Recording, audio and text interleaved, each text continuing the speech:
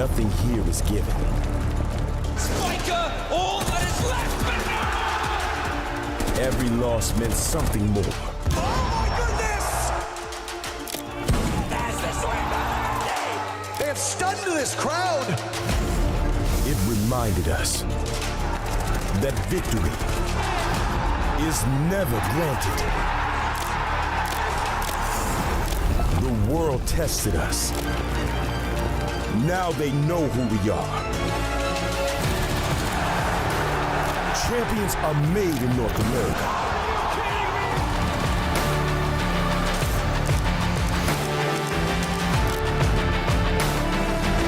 Everything here is earned, not given.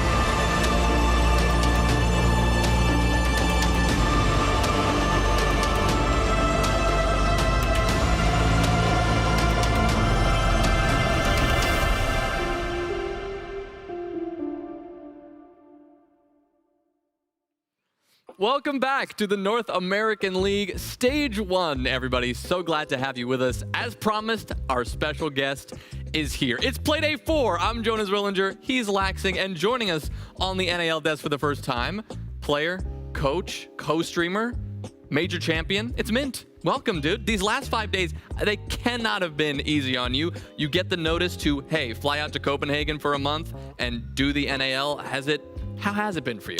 First off, you skipped over my mini major win as a player, but I'm so sorry. I'd like to take credit for that. No, it's chaos. Chaos is the word I would use. Yeah, literally got the phone call, and I'm here, 2 days ago, and then guys didn't even prep me. They just threw a microphone on, said get in the studio and start talking, so here I am. I mean, he's got the knowledge. I mean, I know you guys have crossed paths before as players, but now you're here on the desk. Is it a good history together? Is there a rivalry here? I was smoking them. Yeah, I was going to say, I typically remember my losses more than I remember my wins. And I mean, especially with Dark Zero, is one of the most annoying teams that I had to play against in my career. Definitely was never a fun day for scrims whenever I had to hear, oh, we got Dark Zero. So never looking forward to that. But now we're on the same team, same field here. Yeah. We're going to be doing it differently. Amazing, amazing. Well, last week, I'm sure you caught up on the action at this point. We saw the Super Week here to kick things off in the NAL Stage 1. A good opportunity to see 3 days of action as our first taste here this event. Now, Dark Zero, Shopify Rebellion, and M80 Laxing, they quickly solidified themselves at the top of the leaderboard. Outlast there on the bottom, and then you've got that middle group where everyone else is just jockeying for position. Yeah, it's still obviously safe to say that Dark Zero and SR haven't let their foot off the gas since SLC, but nice to see M80 climbing the ranks. Even Wildcard, like I said, I want to see them have a better showing throughout the stage, but it's something that we typically used to see as the stage continues, that we see the upper echelon really kind of, sit at the top, and then the lower echelon of teams tend to fizzle out or try to sneak their way into the middle. Yeah, it's early, but one must say that this might be the most competitive region in the world. We say this every single stage. Are we coping? Yeah, we're definitely coping. But, I mean... We did win the major, so... We did win the major, but we are allowed to now. We are officially allowed to. But SR, DZ, yeah, I agree with your point. It's very good to see them actually, after winning the major. Yeah, now they come in regionally and actually are starting to dominate. SR started slowing kickoff.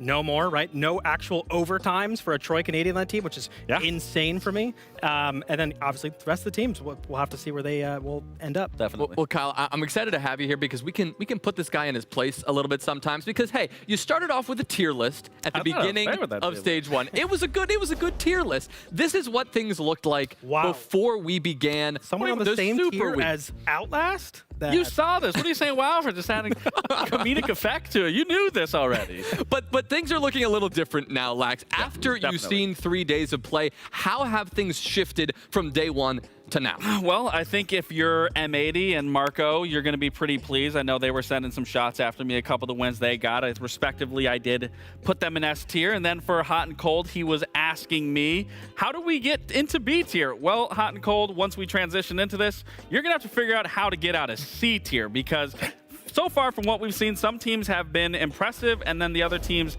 have fallen off for the most part. And I think, respectively, I put these teams in where they belong. Maybe a couple of these teams, they could be put in maybe in a different spot, give or take what happens today. But that's exactly what's fun with tier lists. I mean, content creators. It's my opinion. It's your That's the best opinion. part. Yeah, and content creators, we're farming these all the time, right? And for me, look, maybe I'm on a little bit of an M80 hate watch at the moment, but at the same time, I don't know if I can quite put them in S tier yet. They did win all 3 of their games, yes, but as you noted with Fresh during that 100 Thieves game, they actually weren't in the driver's seat at all and probably should have ended up losing that game if it wasn't for a guy named Gavendi on the team. So for me, I'd probably slot them more so into the A tier. I think they haven't really been battle tested as of quite yet. I got to see them against the Shopifys. I got to see them against the Dark Zeros. But the teams that moved down in comparison to the M80 who moved up, right? You have 100 Thieves, you have SSG, For Fun, 5 Fears. A lot of people that have fallen short of expectations. Yeah, I mean, it's certainly not the same teams that we've seen throughout kickoff, which is why I put them so high to begin with, is because some of those teams were only 1 win away from being able to qualify for SLC. But given what we've seen so far, especially, and I would argue, one of the most important weeks where you're playing 3 best of ones and you can accumulate 9 points and not getting some of those points or any points at all, it definitely begs to differ. Some of these teams, we need to see something coming into this week. Well, for 100 Thieves, obviously, we also talked about how their position moved, Kyle, and you had, a comment that should they be dropping, or is that a team that is okay staying up in that B tier spot? I as much as I want to be biased because 3/5 of those guys were on the unwanted roster with me back in Boston, I think it's fair to put them in the C tier. I think even they themselves would know that they've kind of underperformed their expectations. Yeah. Hot and Cold joined the roster, Kaysen on the roster. They want to be a top 4 team in North America, and the results the first week during kickoff did not show that, or sorry, for the Super Week did not show that. So I think it's fair. I still would put them in the B tier. Again, I'm a little bit biased. I also think that they've been in control in a lot of their matches. I do agree. They've also had big man advantages that they're just kind of throwing, but all that is fixable. And again, we have a long rest of the season to kind of see if they make up those points. And we have a big day ahead, right? We have some good games today to hopefully set the tone as to what we're going to see here in week 2 in stage 1. Lax, what stands out to you here? Big one for me definitely has to be the Dark Zeros wildcard. I definitely think there is blood in the water for wildcard, especially Dark Zero was the one who knocked them out. So now that they have Adrian in their ranks, in their formation, I'm sure they want to get that win over Dark Zero. And not just to get the win over Dark Zero, but to put themselves a little higher in a more secure, comfortable position within the realm of points. And that's a good one. That's 2 top 4 teams, obviously, like historically for NA. Both teams were at SLC again. For me, I think there's a lot of upset potential today. I think for me, it's that M80 C9 game. Again, I think M80 has yet to be battle tested. I think C9 now they're coming off of a really good Super Week. Honestly, for only improving. For only 2 weeks of practice that Pambazu said, right? And new IGL, new system. They were able to put up 5 rounds against Shopify and DZ, and then they were able to get points against 100 Thieves, and then 100 Thieves. And pretty convincingly against 100 Thieves. Pretty convincingly. And 100 Thieves should have beat M80. So that is a game I'm honestly really excited for. I think there's some big upset potential. Well, I don't know about upset potential in this first matchup, but we definitely have, 2 teams looking to change the game a little bit, who didn't perform the way they wanted to in those first couple of games, SSG and 5 Fears. Now, for this SSG team, Laxing, we talked to them in the interview. They know they've been underperforming, especially in that game against Outlast, right? They knew they could be better than they were. Yeah, absolutely. Going into that series alone, I mean, this should have been an easy game on paper for them, just given how bad Outlast have been. And honestly, again, when we went into that matchup, we were speaking about the maps, going to a clubhouse. You're going against a team that fundamentally has not been playing up to snuff, even at the smallest point of contestant with that. And then you're looking at how one SSG's been playing. They played Bank twice. They didn't find a lot of success. But then you go to a map like Clubhouse that's very fundamentally based. You're almost throwing Outlast a bone. And clearly you can even see in the scoreboard, it got way closer than it needed to. We spoke to Dream. Once they did win, it didn't really feel like a win, and respectfully so. This should have been an easy game for them. They had to fight tooth and nail to get over the hurdle. Thankfully they did, but it's certainly not the result that they want and that we were expecting from this team in comparison to what we saw in kickoff. Yeah, and I fully agree with the map point. I think that's a great point, right? It being the fundamental map, you're giving them that bone to have an even playing ground. Yeah. But not even that, they have a young roster. A lot of those Yeah. players are rookies. We got Raid, we got Aiden, who I consider still to be a young Still, yeah, I'd say prospect, he's still right? relatively Rival is a young player as well. I almost consider that a trap game, right? You're playing Outlast on your supposed best map, right? And you're probably going into that game. I wonder what their mentals were like. Were they like fully locked in, like we know Dark Zero is with their culture, right? Well, they locked in at the half, that's for sure. They definitely locked into the half, but we all also know that attacking is a lot harder. Exactly.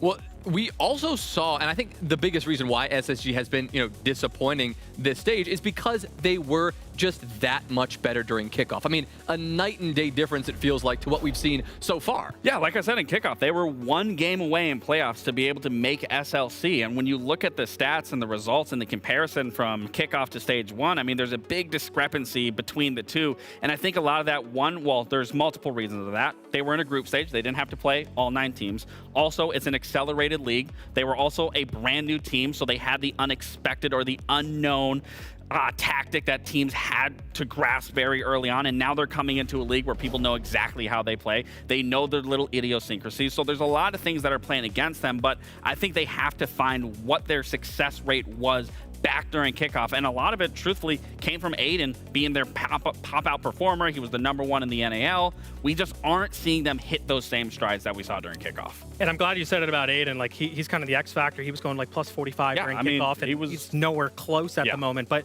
also the maps they played, the biggest stat that I seen right there was that the attacking win percentage. It was 60% before, and now it's somewhere in the 20%. They're playing maps like Bank and Clubhouse that theoretically they shouldn't even need just Aiden. Like the rest of the team should be able to put up numbers, and we got Dream as like the top performer on the team, which again, definitely no slouch to Dream. He's one of my best friends, but he should not be the guy putting up stats. I agree. We need Aiden to show up. We need Raid to show up. And Five Fears need JJ to show up. This has been a strange absence from the man who is the spark on this team, Kyle, who is not only like the front man and is bringing all that energy, but was decently well, like statistically at the major in kickoff, was performing well, and we are not seeing that right now here in stage 1. Yeah, 100%. I mean, he is the spark on the team, and for him to be going, as we see right here in stage 1, 3-21, and one of those kills was actually a thorn trap. So technically, he only has 2 kills from his gun, 0-4 on the entry. You're right, he's missing that spark that he had in kickoff. During kickoff, he even had an infamous flu game where he was dropping double digits, multiple clutches. He was a huge reason for their success. And again, if you look at the narrative of this team, right, the narrative around them is that you can't have JJ and Forrest both on the same team. Not because they're both IGLs, but because historically they don't frag well.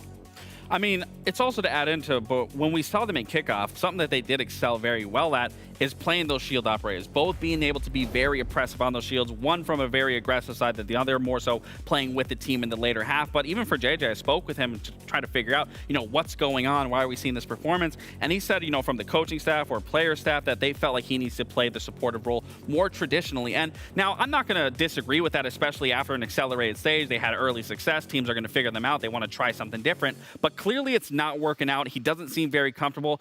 Don't fix something if it isn't broken, is my opinion on that. So going into today's match, going into even the rest of the stage, I want to see him go back to where he was finding success, where he was comfortable, where the team looked like they were a completely brand new, totally out of the scope from what we expected them to be. That's the type of JJ Blast. That's the type of Five Fears that I want to see. And then I think we even saw a little bit in their series against Dark Zero. Right, like they had that element of surprise in kickoff, and that has noticeably been absent here from stage 1. They knew that. They admitted that to us at the beginning of the stage, but in that game against Dark Zero, like Lax said, right, that spark wasn't there. That team play, like, it was a close game. It was better than their game against Shopify Rebellion, but it just wasn't enough.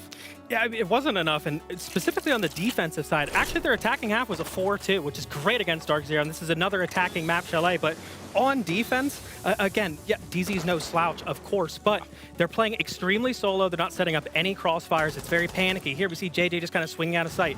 Dark Zero's not doing anything. They're outside the map, and yet we're still taking ones after one after one. It was a very, very chaotic defensive half from them, and it was very sad to see them just kind of throw man advantage after man advantage and really not give themselves a chance on the defensive half. When it comes to the territory here, as Mint said, right, Chalet, it kind of played into at least somewhat of what Five Fears were bringing, as we saw in that game against Dark Zero Laxing. But when it comes to the map we're going to end up on today, how can they lean into some of their lessons that they take away here on Chalet? How do they pivot that into the game today? I mean, both teams have a decent map pool from what we saw in kickoff. Obviously, SSG seems to be struggling and where they find comfort, even in their most comfortable map. So for Five Fears, I'm still going to try to keep it on a map where you can focus on the fundamental side of things. And I think a Fortress is obviously a perfect map for both these teams. For Five Fears, they're 4-0 currently on it. And then for the side for Space Station, they're 4-1. What I like from both of these teams and how they play it systematically, Five Fears does a really good job with their split takes. They take a lot of the attention away on one side of the map to then have another player go on the rotate to then call for a quick transition and rotate and then go for an aggressive take. And then for the side for Space Station, one thing I really appreciated when we saw them play this map is just their roles and positions and where they play certain players. Aiden did a really good job opening up the rounds, playing the flex operators. Raid specifically bringing in the Glass, bringing in the Ying to be able to facilitate and help the mid to late round. That's what I want to see from both these teams, and then just to see how they counteract each other. Well, going into this one and joining us throughout the entire playday, we've got Parker and Jesse standing by. Parker, I know it is your favorite thing in the entire world to hear Mint yap. Aren't you so glad we have him here on the desk so you can hear more of him? Yeah, as long as he doesn't talk about golf, we're in pretty good shape here. I don't know what the golf course situation is like in Copenhagen, but I'm sure he'll be hitting the links we have one nearby, shortly after he's done at just a couple minutes from us, Parker. So I think next episode we can tell you how we did. Okay, that's terrific. I will say, obviously, a huge debut from you. It's great to see you on the desk. You've been doing a great job. You and Lax are bouncing off each other really well. Jonah, of course, you're a steady hand on the tiller. It's good things. It's good things. Good stuff so far. You excited, Jesse? Absolutely. I mean, it's been great listening to you guys break this down. Obviously, we got a crazy day ahead of us and the rest of the stage as well. So it's nice to see Mint jumping up there, having his thoughts be shared with the audience. And I'm sure it's going to even just keep on getting better throughout the stage. So very much looking forward to seeing the rest of it, too. Heck yeah. Five Fears and SSG. Looking forward to hearing the cast, guys. Take it away. Thank you very much. The differences between these teams couldn't be larger, right? Five Fears was the best team out of North America going into kickoff. Obviously, they didn't make main stage. A bunch of North American teams did. 3 of the 4.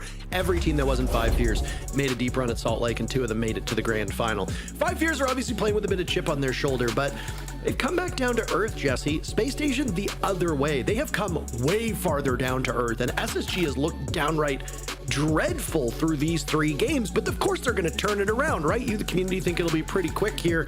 Jesse, what are the win conditions for Space Station in particular?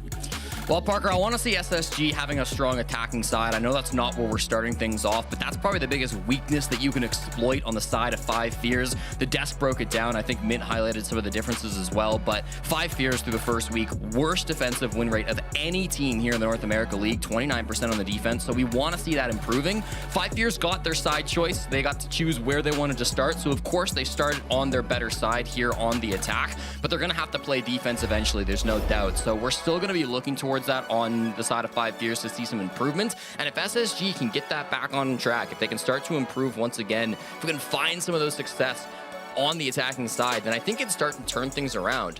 And when you start to ask, how does that happen? Where do we see that coming from SSG? I think it's got to start with the entries. You look at Raid, you look at Aiden, and frankly, they just haven't quite been good enough so far to start things off. They've said it, we've said it, Dream mentioned it in the interview, how they just haven't been playing like a team when they got that win against Outlast. So I'm really hoping to see both teams improve. I think both have been playing below their expectations, and they're going to both be playing with a chip on their shoulders as we start this game.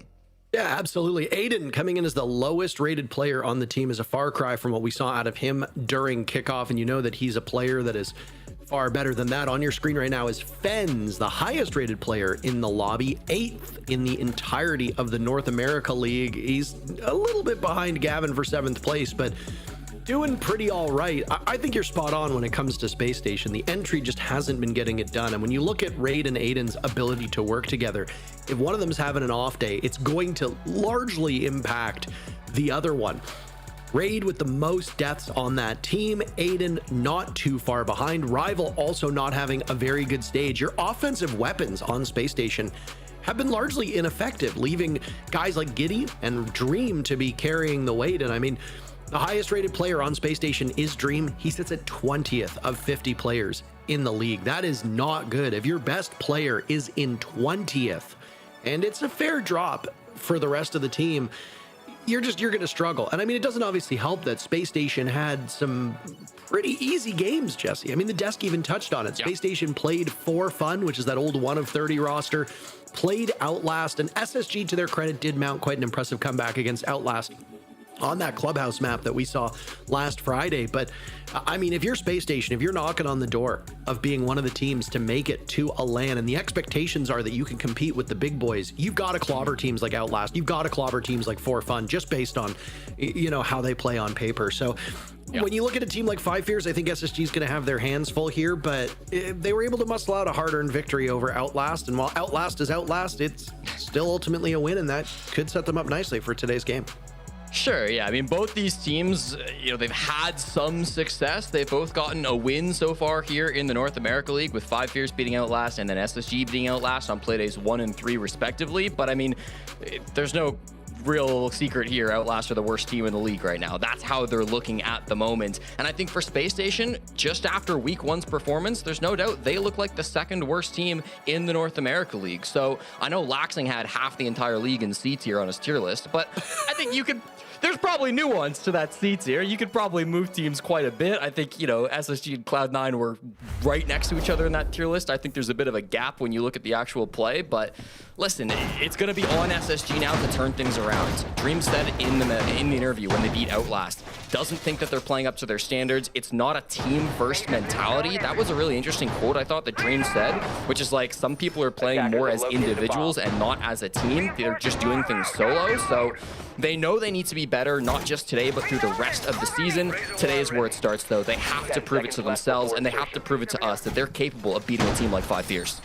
Yeah, I mean, absolutely. Five Fears have shown some weaknesses themselves, though, at the present point in time. Very good reason to suggest that this Five Fears team is one of the better teams in North America. And I mean, they do sit in a playoff spot right now in 6th place, but not that far removed from SSG. 3 points for Five Fears, 2 for Space Station. Obviously, the big Space Station victory was over Outlast, and Outlast only has 7 rounds so far. 6 of those rounds came in their matchup against Space Station. So it's been a downright dreadful performance for Outlast. That was a must-win for Space Station if they want to be competitive. And, you know, we almost trip over ourselves to say this, Jesse.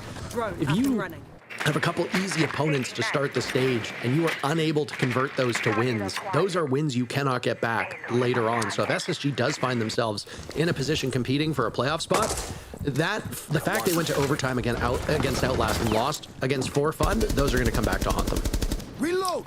Notable that we start here on Fortress, Parker. Both of these teams undefeated on Fortress so far this season. Five Fears 4-0, SSG 2-0, beating Cloud9 twice through kickoff, and Five Fears with wins over good teams like M80, Wildcard, and 100 Thieves. So this is a strong map for both squads, but I do like the history for Five Fears on this map. They'll be very comfortable with it, despite the fact that they've lost now 2 of their shields. Forrest loves running shields here on this top floor site. Often see him on the Monty, but today, swapping off of it for the Grim and hoping to try to work some space here down below. That's where both Fens and Snake are trying to work players out of, but everybody on SSG holding on to the top floor for now.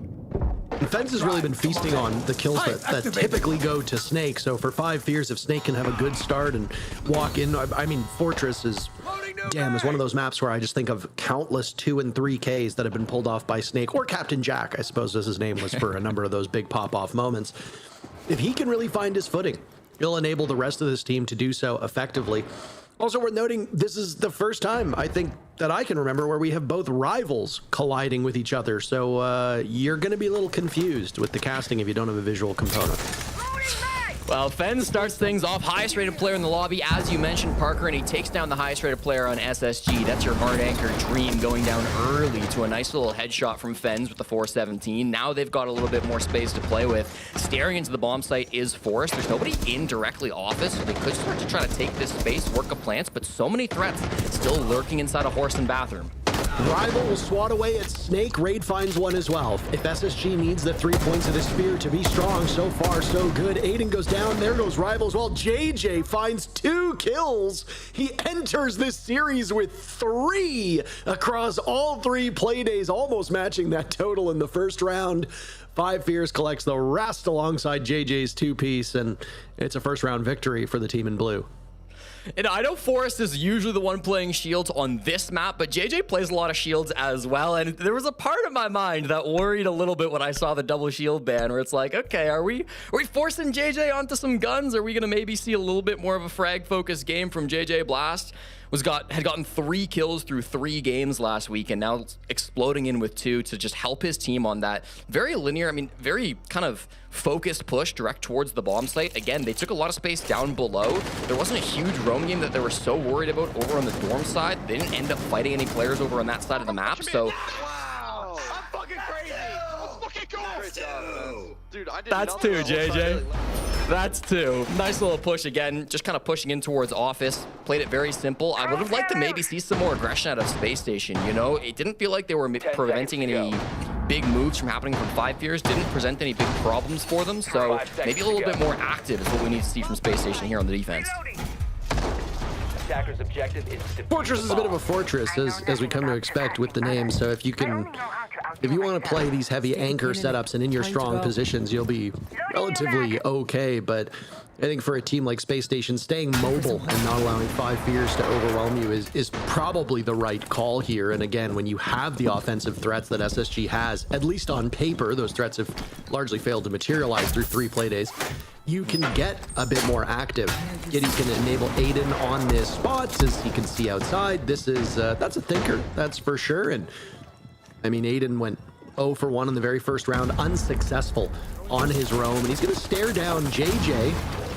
Aiden will take care of that Selma now, buying himself a bit more time. Usually I would take Aiden in a fight against JJ, but with the way both of them are playing, I honestly don't know who has the upper hand here.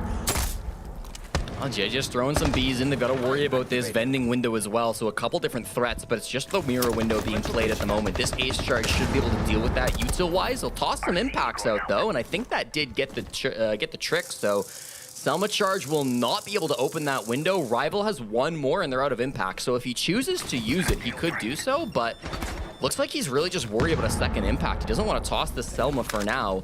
Looking for a different pick elsewhere on the map. 5 Fears, another push, Parker, where they're not taking a ton of map control, at least horizontally. They're doing a good job of droning it so far, and they're not seeing a whole lot, so they might move in now. But really, a lot of just chilling outside the building from 5 Fears, trying to work one of these picks, and SSG not given much yet. Payload on target. There we go, one of those logic bombs. Still 1 in pocket for Snake, who was unsuccessful on his very first entry.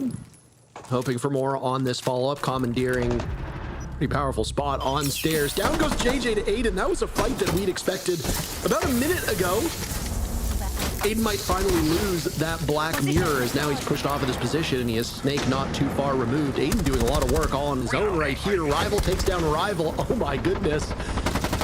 It's the one, by the way, on 5 Fears who walks away with that kill. And a minute to go, Aiden's still swinging from this position as he has lost the safety of that black mirror, but he's got Dream side by side. Final 45 seconds, and it's a 4v4, Jesse. Yeah, Aiden's also lost his phone, but he's fine with that position because he managed to keep his life. Now the guys on 5 Fears need to mount a push. You see Rival rotating over towards kind of briefing here, trying to move over towards office. He's got Fens by his side, but not enough time to go for a plant, Parker. They have to be able to work in for some picks. Fens continuing his winning ways. 3-0 to start off with the highest rated player for 5 Fears, punishing everybody that they come across. Playing on that Snake role, a selfish operator you can use, but also good for utility. Snake gets taken down. Giddy losing a lot of his HP in the process. There's Rival to pick up his second. Swatted away by Dream. It's all up to Fens now in a 1v2. Raid will get the final 2 kills. Technically a 1v3 as one SSG player was on the ground, but 2 bodies still upright. And a good bounce back from Space Station to tie things up. Jesse, you think time management, the great impediment here for 5 Fears? Yeah, definitely looking at the clock a little bit there, Parker. We didn't really see 5 Fears taking too much space. Again, they eventually had that position over on the north side of the map. They got a couple of different dimensions looking towards that push. I actually liked what they were able to scrounge up at the ends there with 2 players pushing from the north, 2 players pushing up from the old tower side. You got that nice pinch into the game's bomb site, but unfortunately, I think the numbers just not quite low enough for how much time they were playing with. A lot of that comes down to, I think, the duo of both Aiden and Giddy. Giddy running the Mira, not an operator that we're used to seeing him playing. He gets in a bit of a shenanigan spot here. I mean, don't be called. He's on fire. He's in a corner fighting 3 guys, but he goes 1 for 1. You combine that value with the utility that he was bringing for that defense, and I think it really makes a big difference. Aiden able to step up. He gets his first kill on the board after that pick as well. So you're starting to see the pieces come together for SSG. It feels like they're starting to work themselves into a spot on this defense where they're finding some more success tied at one apiece. I mean, on paper, we expect Five Fears to be the better team, but again, not by much. So set your expectations for this one to be relatively close, especially through the first 10-ish rounds. I think there's a very high likelihood at this point in time that we end up going into overtime with these teams, which frankly really hurts Space Station more, as they've already dropped a point by going into OT against Outlast. If you look at Space Station's expectations, Five Fears has become a team where the fight is a lot more winnable than it was maybe during kickoff. So for SSG, if you want to start showing people that you're the real deal, winning in regulation is the goal here. You don't want to get a scrappy matchup against Five Fears in overtime. And more importantly, if you're Five Fears, same thing. You want to prove that you're an actual top 6 team, you got to pulverize SSG without going to extra innings. Wow, finally we got the shield coming out here after the double ban. Monty will get picked up by JJ Blast. This is nearly identical to the attacking lineup they ran against Cyclops back during the Salt Lake City Majors. So Space Station should be ready for this push. They're very focused over on the Hammam side of the map, trying to get in through music, get in through this breach, try to take a little bit of this horizontal space. Very little pressure up above the bomb site for SSG. It's only Raid on the Vigil who's playing up there. So if they do commit to this horizontal push, which Five Fears have really been liking on this bomb site, they're going to end up facing a lot of opposition. So far, they haven't come to blows with anybody, but you see the outlines in orange, right? SSG are still lurking around these areas, and they have to be able to flush them out. Powerful spots for them to be in. As Fens allows JJ to take up space. Forrest will no longer be on those shields, as you mentioned, largely a byproduct of the operator ban, so JJ will go on Monty, both of his kills coming in the first round. And well, he's got an embarrassment of riches. Raid takes out Fens. That might be some bad cover from JJ, not communicated appropriately. Snake is on the board as down goes Giddy. A little bit of a faster pace here for Five Fears as they come to blows with over a minute still left in the round. Yeah, all players kind of around the bomb site now for SSG. Aiden gets one right back onto Forest, so that's man advantage now for Space Station, and we start to see Five Fears stalling out a little bit. Another for Raid. Rivals' patience finally pays off, but so much still to do, and without the Monty, this will be tough. Great swing from Aiden there as Rival's a bit vulnerable because of the flash. Snake is last man standing, and he does take care of Raid to his credit. 45 seconds remain, and 2 players from Space Station to hunt down as Snake has fetched that defuse kit. Made his way inside of Kitchen.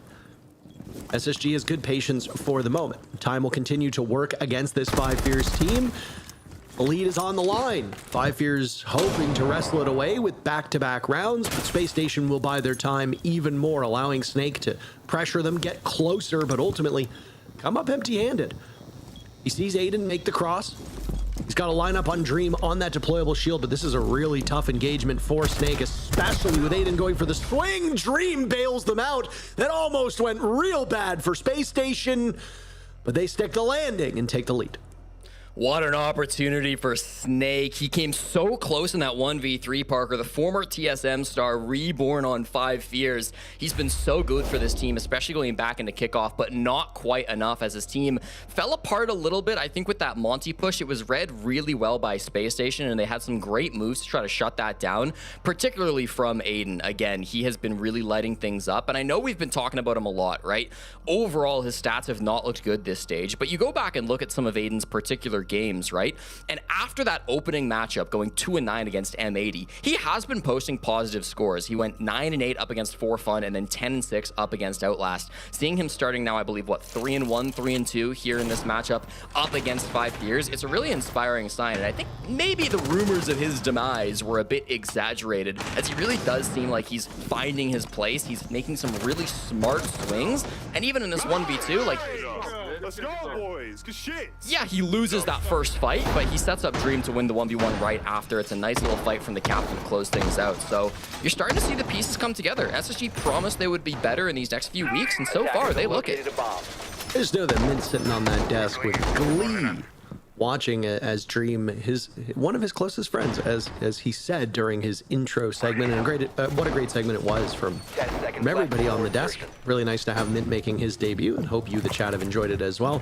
Obviously, all roads for success from this team are going to lead through Dream. He's the person that we often talk about the most, largely because of his tenure, his pedigree, his experience, and frankly, Jesse, his likability. Say what you will about his in-game capabilities, Dream is a very likable guy.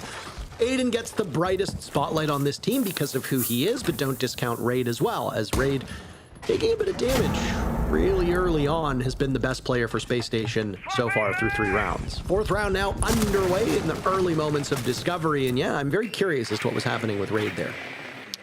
Interested to see the Glass ban as well coming out from SSG. This is not an operator that we saw from them through the first quarter, and it's not something we see so commonly from 5 Fears. Rival played this once on this bomb site back in Salt Lake City, but it's not a huge operator for 5 Fears. So maybe some scrim info leading to that Glass ban being brought out by SSG.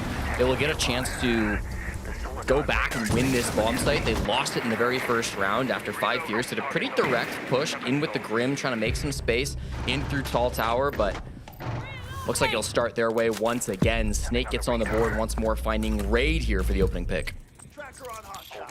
Snake starting to heat up. He's now taking the lead on the team in terms of frags. Again, this Fortress, just from the eye test, is historically a good map for Snake, or again, as Captain Jack was known during kickoff. Had a little bit of funny names, if you recall, with that C9 SR game to start stage 1, but it's been fixed by Ubisoft, so big shout out to them. Halfway point of the round, and 5 Fears continuing to chip away at this defense. Space Station far back now that they've lost Raid, a very passive hold. Timing might be the bigger issue for 5 Fears, as they've wrestled with that so far through all the rounds. Yeah, they've got space with it, though. I'm not as worried this time around because 5 Fears have, like, all of this dorms and games control. They're still working their way through the map, of course, but they've got a good little bit of space, and they forced all of SSG back to in and around the bomb site. Gideon Horse, Dream kind of in the hallway here, Rival directly inside a bathroom. So there's still problems that they got to deal with, but they've got good tools. Some Capital bolts still from JJ Blast, the Snake Scanner, of course, from Forest, even Fens with the Deimos track and the Dokkaebi calls. Like, some of these players are about to be in for a world of hurt. And there he goes, Rival picked apart. You can see all the debuffs, all the activity in the bottom right side of your screen as 5 Fears employs as much of their gadgetry as possible. Snake with every kill so far. JJ will deny him the 8th. A flawless round on the board, and Forrest will send us away. A nice answer back from 5 Fears as JJ in a single map here on Fortress has tied his entire season tally in kills, but he has not been the big story. Offensive threats for 5 Fears coming through huge, especially with Snake's 3K. Yeah, and Parker, you talk about Snake the player, I want to talk about Snake the operator. That's the first time that we've seen 5 Fears combine Snake, Deimos, and Dokkaebi all in one push, and I don't think it's a coincidence. It's also the most dominant round that we have seen in this game. They use their utility so well in this moment, and it just becomes impossible to exist on the roam clear. Raid did his best trying to extend onto that south side of the map, but Parker, it was just too difficult with all the utility that they had on the side of 5 Fears. They brought all of these roam clear operators to try to force players out of specific positions. I think SSG made the right call after losing Raid. They grouped up. They tried to play with all 4 of their bodies together back in towards the bomb site, but it just ended up being a multi-kill for Snake. When he's firing, it is so difficult to take Snake down, and so far he's been great today. 6-3, he leads the lobby. 10 seconds to go. All it takes is these offensive threats to, again, wake up. We're still patiently waiting on Aiden and Rival to lead the way on the side of Space Station. But yeah, I mean, Raid colliding with Snake. Then you've got Fens there in the background, who's also doing pretty well. We treated to a fragging showdown between these teams, and I like the way that SSG is I guess, dealing with every single one of these different bomb sites, whether they play more fluid, whether they're roaming more, whether they're more entrenched. It's been a good go of it for this SSG team. And I mean, sometimes when you just bring as much intel as 5 Fears does, especially on that previous round, what are you going to do, right? There's just so much information. You're just waiting for them to run up on your shores, and hopefully you survive the onslaught. Yeah, this Snake's been used really nicely to just get free information down the first floor. You don't expect a roamer down below on this bomb site, so with the Snake, you can just confirm that very quickly. There is a mute on the board, so you're a little bit nervous, like could there be somebody hiding from the scanner, but not to be today. Everybody is playing up towards this top floor. A couple people extending over on the office side, right? And you're seeing them starting to fall back now as we get past this 60-second mark, but this isn't just giving up space for SSG, right? They're trying to waste a little bit of time as they do this. Rival still in towards the bomb site, but these players that are going to be lurking over more aggressively are the ones we're worried about. Raid, probably the most aggressive position here, and he will get rewarded a freebie right onto Forest. Rough entry for Forest and losing Snake. I mean, an operator that, and I don't want to say a bit odd to see Forest on, but I mean, one that you'd usually see in the hands of other players on 5 Fears, used to great success. That'll be really valuable intel that's now gone from 5 Fears. And you know how good Forest is at making these calls too, Jesse. So you lose the operator, you lose your leader and your focal point, being able to guide you forward. Talked a little bit about the difference in defenses from Space Station here. They left some reinforcements in pocket. They can now tailor this bomb site to deal with the fact that they have a numbers advantage. Just some good play again from SSG, and it will bode well for them for the final minute. Yeah, this is going to be a tough nut to crack for 5 Fears, right? They've got good utility. They've still got these Selma charges from Rival to try to open these up, and the can openers on Fens and JJ, but with the two-brow, it's going to be slow going. The time might be a problem as well late into this round. I know it seems like they're close to the site, and they certainly are, but with the Goyo canisters being shown by our observers and the two-brow, I'm just worried about how long it's actually going to take, because here comes the Zotos, here comes the Frost. Everything that you're trying to find to break open this site is being stalled out. They can really hunker down and buy time on the side of Space Station. And 5 Fears have dealt with that entrenched style of defense a few times before. Rival will even the numbers. Snake almost had a kill as well. There goes Giddy. Oh my goodness. We said entrenched, tons of utility, and none of it matters. A sea of blue on your screen as 5 Fears dominates Space Station and takes the lead. And it doesn't matter if they don't have much time, Parker. Consistently, 5 Fears have been showing that they will make the executes work regardless. That time it was Rival, ATK Rival, for those keeping track on 5 Fears, who's really the one to break open that site, to find a couple of big picks. They didn't rush anything. They didn't panic when that time started to get a little bit low, despite the Goyos, despite the two-brow canisters. I don't think all the Goyos were popped as well in the midst of that, so they might have gotten a little bit of free time off of that utility not being used, but just felt like as they surrounded the bomb site, SSG started to get a little nervous, started to move a little bit, still had maybe too many bodies still up because they didn't have players watching cams, didn't have players flanking down below. They were really kind of clumped up in and around that site. 5 Fears able to clean up those frags despite the clock working against them. That's really impressive to see from such a young team. Both of these teams quite young, if we're being honest.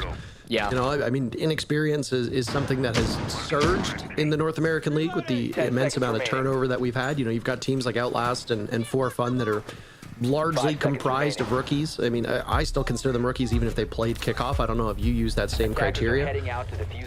But, yeah, I mean, you obviously look at teams like SSG and 5 Fears, both of whom have had largely more success than, you know, For Fun and Outlast, but there's still a lot of young blood on the side of these squads too. A lot of upheaval across all regions after SI. North America impacted immensely, and yet Desk called them the most competitive region in Siege, and I don't disagree so far. So with youth comes opportunity, and a lot of opportunity here for these teams as we get into the final round of this first half.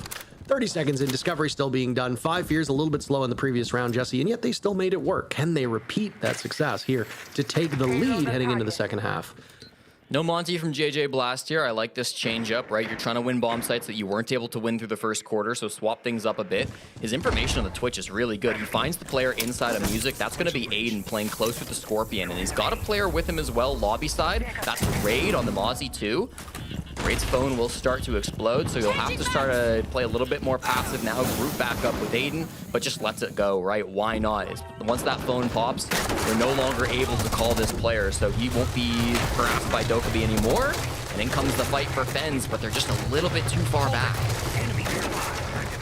Draw still very much on the table through 6 rounds for Space Station as we hit the halfway point now of round number 6. Giddy still searching for his first kill. Everybody else is on the board.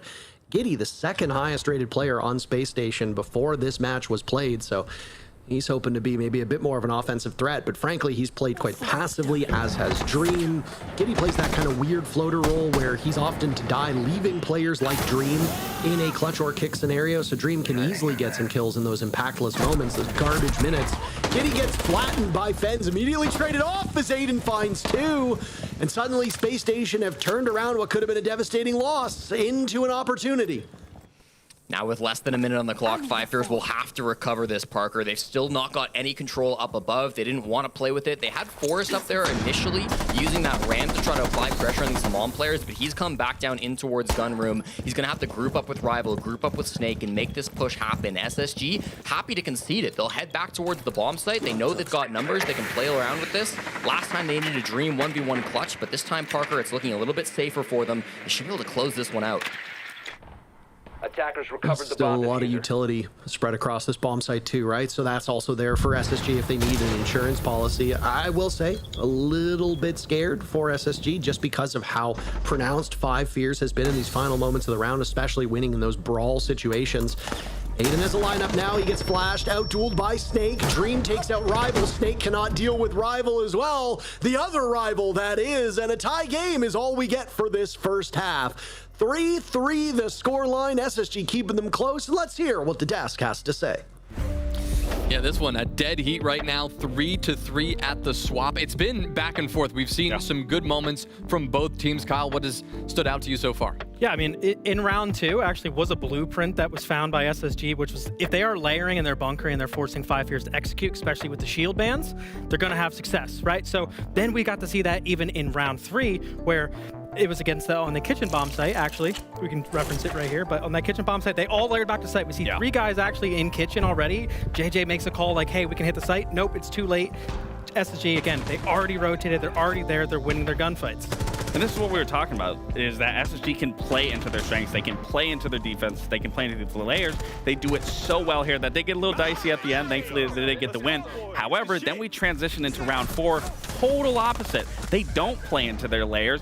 If anything, Raid's off on an island, dies. They lose the man advantage. Then they regain the advantage by getting the Solid Snake in their information off, but then they aren't playing into those layers. They're kind of falling back a little too early. One player was standing in front of a smoke, gets picked off, and then it's Five Fears quickly identifying the gap and how they can take it, and then just exposing SSG, and then even went into that 5th round, where then immediately it was almost the exact same thing. SSG's playing a little too passive, playing a little too timid, and it goes into what I was talking about. Five Fears plays those split takes. They understand, okay, we can send players here, we can send players here. Now let's constrict the site. Let's go for the execute. Boom. Thankfully, they did end it on that round where, again, they played back into those strengths on kitchen. Yeah, I mean, like you said with the split takes, it's a shame to see because SSG were actually playing perfectly after the halftime switch. They had the mirror, they had the Goyo, they had the tuber out even for the dorms. They're delaying the walls from opening up, and then all of a sudden, what do you expect Five Fears to do? Well, they're going to split. They're going to have to go to push through other doorways, other pieces of map control, and they're just getting shot in the back. They're getting surprised. It's a shame to see. But for Five Fears, at the very least, I mean, that's a good attacking half. You want to see it, but we referenced them earlier in the beginning of the segment, which was they're not a very good defensive team. Now you got to go into Fortress. Now you got to play against SSG, and you're on the defensive half, and you need 4 of them to close this out. Yeah. The biggest challenge here, right? How does one of these teams take that next step and get ahead? Lax, I know you were looking at the operator bans in that first half going, could things have been done a little better? I'm curious if we're going to see default bans. I do like the Clash being taken away, as we know whether JJ's having success on it now, or even a player like Forrest can play it. I think getting rid of the Clash does play into their favor. Even getting rid of the Glass, getting rid of the Solid Snake, I really do like that. It alleviates a lot of the pressure that's going to be taken away. They can play back into those mirrors. They can play into the Azami still. But if you're going to be going for this, you need to try to be able to get map control as soon as possible, especially because wall denial is going to be up, so we are going to probably see bandits or Cades. We aren't seeing it just yet, but eventually when it does transition that, you have to start taking map space very early, because if you can't get these walls, you are going to be struggling, and then you're going to be going into those choke points. All right, still anyone's game, 3-3 at the half. Both of these teams obviously vying for very important points when it comes to the standings. Space Station on the outside of the playoffs, looking in. Five Fears holding that very final playoff spot, but only a single point ultimately separates them. We did set the expectations a little bit earlier here. Space Station has really looked like a shadow of their former selves. Five Fears quite a fall from grace after being one of the 4 representatives for North America. So while not statistically a must win if they want to go to the playoffs, it is a much win, as in we would very much like to win this match, because if you are 5 Fears in particular and you cannot clear 3 full points over a team like Space Station, that doesn't necessarily set you up for success in a very competitive region where you are about to be knocked out of the playoff picture, particularly if the teams below you continue to play well. Both these teams expecting at the start of the stage to be top 6, to make it into playoffs. Some have fallen a little bit below those expectations so far, but now in the second week, this is your time to right the course, to get the ship back on track. 3-3 through this first half doesn't do anyone any favors. You're no closer than you were 30 minutes ago to ending this game. We'll have to find the answers here on the defense for 5 Fears and attack for SSG. This is the weaker side for both teams. I'll reiterate, 5 Fears, the worst defense team here in the North America League. Struggled in the first week, 4 wins and 10 losses on their defense. So I think an opportunity for SSG. As the desk mentioned, they're not really bringing out many of these wall denial operators, instead focusing on some of these traps. You've got the, of course, Denara, you've got the Thorn, you've got the Ella, the mirror windows as well, not necessarily the trap op, but giving you a little bit of that ability to play aggressive on some of these angles. Rival's done a great job of clearing some of this out so far. And SSG still yet to get in the building, but they should be aware of what's facing them here on this defense. There's a lot that they've got to clear out, but they've got the tools for it. Keep an eye on JJ as well. He'll be freed of these shield operators, so no excuses if he doesn't find himself netting some kills. We're watching Tower and White Stairs. This is a very crucial spot, especially since he's got to rotate behind him, but he's fighting shadows at the moment. Nobody from Space Station appearing in that way, and JJ will not leave any trail behind. He's going to reinforce his way off. Aiden now looking to take up space within striking distance as a Nitro Cell on the side of 5 Fierce connects. Giddy is gone. Giddy still without a kill. 0-7 is not what SSG wants, and I mean, a lot of times he's dying without so much of a fight. Rival on the board too. You said they were a bad defending team, only 4 rounds through stage 1. You wouldn't know it. 5 Years with the 2 first picks. They'll lose Fens, so still some fight in SSG, but overall a good start for 5 Years. Jesse, I might have just cursed them because SSG just walked in and got 4 kills uncontested. And the man-possessed JJ Blast, the one we talked about, will find nothing. Space Station losing the first pick and then getting the next 5 to take the lead. Yeah, and Parker, it's really just a lifeline given by GN rival, Space Station's rival, that is. He walks in with the F2, says, my team's in a 2-man deficit. Let me fix that. Big triple kill on the round coming out from Brandon. And it really does just see kind of that play from SSG, right? Where maybe they're down and out, maybe they're starting to lose some of these duels, but they're happy to just walk in and try their luck. You know, they've got the better guns here on the attack. You saw some good util usage as well. Aiden getting that frag off thanks to the flashbang that he threw at Forrest inside of Master. At the end, the Dokkaebi call makes it so difficult as well to play in the 1vx for JJ Blast. You said no excuses, but Parker, that was a difficult spot for JJ to get any kills. You combine his phone about to blow up with the fact that they banned 2 of his most commonly played operators in terms of Smoke and the Clash, and this defensive half is not going to get easier for JJ. Targeted bans again from Space Station, right? They took out the shields on attack to hinder both Forrest and JJ, and now obviously the Clash and Smoke will do some serious damage. Smoke is just a really... Okay, Smoke is just a really terrific operator when it comes to Fortress, but all maps, frankly. And I mean, when you look at a lot of these bomb sites, most teams are going to get to the bomb site via a single doorway, not one of the double doorways.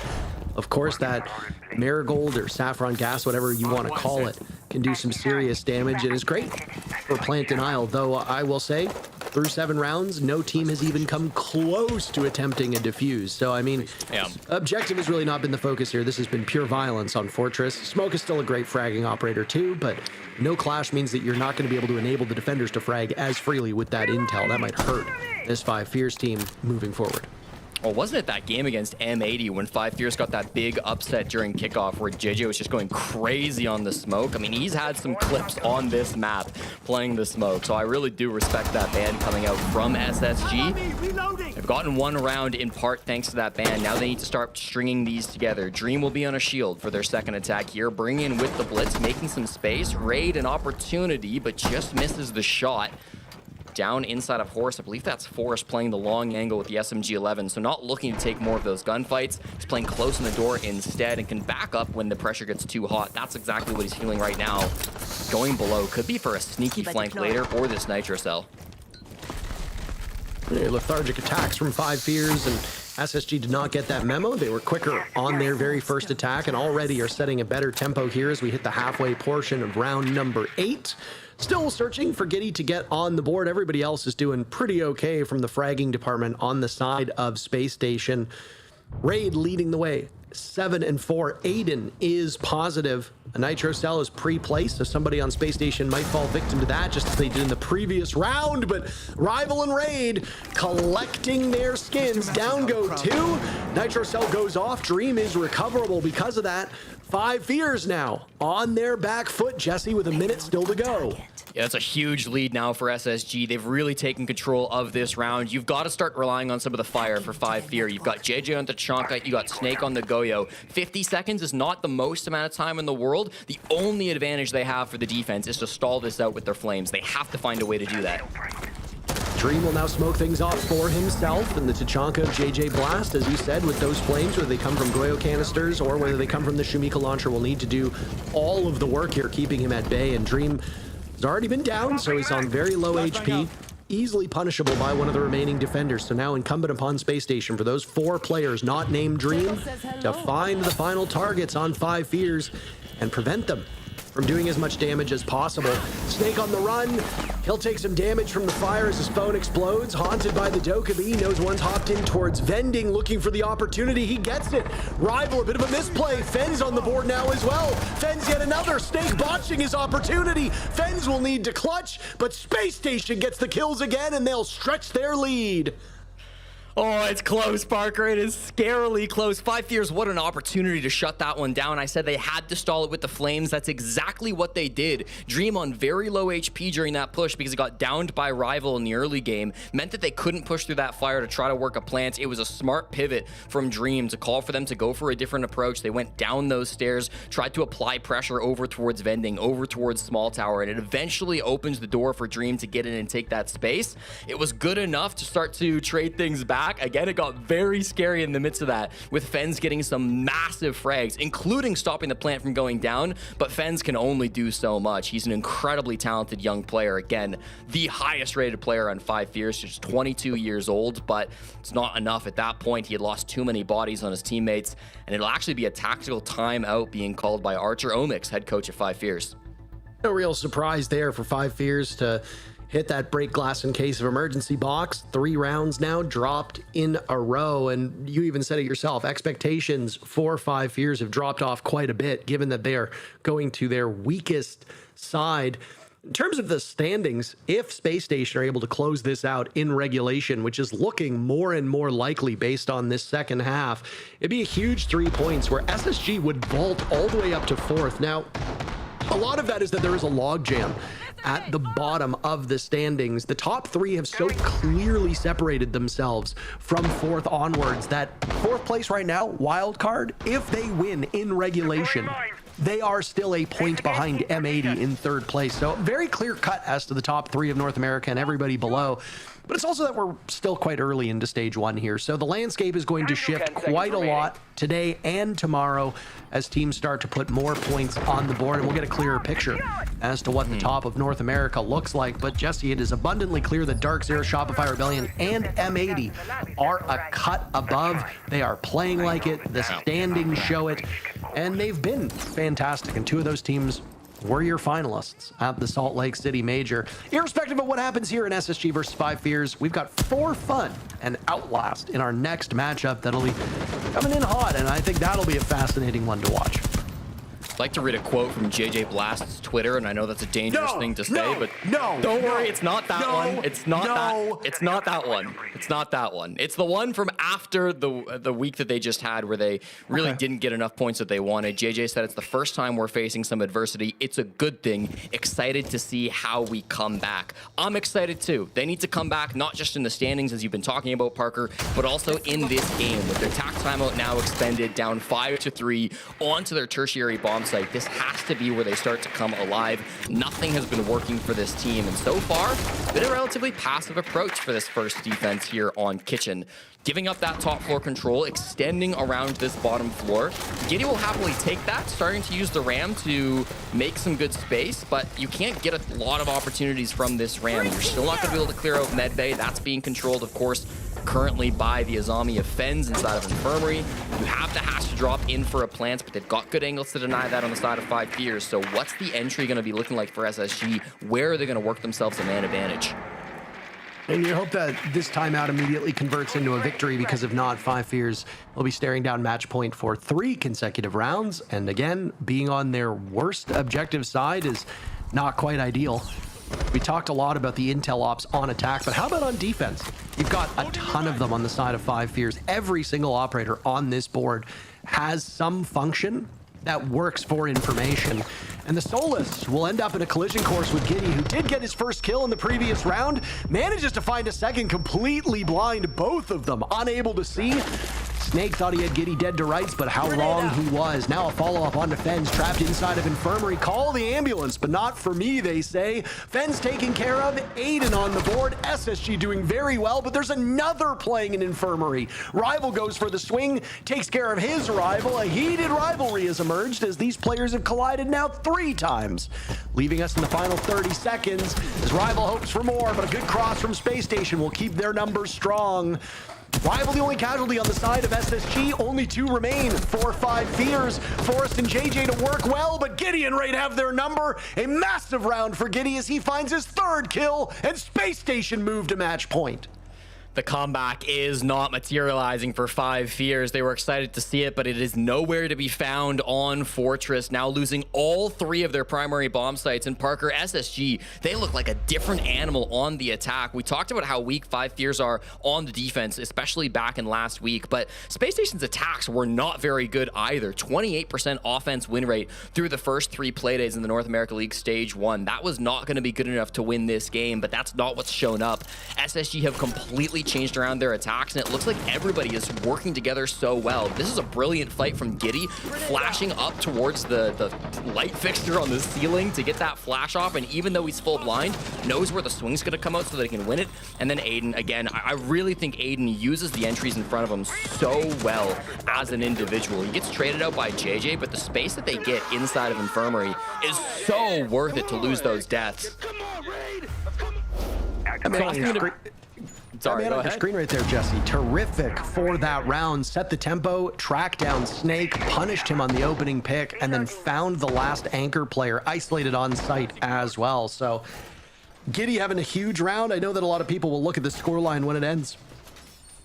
If it ends quickly, or if it continues to drag on, people might look at Giddy's 3 and 7 and go, that's not very good.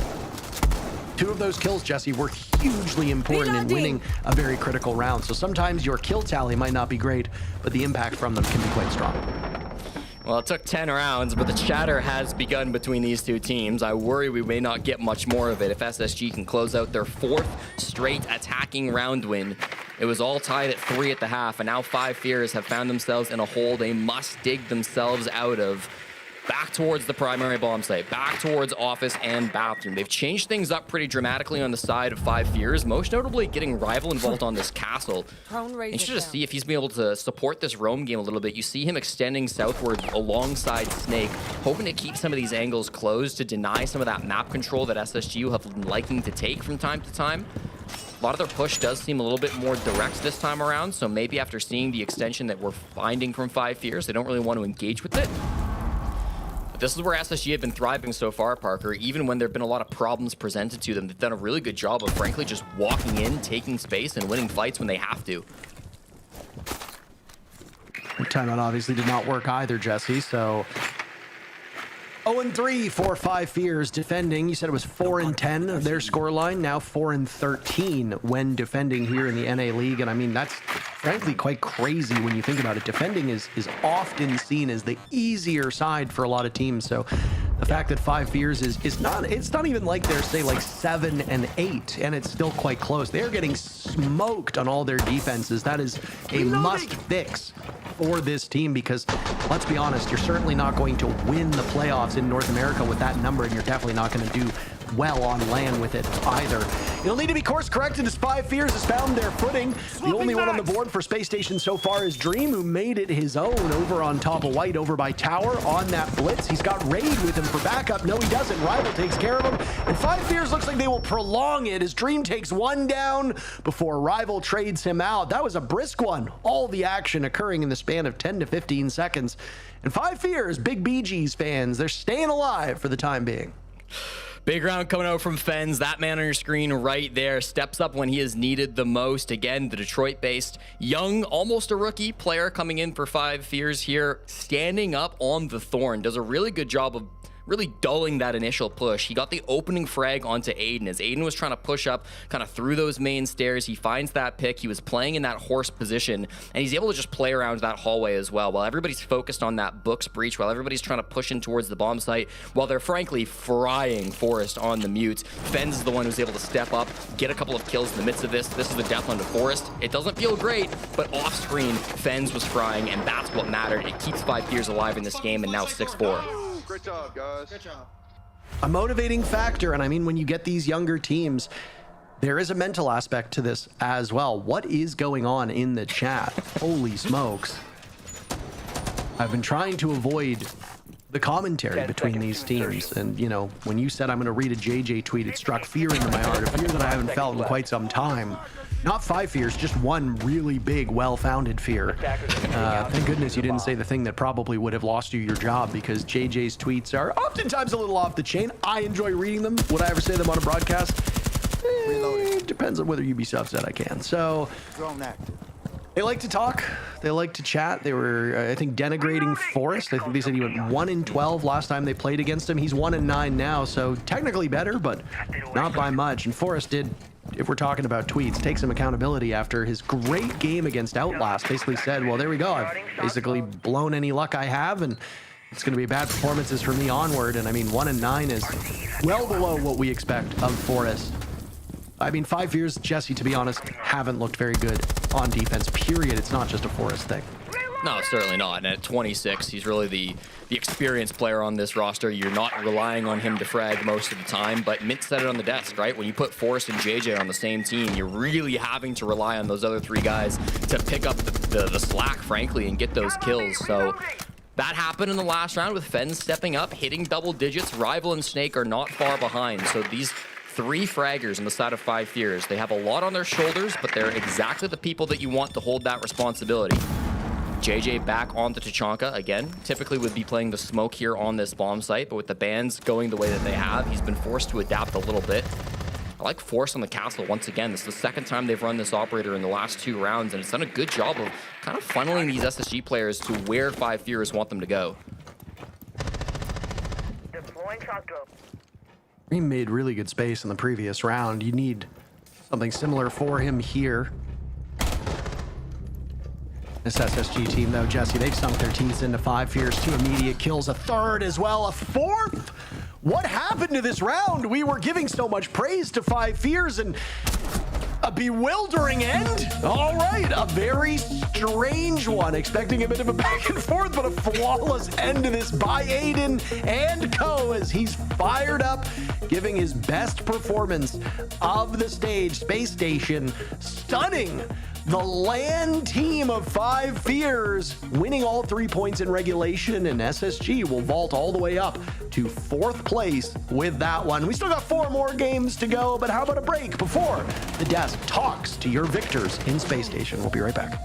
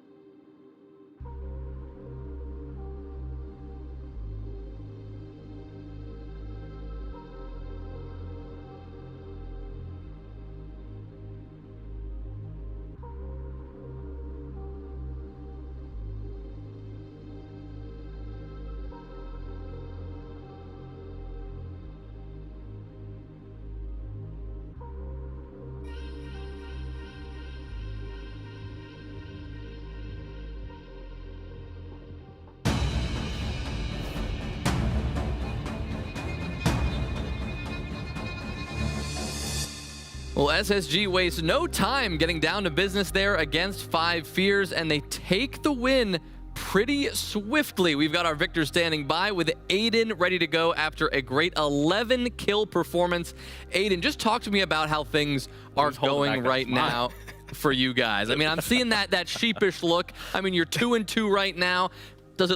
Are things starting to feel a little better? Today, yeah, it feels a little bit better. I'm glad. We just needed a wake-up call. Happened in kickoff too. We went out there, we got shit on by Packer. We're like, hold up, something is wrong. We need to go back to the scrims. We need to look back at the fundamentals and get our act together. And, you know, we're doing just that. You know, this last week of scrims has been the most productive that I think it might have ever been on the team. You know, maybe we were scrimming without a little bit of purpose for a little while. We just lost our way, and we needed that wake-up call. You know, it is what it is. You know, going overtime without last, not a good look.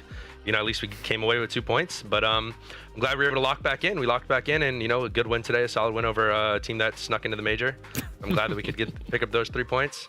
Well, and, it feels good to win. Feels good to win. Well, Aiden, congratulations on the win. Very much needed win. Solid 3 points for you guys. I want to talk to you specifically. Give me a real answer. Don't give me some bullshit. I want to talk about from your personal experience. Obviously, last stage, you carried the NAL. It was a tremendous stage from you. Do you feel that you had a lot of pressure coming into this stage, especially those first 3 play days? Didn't really reach those strides, didn't meet the expectations, but coming into today looked completely revitalized, clearly speaking into what you guys went into over the week, getting into the scrims, putting practice in. I mean, how has everything been for you, and has that pressure been there?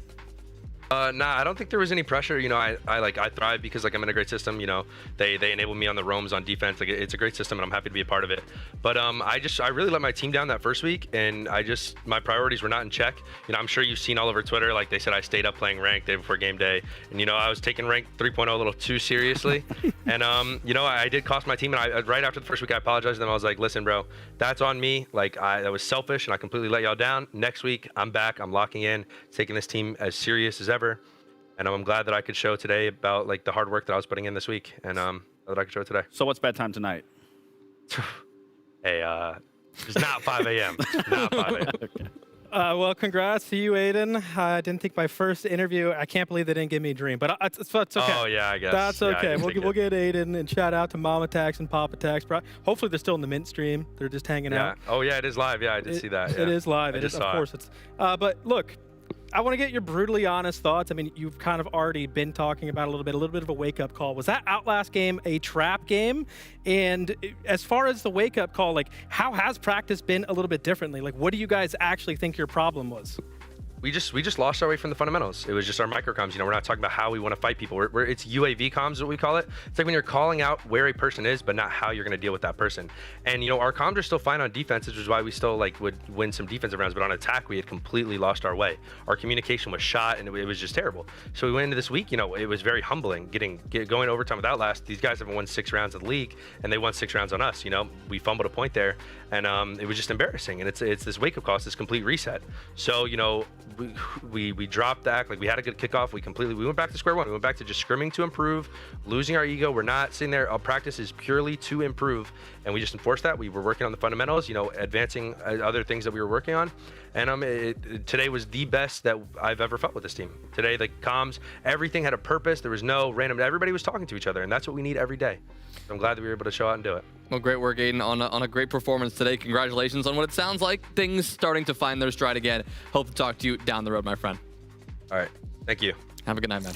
Well, it was a great individual performance from him and Laxing what felt like the story for SSG. Great individual performances from just about everybody. I mean, you can clearly see in the way that they were playing, and not just in the way that they were playing, but even in the face cams. We would see them getting animated, we'd see them yelling, getting hyped, and honestly, that's what you need. That little bit really can push you over the edge and really make the difference. We know that even just hyping up the simplest kill really can make the difference and be the impact and deciding just overall attitude for the rest of the game. And clearly, it was a little shaky in the beginning, but they did bounce back, and I did really like to see how they finished because it was far more synchronized than what we previously have seen from their attacks. And a step forward for SSG, but Kyle, what felt like a step back for Five Fears.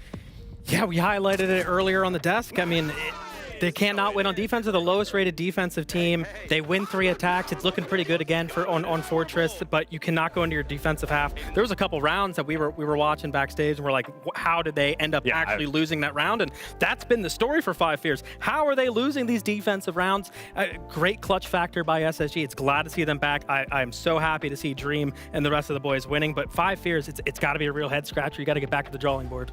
Well, put them a little too high in the tier. Exactly. Now you start to stabilize things just a little bit. But now we move on to our next game with For Fun and Outlast getting ready to go. A story of 2 teams here looking to get some more points on the board, I think is fair to say. And in the case of For Fun Esports here, Lax, we know that this Outlast opponent is a little different than the opponents they've had to face so far, but they still have to come prepared here and continue to do well the things that, well, they have been doing well so far. Yeah, absolutely. And I think, when we look back at their match where they played against M80, where they really fell short was just understanding their opponent, and especially in the operator bans. Now, when you're going against the upper echelon, if you're going to play into those bans, you're going to play into a system. There has to be something to back it. But especially when you're playing against those higher tier teams, if you give them an inch, they're going to take a mile from it. And it's clearly when you're going into the Cade Bandit bans, they're going to be using the Azamis. They're going to be using the mirrors. They're going to be using anything to slow you down. You have to be able to address that and give it the attention that it needs. But not only that, you also have to play the buddy system. Currently, right now,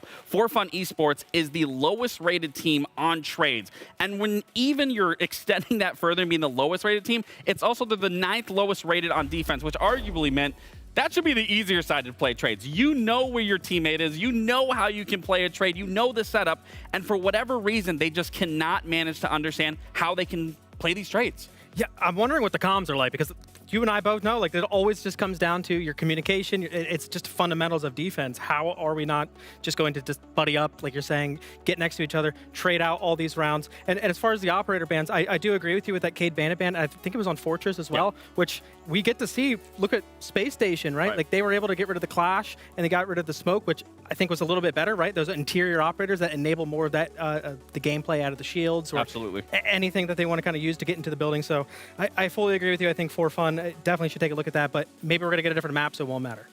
Well, tell me about the importance of this game here for Fun, because Outlast is an opponent that on paper they should win, and with, well, they've already played DZ, they've already played M80, but they have SR coming up, Wildcard coming up, 100 Thieves coming up. They need these points. Yeah, and that's the bigger picture here for me, is that this should be a locked-in 3 points for them to at least get a little more comfortable in those standings of points. But it goes back to where I'm talking about knowing your opponent, who you're going against, where you really have to look into your operator bans, because by no means they have a big trial by fire going forward. So they're really going to have to look at how their structure, their operator bans, how they're going to be going to their attack or defensive halves, and looking at what their opponent is in front of them and how they can counter that, not just playing into their comfort. Well, their opponents in Outlast today, we know they've got their work cut out for them. We've talked a lot about this uphill battle that they're needing to kind of walk into. Kyle, I know you have some experience coaching some younger guys as well, not just the major champs. When you look at a team like this, sometimes you got to focus on the positives. And in that game last week against SSG, their defense was pretty strong. Yeah, I'm here to do what no one else can do. I'm going to talk positively about Outlast. So right here, we saw some signs of life out of their defensive half. Logan's actually going to make a play, killing the bottom main player. They had a read, actually. SSG gave him a big read where they were going to go attack the clash at the bottom of garage. Again, Logan making a huge play and able to assist the clash. All of the help from the defense is going to make a play on that. And then this round as well, again, I think Fresh actually highlighted the last play day, but Clash was a big reason why they were able to win that game. Logan, again, making another great play in Gym, being able to get 2 off the window, and then he's going to call for help. So again, they're just holding on to their positions. They're getting more confident as they are playing these rounds. And then this very last round, this was a ridiculous one, but of course, Millie with that 4K, he's going to just clutch and walk up the main stairs. I actually went back and watched this round. SSG getting off the flank cam for 18 seconds here, and Millie taking a great timing. So being able to just come up here, confident. Again, they're not afraid to make plays on the defense half. And that's the thing for me. Obviously, defense, you should always be able to be more comfortable because you know where your teammates are, you know how you can play off each other. But that was the biggest thing for me when we talked about the series, me and Jack, was just getting back to the basics. And there's no other map that's going to help facilitate that than a map like Clubhouse. So now that they've proved to themselves that they can do it, that they can be a competitive team, but we really have to see something far more tangible on their attacking half. Really needs to come strong on the attacking half because they won only one round on attacking half in that game on Clubhouse. Yeah. I know you wanted to focus on this Mint. What did you like from this? I did, and Coach Mint here, I am going to give him the advice to start doing these kinds of pushes more. So they're actually faking more so on the cash side, making it seem like it's a normal cash overtake on Jim, which they did a previous round. And now they're actually playing split. We're actually seeing Outlast evolve. They're not doing these 5-man over pushes. We are pulling on that side of the map, and here the Dokkaebi jumps into the Jim window. The Grim walks up main stairs. They pull all that pressure. Now all these players on the cash side have to rotate back to site because you got to imagine SSE is screaming for bloody murder. Like, hey, we need help in site. Can you come help us? Now, Trev Mack, who was just pulling all that attention, he's the backstab. So I want to see them actually lean more so into these fast plays, these more advanced push-pull theories.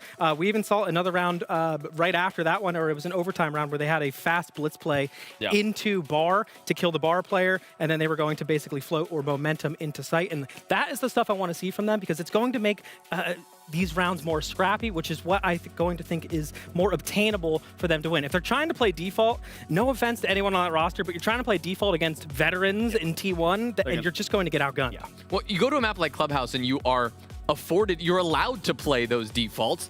Hopefully for fun here, Lax, they're not going to make the same mistake, not going to allow Outlast to go to such a, quote-unquote simple map. Yeah, it's definitely not a simple map, but even for Outlast, I mean, given their last time they played, it was during kickoff. They got smoked by Cloud9, but it wasn't because they got smoked because they were necessarily playing well. Okay, I'm trying to word this as nicely as possible. They did play bad, unfortunately. They did play really bad. But a map like Nighthaven Labs, you can play very together, and that's where they were being caught out by Cloud9. Is they were being completely caught off guard. They were never in a position to be able to trade. So if they can just practice those same fundamentals that we saw in Clubhouse, abusing the clash if it doesn't get taken away, and playing off of that, playing with each other, being able to play those trades, they can have a lot easier time. But again, on that attacking half, it is going to be a lot harder to do these splits because it is a very condensed and very constrictive map. So you have to win those gunfights very quickly and convincingly and not try to battle against the time here. Well, Outlast, we know they're looking to get off that 1 point that they currently have. But as we said, for Fun Esports,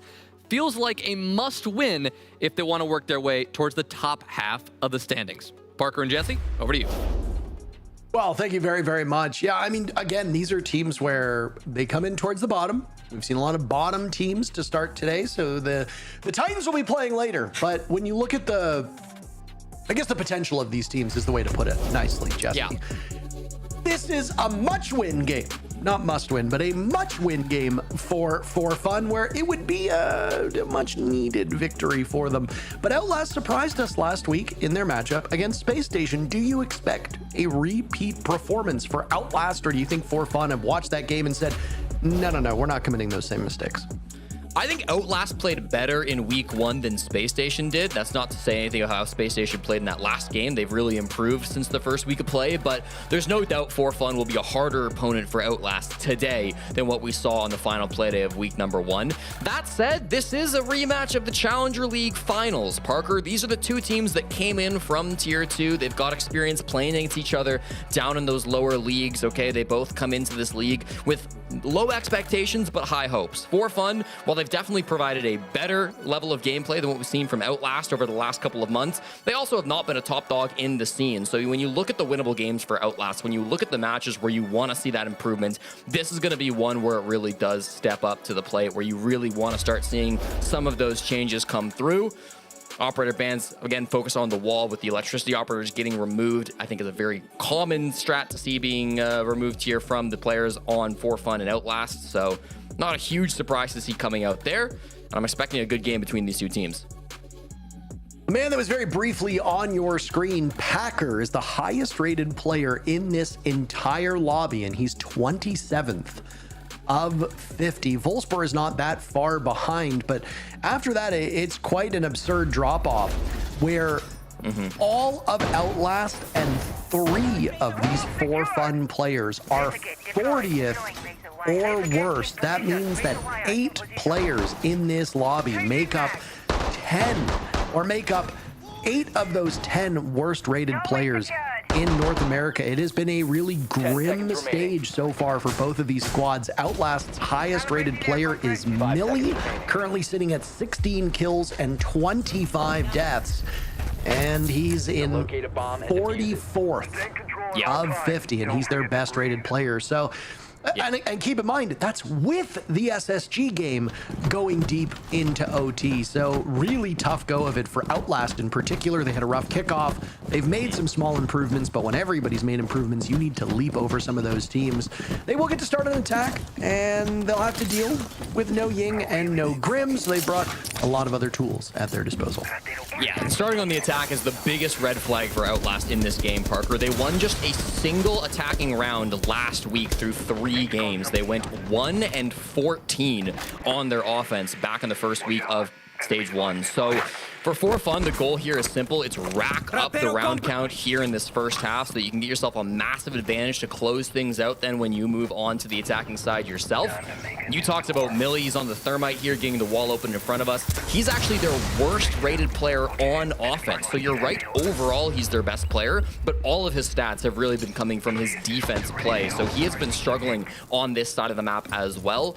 Going to be working with his teammates of Trevmac and Logan to try to get some pressure here in onto IT. But as far as Nighthaven goes as well, this is a really tough bomb site to attack. The work is cut out for them on the side of Outlast. I mean, if you don't want to finish in dead last in this league, there are teams that you need to beat to escape that position. This is one of them. For Fun is going to be one of the best chances for Outlast to get some serious points here. They did get a bit of a golden opportunity against Space Station, who in our previous match managed to handle that 5 Fierce team quite effectively. Outlast are going to be quick to the punch. Trevmac in particular in very effectively, and he'll find the very first pick. He'll find 2 actually for his trouble. Down goes Packer, down goes Silo. Silo did some damage before he's gone, but a successful entry for Outlast. Yeah, really nice coming in from the captain of Outlast. Makes that space for his team. They've got this connector side of the map now under their control. You combine that with IT, and a pillar plant starts looking very much in the cards for Outlast. They've got Trevmac with that defuse kit as well. So you're starting to look to these players on For Fun. Who needs to step up and make a play? I'm looking at Bino with those toxic babes. I'm looking at Mike W and Volsper to go for some swings. A couple of these players, are they rotating over to the fish side of the map, Parker? This is... I mean, it'll be unexpected. Trevmac is crouch walking to silence this. This will be completely unexpected, but there's so little time for this to work. I don't know if this is going to pay off. Time management really important on a map like Labs. Only 20 seconds to go. You wouldn't think that from the pacing that we're seeing. Bino taking 1, traded out immediately by Nesta. Nesta finds another. Trevmac with 2 kills. Nesta with 2 kills. Who will find the 5th? It's Mike W. For a while, he was For Fun's best rated player, and they've got him on the run. He'll not be able to stop Veronix's defuse, so while time was running out, Outlast will prolong this. And Veronix is the one to get the job done. Objective play and the final kill. Outlast on the board, blanking For Fun in round number 1. Well, that'll be just their second attacking win here in the North America League Stage 1, but it couldn't have come at a better time, Parker. What a gamble that was right at the end, being called for by Trevmac, the 24-year-old Pittsburgh captain of Outlast, who just said, guys, I know we took all the space in IT, we took all the space in towards connector, but they're going to expect us to take this space now. We don't have a good way to get past this mirror window. Let's spend a good 15 seconds crouch walking across the roof so that we're not expected when we come in through stairs. And it was a bold call, Parker, but it absolutely paid off. They used their Blackbeard to get a couple of big picks here. Trevmac flicks over for 2 massive kills, and then Nesta comes alive in this execute, following up his captain, finding 2 big frags. Even though Trevmac goes down here, it's totally fine. He gets the space, they get their frags, they get the plant, and it goes perfectly to plan. Let's go. Let's go. That's light work, boy. That's light work. Bro, no, boy. Definite improvement from Outlast, running away with their matchup against Space Station last week. Obviously, the result is not what Outlast would have wanted, but I mean, there was a period of time where, Jesse, I'm going to be honest with you, I was watching that game, and when Outlast was up 5-1, I was like, okay, I have errands to run. We're not casting that game. I'm going to just go out. This is obviously a given, and then I saw that Space Station won, and I was like, all right, let's hold on a damn minute here. What the hell happened? But Outlast have made some serious improvements. All of these teams, I think, have made some improvements. The only team where I think there might be a small step back so far has been 5 Fears. It's been a rough go of it for 5 Fears. In particular, the most previous matchup. So they've come back down a bit to earth, but the rest of these teams, again, making some improvements. Outlast inarguably better than what we saw out of kickoff. Now, granted, if you are 100 Thieves or Outlast, it is hard to be worse than what we saw during kickoff. So, yeah, small steps, baby steps. Well, this is a very complicated attack coming through, Parker. They have not cleared the roam game, so this is a bit of a risky move from Millie. Volspur exists just playing by pillar here on the top floor. He is alone here on the top floor of Nighthaven Labs, but they've got plenty of roamers in the mid floor as well. Silo, Mike, and Packer all extending up above this basement bomb site. That's why Millie is using some ram drones here, just try to help his team take control of Cafeteria. Definitely looks like they want to go for a bit of a direct push in through Cafeteria, down those vending stairs, but they're aware that they haven't cleared out these top couple of floors, Parker. They might have seen the Vigil static, or maybe they just know that somebody went up here in the prep phase, but they're not playing as if they expect this to be free. Okay, there we go. Veronix almost misses that as he's staring the wrong way, but flicks around, here's Volspur, and does get that first opening pick. Soliton radar is picking up an He's got 2 more seen there. In the hands of Snake, as he's got the Solus of Mike W not far removed, but is worried about being tackled at the top of Fish Stairs. He needs to pick his poison.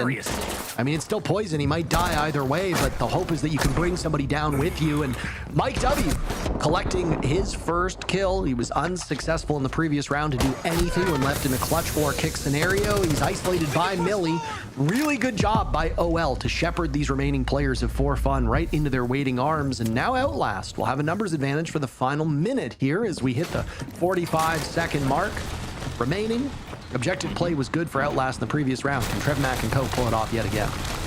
I thought I might want to go for a vending plant, Parker, but now with all this space, the Ram using his drones up towards the top floor too, they're going to want to work their way down cargo to try to make this plant happen. No great plant spots down there. Ideally, you're going to have to work your way back behind pillar, but with Trevmac on the Monty, that's very doable. Millie will find yet another, the highest rated player on this team heading into today. He will join 2 other players on Outlast, make that 3 in total. Veronix, though, dead with 2 kills to their name. Trevmac finding an opening to walk on in as Packer has 1 gas canister remaining. Trevmac trying to pull off that defuse kit. Silo and Packer will need some coverage here. Packer finds Nesta. Millie will find his 3rd kill, and Logan on the board will shut down Packer. Outlast off to a 2-0 start.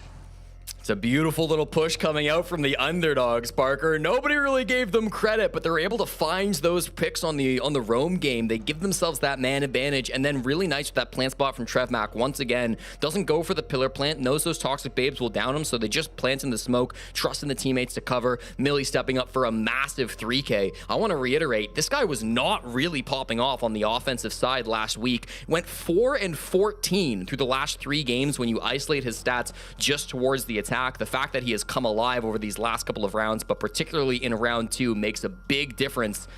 Millie getting active could be so massive for Outlast. This is a team who's trying to change their reputation, who's trying to get themselves back on the horse, who's trying to change the narrative a little bit about where they stand in the North American region. And with this game against For Fun up 2-0 now and taking Space Station all the way to overtime, they might just be doing it. Well, I'm calling, they're telegraphing their attack. Move, let's move our fucking feet and help each other, guys. Yeah. Like, what the fuck are we...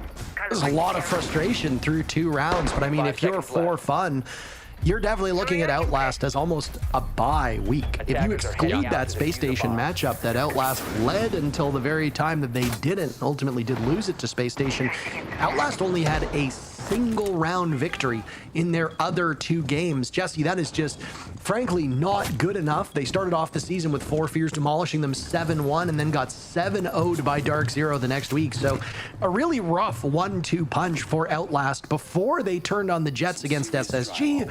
Ultimately were not successful in that game, but did push Space Station to overtime, and with SSG taking the matchup against 5 Fears just moments ago, that's a pretty good shout ultimately for Outlast. If you're For Fun, though, again, you need to win this game. If you are unable to clear Outlast, the likelihood of you finishing top 6 all but evaporates. So yeah, 3 much needed points here that so far are just out of reach for Fun, as Outlast is perfect through the 2 rounds they've completed. But it's not just that you need this game, you need these rounds. I mean, defense is supposed to be your free side. It's Nighthaven Labs, it's against Outlast. Like, this needs to be where things are coming together for Fun, and so far they're just not. You heard the frustration coming in from Packer, no doubt the most experienced player on For Fun. going to the Montreal Major back in 2024 to SI and to Reload as well. He's been around the block. He knows what it takes to beat some of the best teams in the world, but here against Outlast, he is struggling to help command his team to a successful round win even once. Here comes a big swing from Packer, hoping to get the momentum for his team, and he will do so, shutting down Millie, the star of round 2. He said, let's move his feet, and Packer was schmoovin' there. I believe schmoovement is the official term that's used, Jesse, and there was some serious schmoovement from Packer to take down Millie, eliminating their main hard breach. The only person with any opportunity to open up these hard walls, as there's no secondary hard breach on the side of Outlast, and frankly, the best player from OL so far through these 3, now 4 active games. So a good opening pick on the side of For Fun. He did his job, though. Used both of those exothermic charges already. The IT breach is open. It looks like they got connector control as well. So it's not the end of the world to lose your thermite after util's gone off. Here comes the Monty, starting to make things difficult. TrevMac calling for his team once again, but Packer is standing tall and electrical. Beautiful second frag onto Logan, and a third. Not quite there. It is right onto Veronix. They will clean up with this attack coming in from connector side. And For Fun, not able to find much of those first 2, but they will bounce back and get one on the board here.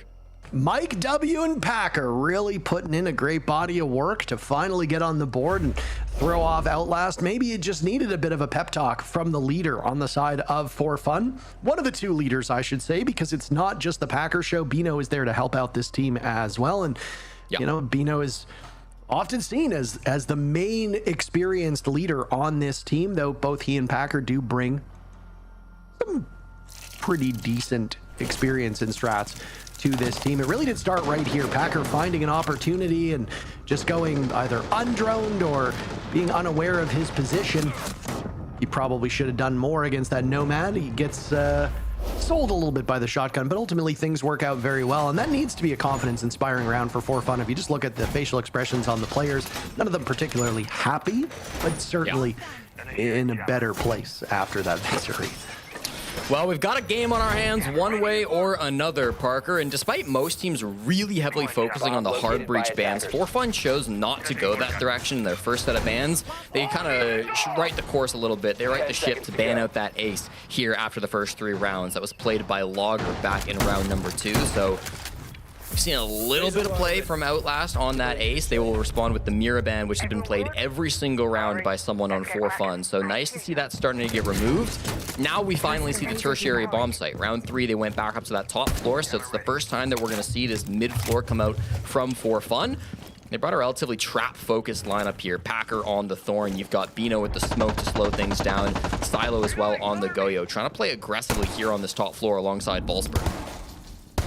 Drone ready.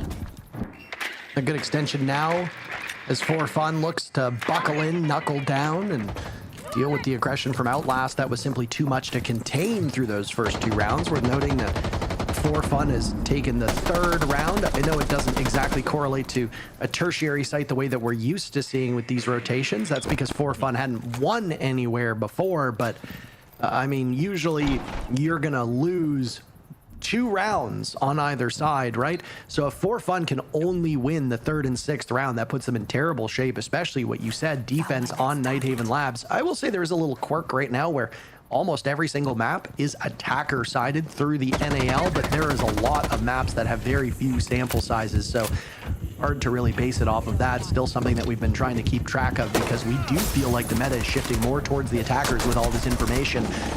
Nesta's going to get pick number 1, but For Fun will immediately trade that one back. Volsper still holding up this position on rafters with teammates within striking distance. That's a rough loss for Outlast here, Jesse, as they've lost their shield, they've lost their Finka. Down goes the Dokkaebi as well. They want to get into this building very quickly. We're only halfway through the round, and immediately Outlast has lost 3 players. Yeah, weird push coming out. You've got the Finka from TrevMac, the shield being piloted by Veronix as well, when usually that's going to be Nesta's job, but playing the Deimos instead. Now in a 2v4, they've got to try to work some kind of a miracle. Diffuse get across the map. It was actually a jump in from TrevMac. Looks like they were trying to fake this top floor clear. Nice shot. Hold on, Millie might make this possible. They got pings on this guy too. Millie's 4 kills will be all she wrote as he's managed to put those together across those 4 rounds. Mike W shuts him down, and now it's Nesta in pursuit. Mike W not expecting Nesta in this position.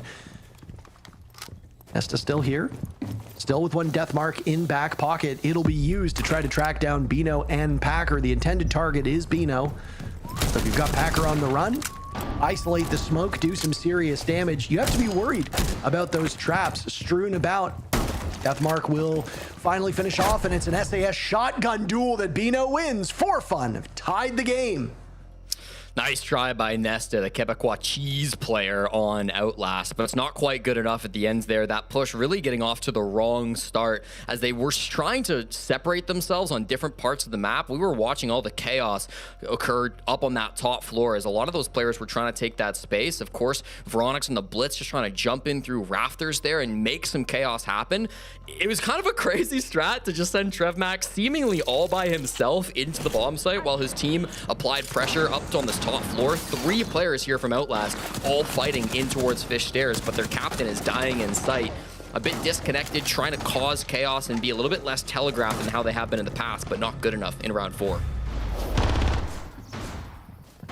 This is more like it if you're fans of these teams, knowing that it will be an ultimately very competitive match between 2 teams that seem to be more on the same level than maybe For Fun had hoped for. If you're Outlast, almost every single game moving forward is going to be a must win. For For Fun, again, the runway is a little bit longer, but this is definitely, just based on the standings, one where you need to come out with a big opportunity. You need to come out swinging. For Fun has not shown that they can do that. And I mean, yeah, after Packer was a little bit heated, Jesse, they are 2-0 on these rounds, and it certainly looked a lot better. Maybe it just took some time for them to wake up. I mean, it is 3:30 here on the East Coast. That could be the morning for some of these gamers, and maybe they just needed to, you know, do some yawns, do some stretches, have a cup of coffee, and settle into this game. Volspur was the opening death last time they played on this bomb site. He's once again solo roaming top floor on the visual. I say solo. Silo's peeking his head up towards the second floor to maybe provide some extra pressure. They've got roamers on this mid floor abound, so there's lots of players to try to work some space. It's a double shield rush from Outlast, though. They're inside a cafeteria and hoping to hunt some of these players down, Parker. Lots of space being gained by the shields. He's just charging his way through. If you're Nesta and you have all that confidence, he's been playing pretty well, far better than we've seen through a lot of these matches. And well, if you can use that to be the main point of distraction, with now Veronix having a shield as well, that's quite the layer for Fun to dig through. Pretty passive defense as they've allowed these 2 shields to nestle in, and I mean, why bother? Why take the engagement, especially if you know there are shields on the board? You've got your utility. This is a big map. You can sit and wait and be a bit patient. Mike W was playing on this middle floor and went undroned. It will come back to haunt Veronix as there's Packer taking down Nesta. That's both the shields removed from action as Wolfsburg goes fishing with that Boss G, almost catches Millie. This is a great answer on the side of For Fun as Mike W will find another Stylo on the board. And how about a flawless round, Jesse? All of a sudden, out of nowhere, For Fun snaps their fingers and they end the round. Yeah, nice defense coming out. It's not a case of a misdrone, Parker. It's simply a calculated risk that Outlast take that comes back to hard bite them in the ass. They took really no map control. They didn't bother taking the top floor of the map. They didn't bother with garage. They didn't bother with cargo or control. They just said, we're going to take our shields, we're going to rush in through cafeteria, and we're going to set ourselves up to go for a vending stairs isolated push. That can work. We've seen some of the best teams in the world try stuff like that and pull it off successfully, but they kind of stall out a bit, right? They're at the top of those vending stairs, and as they're sitting there, they're so exposed to the lounge flank, and Mike W says, wait for it, guys. I'm going to step up. I've got a Rooney DMR, one of the best guns in the game. Let me come in and take these fights. And of course, 21-year-old Tennessee player for Fun steps up, and Mike W gets the multi-kill that they need. Outlast, a good idea, I think, in the midst of that push. Poor execution, not able to get it done, and they will lose the lead for the first time here on Nighthaven. I don't mean to be rude, but good idea, poor execution could really be called a lot of these Outlast strats, if I'm being frank, and it was what I saw quite frequently in that matchup against SSG as well. They had a great idea. It seemed structurally like things were working well. The operator lineups were pretty good. It just doesn't end up coming to fruition. Mike W certainly feeling quite confident. He was the standout performer on this team when they were known as 1 of 30 during kickoff. He's been among the worst players in the league and has been one of the worst on this team. 7 kills to his name. That's a nice bounce back from Mike W. Finka being brought yet again from Outlast, Jesse. Yeah, this time it's on Millie, not on TrevMac anymore. Very few teams are running this operator these days. I mean, it can be definitely good for a rush here and there as a little pocket strat, but see it twice in one half, especially with the first time it not really going your way. It's a bit confusing to see coming through, but I mean, they're running it with triple shields, Parker, so why not? Anything is possible on this Outlast attack side. They have got a nightmare of a lineup for fun to deal with, and there's no real good shield counters either. No Clash, of course, but also no Thorn being brought. You don't have an Ella being brought. So there's a lot of really powerful anti-shield operators that for fun chose not to bring to this defense. If this shield push is good for Outlast, if they can find the space, if they can start to collapse all together, this could be a really tough attack to defend for. Worried about the reluctance in the side of Outlast here is, I mean, obviously not the same situation, but you don't want them to bottle a lead. Down goes Packer on the initial fight. Millie shutting down Mike W, who's doing some really good work. Logan, a tussle over on Raptors. Volspur with 2, and he'll find a 3rd. My goodness. For fun, 4 rounds in a row, and it works quite effectively. They've gained the lead. Halftime, let's hear what the desk has to say about them. Little familiar for Outlast, taking a lead and then things looking very different just a few rounds later. That happened last week, and it happened here again. After the first 2 rounds, they completely lost the plot. Yeah, I mean, to touch on the point of what Mint was talking about is, you know, the teamwork that we saw in their first won the series against SSG was really good, and the first 2 rounds were good. But then round 3 and 4, it was extremely telegraphed. It was very obvious what they were trying to do. You got 2 players jumping in electrical with a shotgun immediately following up through. You had a Monty being able to play connectors that easily could have pushed through. We did see in the last one they tried to go for it. But then even in the next round, once again, I mean, why did we see the Blitz try to jump into Rafters? We didn't have to have that. Blitz could have just held the window. They push into Aqua there. They get that control. Then they can maybe use the Blitz and utilize the shield that's in front of them. I mean, it's the same issues that we're seeing with this team. Is it was nice to see the first 2 rounds, but then it comes into, okay, they can't go for these sporadic fast takes anymore, and they start to then be very telegraphed. And then even in, I think in round 5, they could have took so much space, and for whatever reason, for fun, just like, all right, we're just going to take the space. And then it ends up being a retake of ground that they should have had. And I'm honestly a little bit of a loss for words and trying to put pieces in the puzzle that just aren't there. Gotta put you back in. Maybe. I think if we were there, we could make a difference. I'll hop on the Blitz. We can, look, I'll be the good cop again. This got to be the first time they've won 2 attacks, right? Like, I don't know exactly what the stat is. Sorry, guys, I'm new, but I'm pretty sure that's the first time I've ever seen them have 2 attack wins, and they started out 2-0. Like, it's unfortunate they couldn't get another one, and we've seen them just bring more and more shields. It was 1 shield, next round 2 shields. After that, why not try a 3rd shield? I'm a believer in it, and I really wanted to see them have those fast plays, but yeah, it was just extremely telegraphed, like you were saying. Okay, so Mr. Good Cop, we go over to the defensive side then, where they have been successful before. Do you think they have what it takes against this for fun team? I mean, are you seeing the right things, at least the right pieces to that puzzle? Yeah, I mean, again, defense is a little bit of a different beast, but we were seeing for fun get a little bit flustered in those first 2 rounds against Outlast when they're down 0-2. Packer was coming out and starting to scream at the team, we need to wake up, we need to wake up. And if Outlast starts to get away with some defensive rounds that they were versus SSG, do they have the mental to try to piece together some of these attacks? Time's gonna find out. All right, for fun on a bit of a streak here. Outlast now over to the defense to see if they can stop it. Back to you guys. There's some good points being brought up there from the desk. I think momentum is obviously going to play a big role in this. There's no doubt that Outlast allows these losses to get to them. Time and time again, it looks like TrevMac is completely defeated through these games, and there's not much more life on some of these other players. Outlast winning those 2 rounds, watching it slip away. For fun now moving on to attack. Like, I don't know, Jesse, do you agree with the desk? Do you disagree with the desk? What do you think happens in the second half? I think it's going to be on Outlast, really, to prove us that they still have what it takes to bring this game back into the realm of possibility. You know, Mint was asking, have we ever seen this team win multiple attacks in one match? And the answer is technically yes. April 10th, the final game of kickoff when they were up against SSG. They started on the offensive side. They went down 4-2 attacking on Chalet. The result of that game was then 3 straight wins from Space Station. They lose that game 7-2 all in all. So the goal now is for Outlast is to not let that same unresolved spiral back once more. You can't let For Fun just get attack after attack after attack and close this out 7-2 like we've seen from them before. You have to be able to build on this and get some more defense round wins on the board. After last week's match against SSG, we know this team can defend. We know they've got the skills to play on the defense. I like the early lineup I'm seeing from them as well. You know, you lost your wall denial in terms of Bandit Kaid, but bring out some of these really annoying operators to deal with in terms of the glass, right?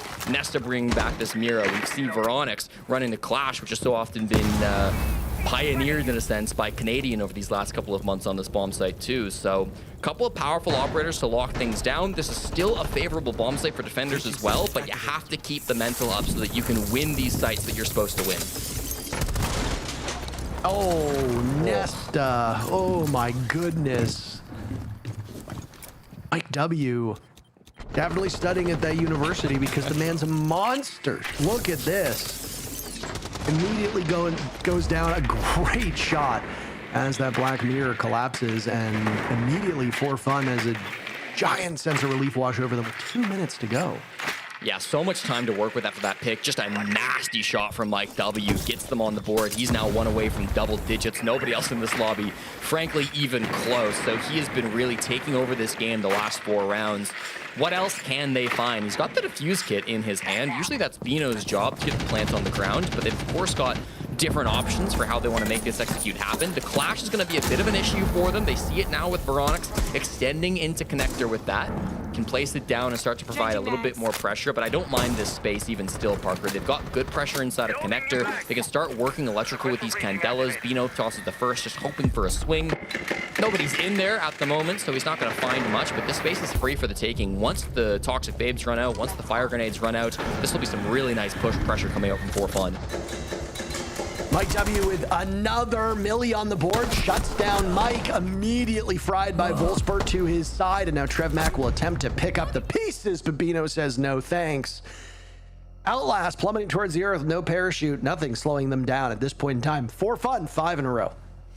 Just not able to kind of connect the dots, I think, on that defense, Parker. It's an unfortunate opening death where Nesta just gets smoked off the breach. I'm not sure you can really even blame Nesta much for that opening death, right? Like, he kind of just eats an ACOG on that battle and has to suffer the consequences of it. Even 4v5, that should have been a winnable position for Outlast. Maybe not easy, but certainly in the cards. The Clash, I believe, being played out there as well, trying to get a little bit of value from Veronix, just not quite enough to stall them out. It felt like they had really good answers to the Clash. I want to see more out of Veronix. I want to see more out of Millie as well, Parker. He's the one that you kind of hyped up as the #1 player on Outlast coming into this game, and you're right, especially on the defense. This has been the side of the map where Millie has shined the most. Didn't see that in their first defense, hoping to see a little bit more from him. Millie, one of our 4 Texans that we have here in the North America League, and all 4 of them actually playing in this game. Volspert and Silo for For Fun, and then of course you've got Millie and Veronix, the 2 Texans on Outlast. 5 seconds left before insertion. Don't mess with Texas, they say. The most famous. Sorry? The most famous Texan playing in Scotland right now. Shout out Scotland. I know the damage.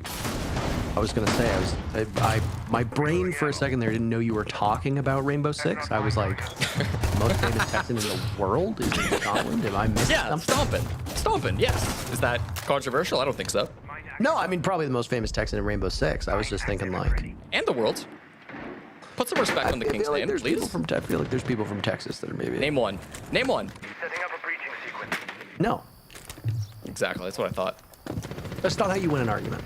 Anyway, 40 seconds into the fight. For Fun still on this impressive streak. Both of Outlast's rounds came in the first 6 minutes of this contest. There's been almost nothing since, and they were, I want to say, confidence-inspiring rounds, but there's been very little of them since then. And in the previous round, a lot of their defenses just looked like they were playing to die rather than playing to hold angles or holding particular choke points that were important for the overall cut and thrust of the execute. Still a very forward defense from Outlast here as they look at the first step for Fun, which is open up that IT wall. The mirror window is threatening, but of course they dealt with it quite nicely previously. They will still have the ace available. Mike W jumping on that operator once again, and we'll start to use some of these Selmas. I don't think IT should be a problem given the operator bans that have been coming through. The clash, again, that should be the bigger issue for them with Veronix playing on this operator. He was aggressive in IT, but he's fallen back at this point. They've got themselves a vault hole. They still technically got a can opener if they want to be able to walk in here, but all they really want, Parker, is the angle. You're just trying to deny the vert pressure coming out from Outlast so that you can get a plant down inside of storage. If they want to plant control, they will need more, and that is kind of what they're going for here, Parker, but ultimately they're okay with the breaching done so far. Packer looking to break double digits. He's still got a couple kills that are just out of reach, but he's trailing Mike W and eager to make up for lost time. Packer, the best rated player on For Fun, and there's one. There's another. 3 kills as Packer sits in the same position, and OL will need to pick up the pieces. Quite a 1-2 punch on the side of For Fun as Mike W gets on the board as well. Nesta managing to get out of his position, but a 4K from Packer. He breaks double digits off of that. The final 3 kills to get 10 to his name, and For Fun sits on match point. Packer star comes alive, exactly what we wanted to see from the gunner here on For Fun Esports. And you heard him getting frustrated after that round 2 loss, Parker, commanding his team, telling them, listen, guys, they're telegraphing their pushes. We have to be able to win some of these rounds. Since that speech from Packer, they have not dropped a round. 6 straight round wins coming out for For Fun to take the lead now 6-2. The tack timeout will finally be called by Outlast, but you worry it's a little too late, a little too little. The coach of Super Oxy going to do what he can to bring the team back. They'll have to be perfect through the next 4. I mentioned it previously, Parker. The last time Outlast won 2 attacks in a game, they immediately went on to lose every single defense, and I fear we're heading that direction again. And fortunately, things for Outlast looking a little bit more like their first 2 days than what we saw against Space Station. They call a timeout on the ropes, moments away from potential defeat. I mean, what do you do? What's the motivating factor here? It certainly did seem, as you now have noted, and I talked about that, the Packers' motivational speech was what really turned the tides. And I mean, he's leading by example. It's one thing when you get called out by one of your leaders, one of the most experienced people on the team, but it's an entirely different one when the guy then goes on to put up 7-8 kills over the next couple rounds, really showing that, yep, he's putting his money where his mouth is. So For Fun screaming away, and really a very different feeling matchup than heading into round number 3. It honestly felt like Outlast and For Fun would be going bar for bar. And boy, if that was your prediction, you'd be wrong. Well, we go to the basement here for potentially the final round in this game. For Fun are going to have to do all that they can to close things out with their 4 chances here now to win this before we head to overtime. Secure those 3 points. Interesting operators being chosen here. Volsper jumps on the Ram, and Silo will go on kind of the intel roam clearing operator. Back during kickoff, those roles were swapped. Silo was always the Ram player on this site, and Volsper was usually on the Snake. That's banned, so Deimos, of course, a good replacement. Wonder if that is maybe more of a permanent role swap that we'll see continuing on through stage 1 as Volsper and Silo trade off operators a little bit. Could just be something for this game, could just be something based on the operator bans as well, but definitely something to note. There are not really many anchors. All 5 players roaming either on the top floor or the mid floor from Outlast, so plenty to find if you're Silo. Ram will go off. 45 seconds into the round, and I mean, good pacing from For Fun here on these attacks. Pretty brisk at taking map control. We've seen some good drone work. They've been enabled by these intel ops as well, which is pretty standard these days. If you're not bringing a Deimos or a Snake or a Dokkaebi, unless you're a team named FaZe or DZ, you're pretty much trolling at this point. So For Fun will bring those intel operators. As Milio is the first target for that Dokkaebi call, will now be tracked by the death mark used of Deimos. Nesta coming in for the support. This is good coordination from Outlast. And they'll see Mike W fishing for a kill on the window. He gets out of there with his life intact. Halfway point of the round, Jesse. Yeah, this is fine. You force some of the roamers back, but there's still quite a bit of a roam presence from Outlast. Inside of Cafeteria, you've got Veronix. He's probably the closest one to some of these attackers. You've got support from Logan as well, just playing inside of Vending and Lounge. So a couple of these aggressive players on Outlast still existing out on the map. They do not want to go back in a 5v5, Parker. They want to grab a man advantage early because they don't have a ton of utility in the site to stall things out and win on time. Back to drones they will go. For Fun seeming like they're in pretty decent control here, especially with the timing being what it is. I'm not getting the vibe that they're running up against this clock or have their backs against the walls.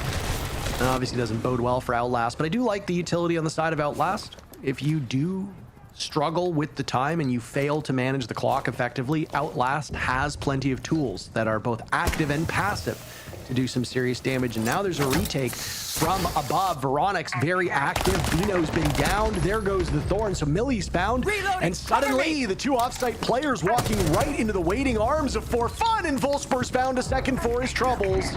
Nesta and Trevmac will need to clutch. Mike W now finding another one. And Trevmac, the leader of this team. They always say the captain goes down with the ship. The ship's sinking. Can Trevmac bail them out, or is his time over? Oh boy, Volsper says that's enough, and they push this Outlast team down to the depths. 7 rounds in a row as For Fun takes all 3 points in regulation.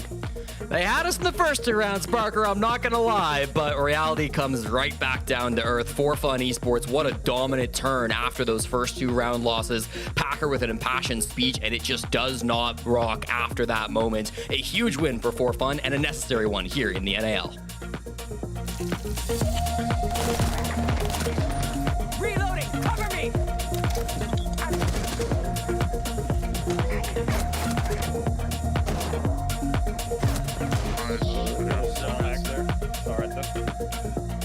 Fuck, 7 deaths, bro.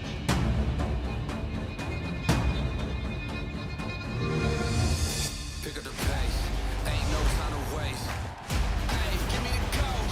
Breaking it right to the goal. They tried to tell me it couldn't be done. Give me the action. We want the action.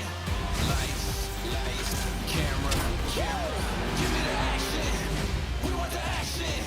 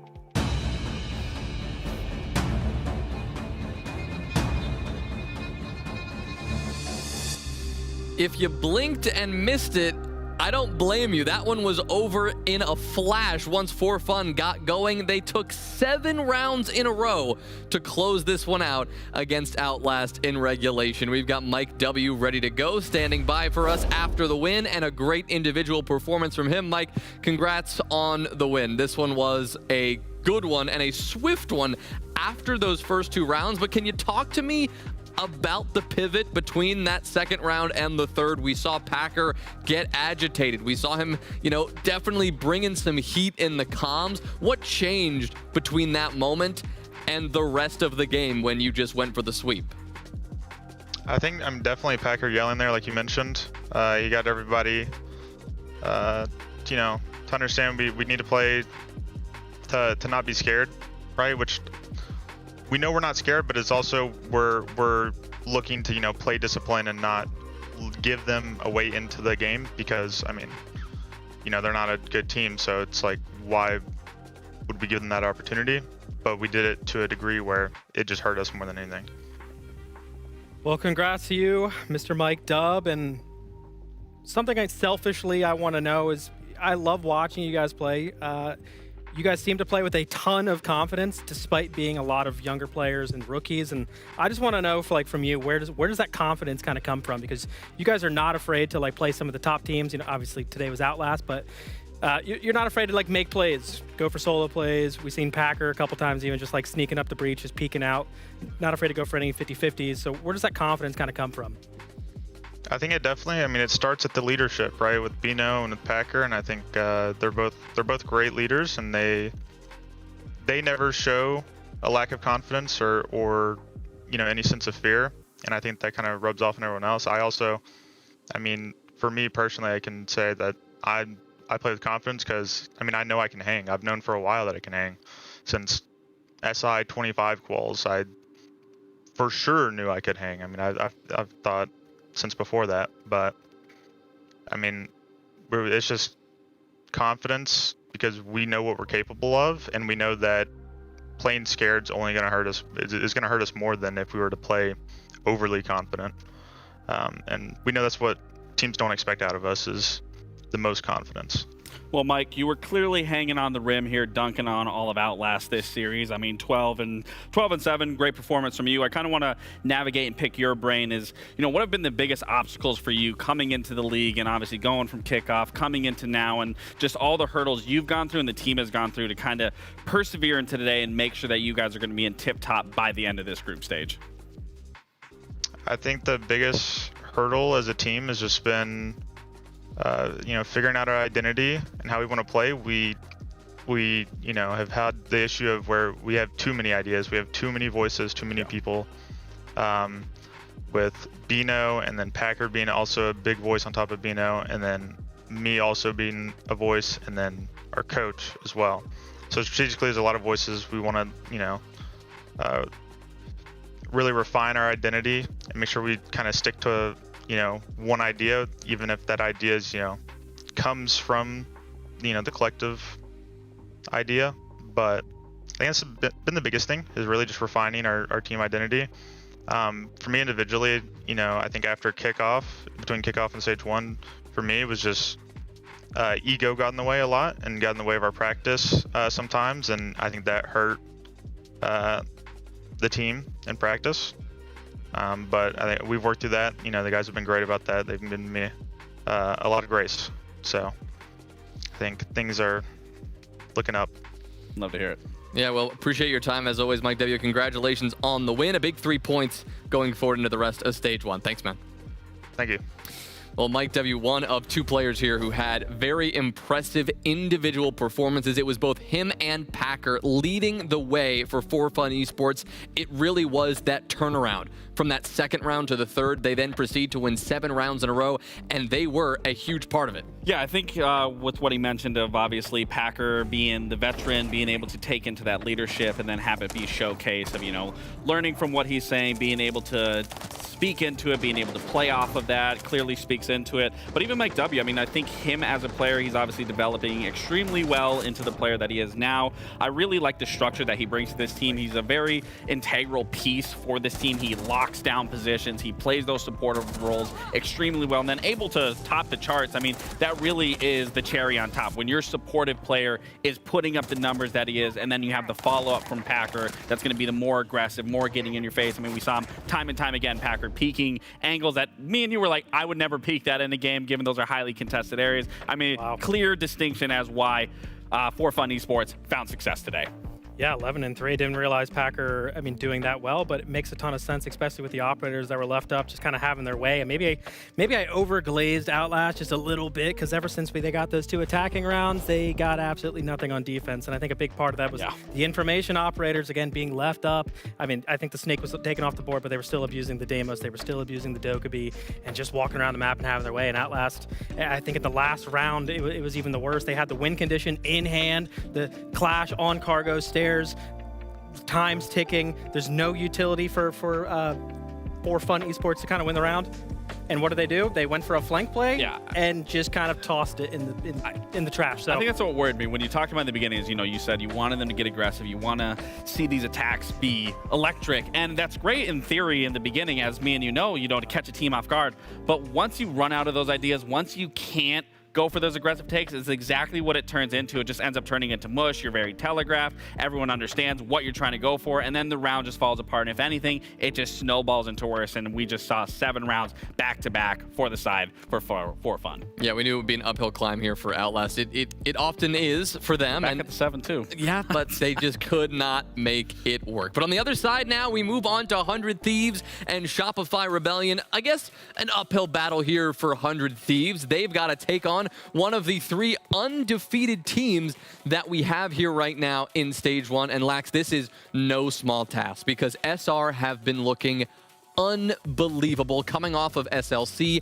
I mean, they can't be touched right now. What's working well? Honestly, there are 3 things that stick out to me outside of the basics, but one of the ones clearly is playing into the meta. You can clearly see they play very well using the shields. They play into that information on attacks, but not just that. They then pivot that even into defense. They use the information from the shields. They use the information from the trap operators. They're doing a very good job at understanding how they can play into this meta and play it into each individual's roles. Then you look into their conversions. They are currently the best team with being able to get the opening kill and converting it into a round 1. 93% success rate. That is very high. So that is obviously painting a very big margin for them. And then the third one is a very strong IGL. Obviously, Canadian gets a lot of flack online for not putting up numbers, not contributing to those stats. Fact of the matter is, that is not why he's on the team. We touch on this time and time again. I feel like it has to be reiterated every single stage, every single event. Troy is not meant there to get kills. He is meant there to be the brain. He is meant to be able to pick apart the site and put his teams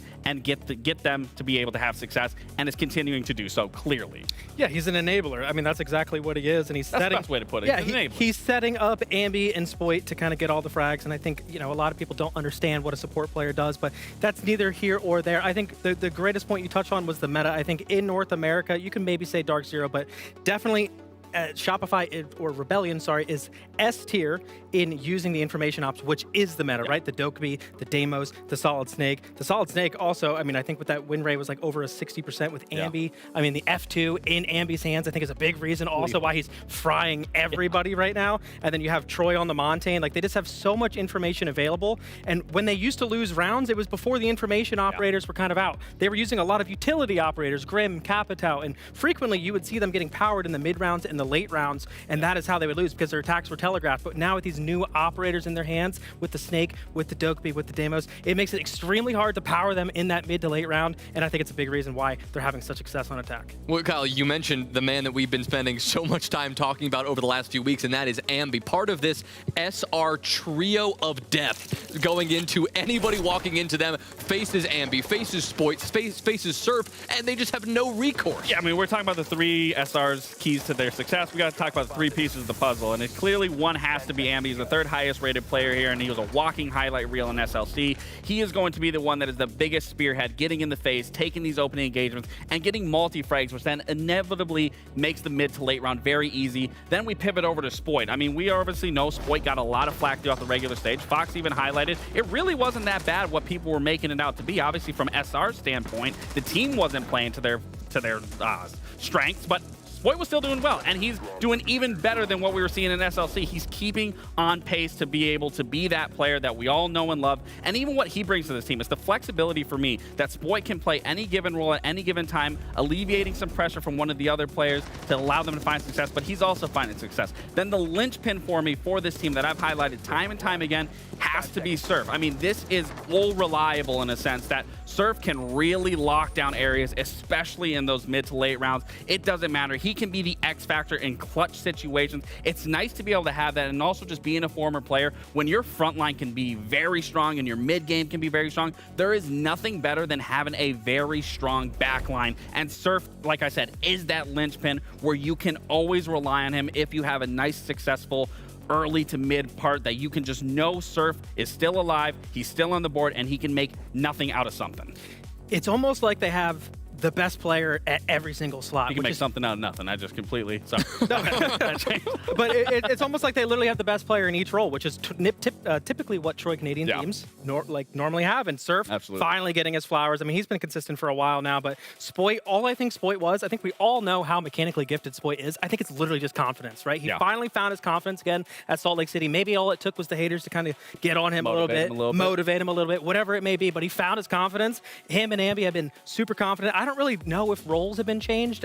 We can kind of ask and try to figure that out. I feel like they're still playing their same style, but these operators are enabling them. They're also, again, they're more confident because of the Salt Lake City results. They're confident in their system. And yeah, we're going to have to see. Are they going to also stay undefeated in the NAL stage? Because we also seen that their maps, if you look back in kickoff, they were playing a lot of their worst maps. Chalet was constant, and ever since the kickoff, they started banning Chalet, and they've started to become one of the best teams. So I think that has a big part to do with it. Well, going up against those three players that we highlighted there, Lax, those three pieces to the puzzle is hard for anybody, but hard for a team especially struggling on the defensive side. Like, how do you stop them? And for 100 Thieves, Mint, we've talked about this, that they just don't have the defensive stats that you'd expect from a team like this. Yeah, I mean, again, normally when you put a newer team together, you're going to be good on the defensive half, but look at the bottom. We're seeing 100 Thieves on the 37%. And what is their problem? I mean, for me, it's just panicky and moving a little bit too much. And the weird thing is that this actually was M80's problem when Hot and Cold was on M80, so I'm wondering if it's kind of stylistically, and I hate to throw him under the bus as one of my best friends as well, but I'm seeing a lot of the same problems here, and it does worry me, and it worries me in this matchup for sure. Again, we're about to be playing Shopify, who's having such success on the attack. I hope for their part that they're going to be banning maybe some information operators, but we'll have to figure out, again, it all depends what map we're going to be playing. Right, it depends on the map here, and we talk about the attacking problems they've been having as well. We'll definitely see that come to fruition when we actually find out what map we're going to end up playing. These teams have played 3 unique maps each. They have not seen any overlap yet, but we will finally see that overlap here as we get a return to Border. I mean, we haven't seen this 100 Thieves since kickoff, and wasn't really a great result for them. For the side for SR, they've had some pretty good success. One of those notable successes was beating Dark Zero on a map like Border. This is a very gunfight heavy-centric map, so obviously it plays favors in both of these teams and their dynamics, but for me, SR, I do believe, has kind of the tip of the spear for this, to say the least. I mean, Ambi's going to be a threat. I do expect very heavy commitment to stopping early aggression, especially for the side for SR, if 100 Thieves can kind of put a clamp on that, but by no means, I think it's really going to be more on 100 Thieves to be able to pivot at a given notice and not allow Troy to be able to find gaps, or even Ambi using those solid snakes, using those Dokkaebis,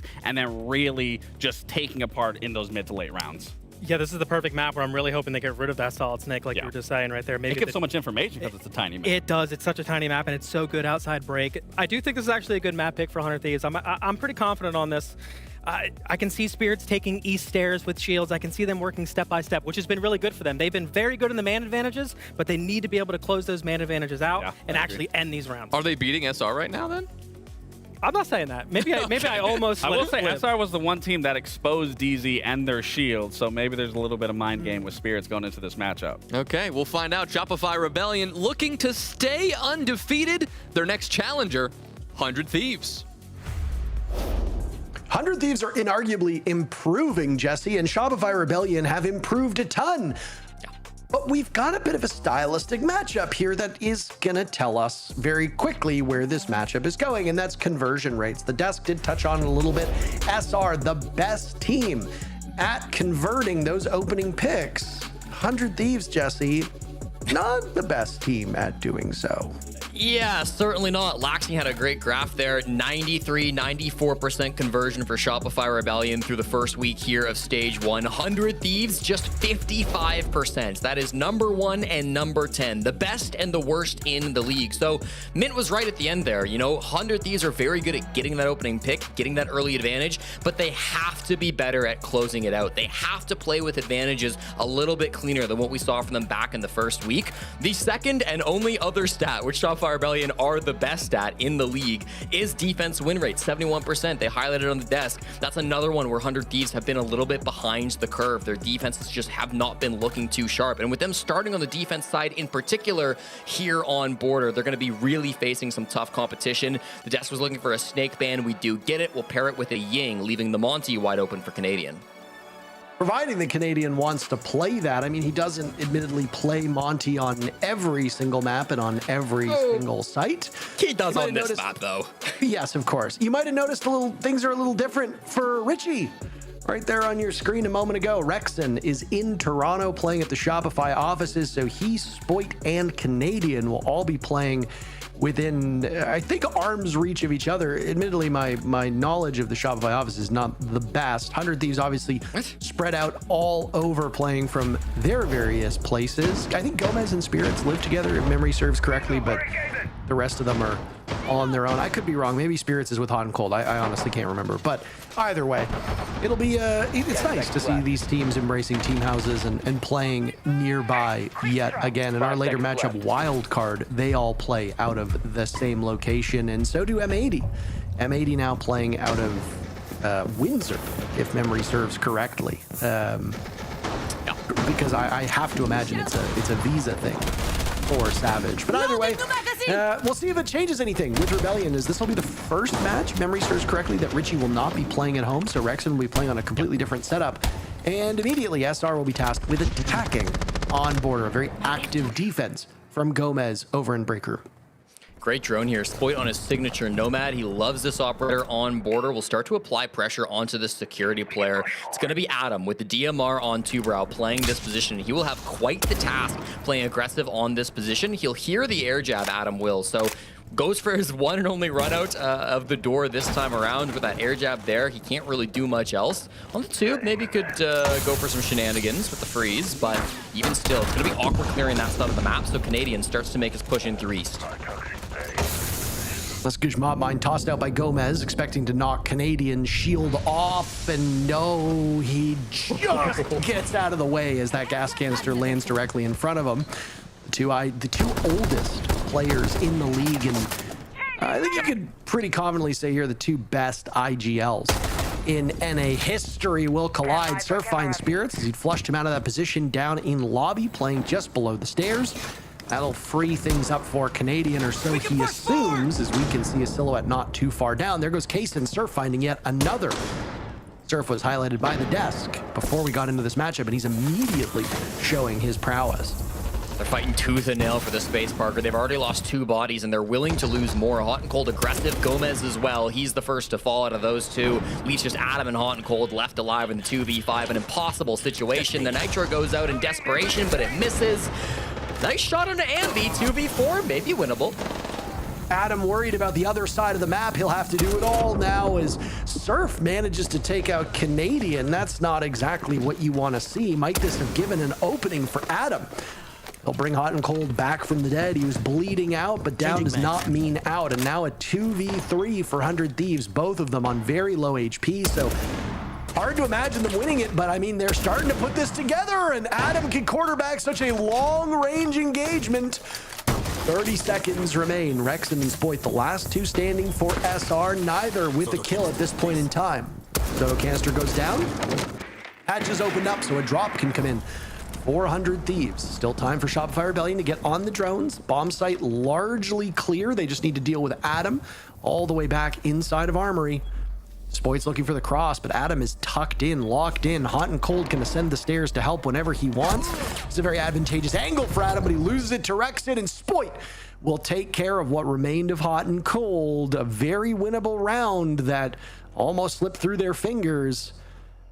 Yeah, Troy not happy about that one. I wouldn't be either. That was way too close for comfort. SR still takes round 1.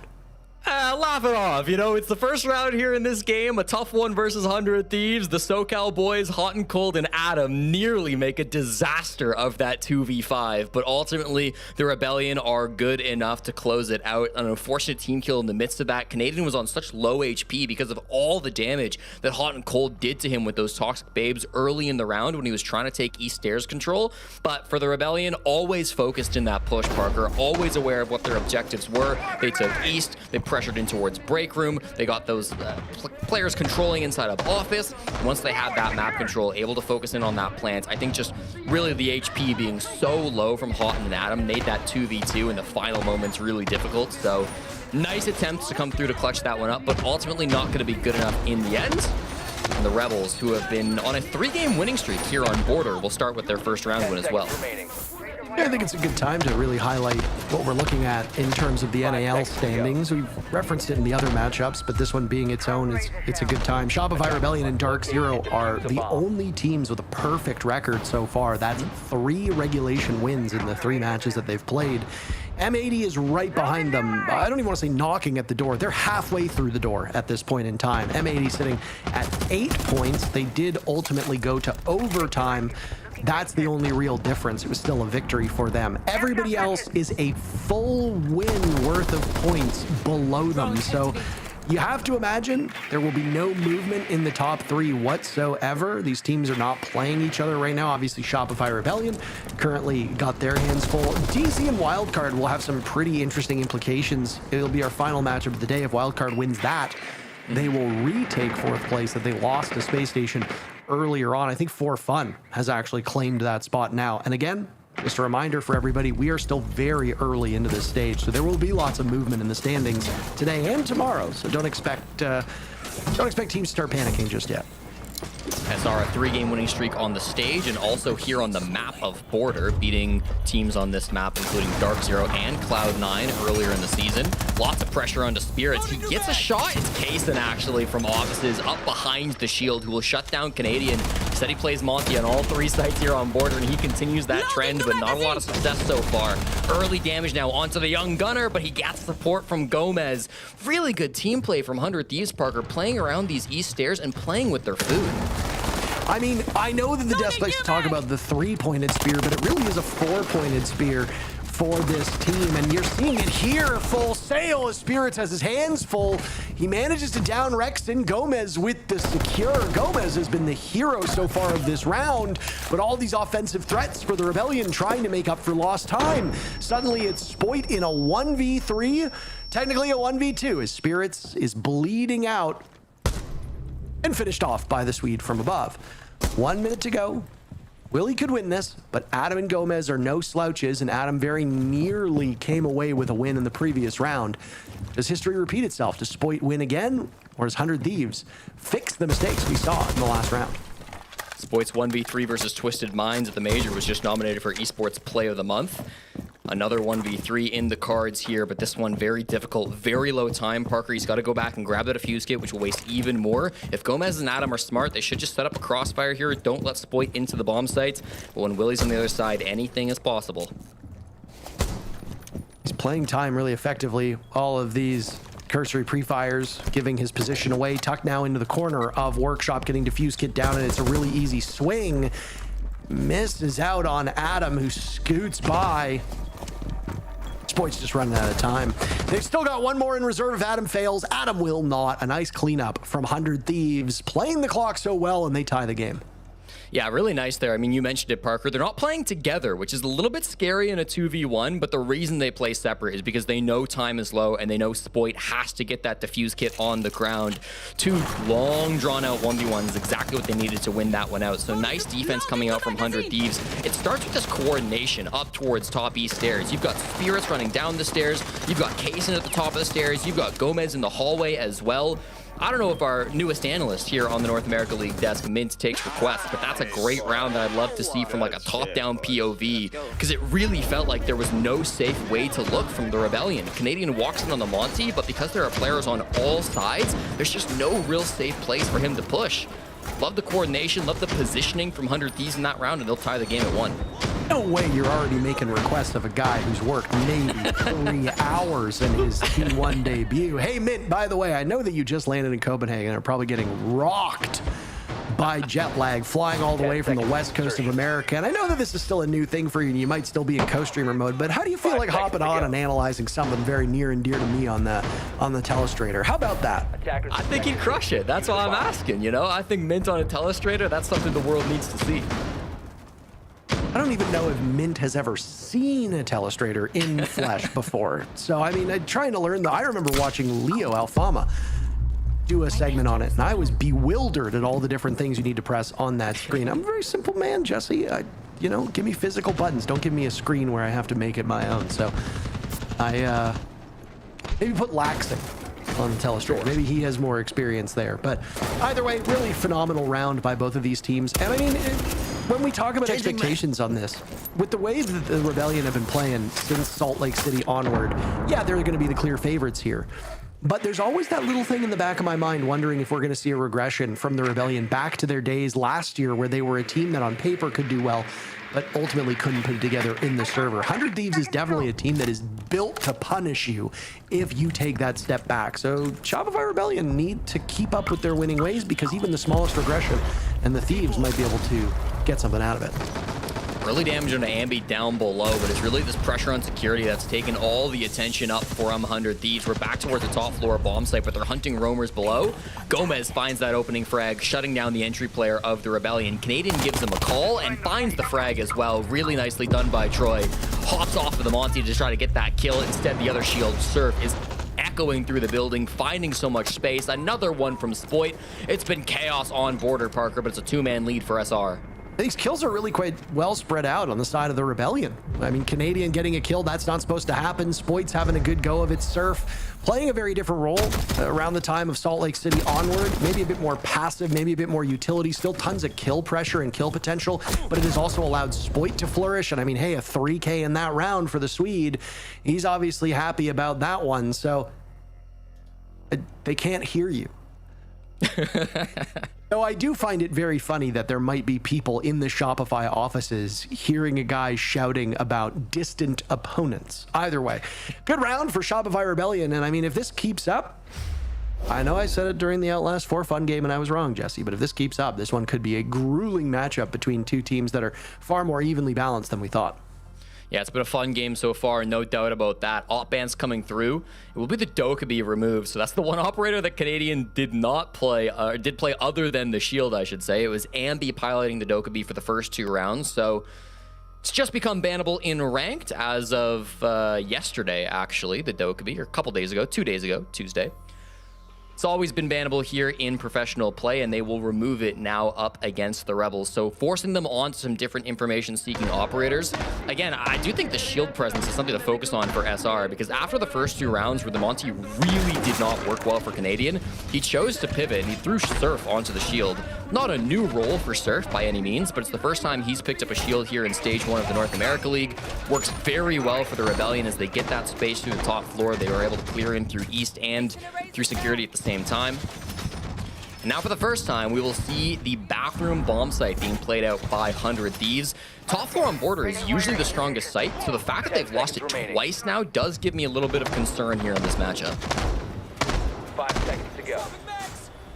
This 100 Thieves team is making steady progress as well. Jesse, huge organization, really big stakes at play here, and obviously conversion has been the talk of the town. It was something that was talked very frequently about on social media. It made it to Reddit. The desk obviously addressed it too. If you're constantly going up in numbers and then ultimately falling short and not able to capitalize on that, you do need to wonder what in the hell is actually going on.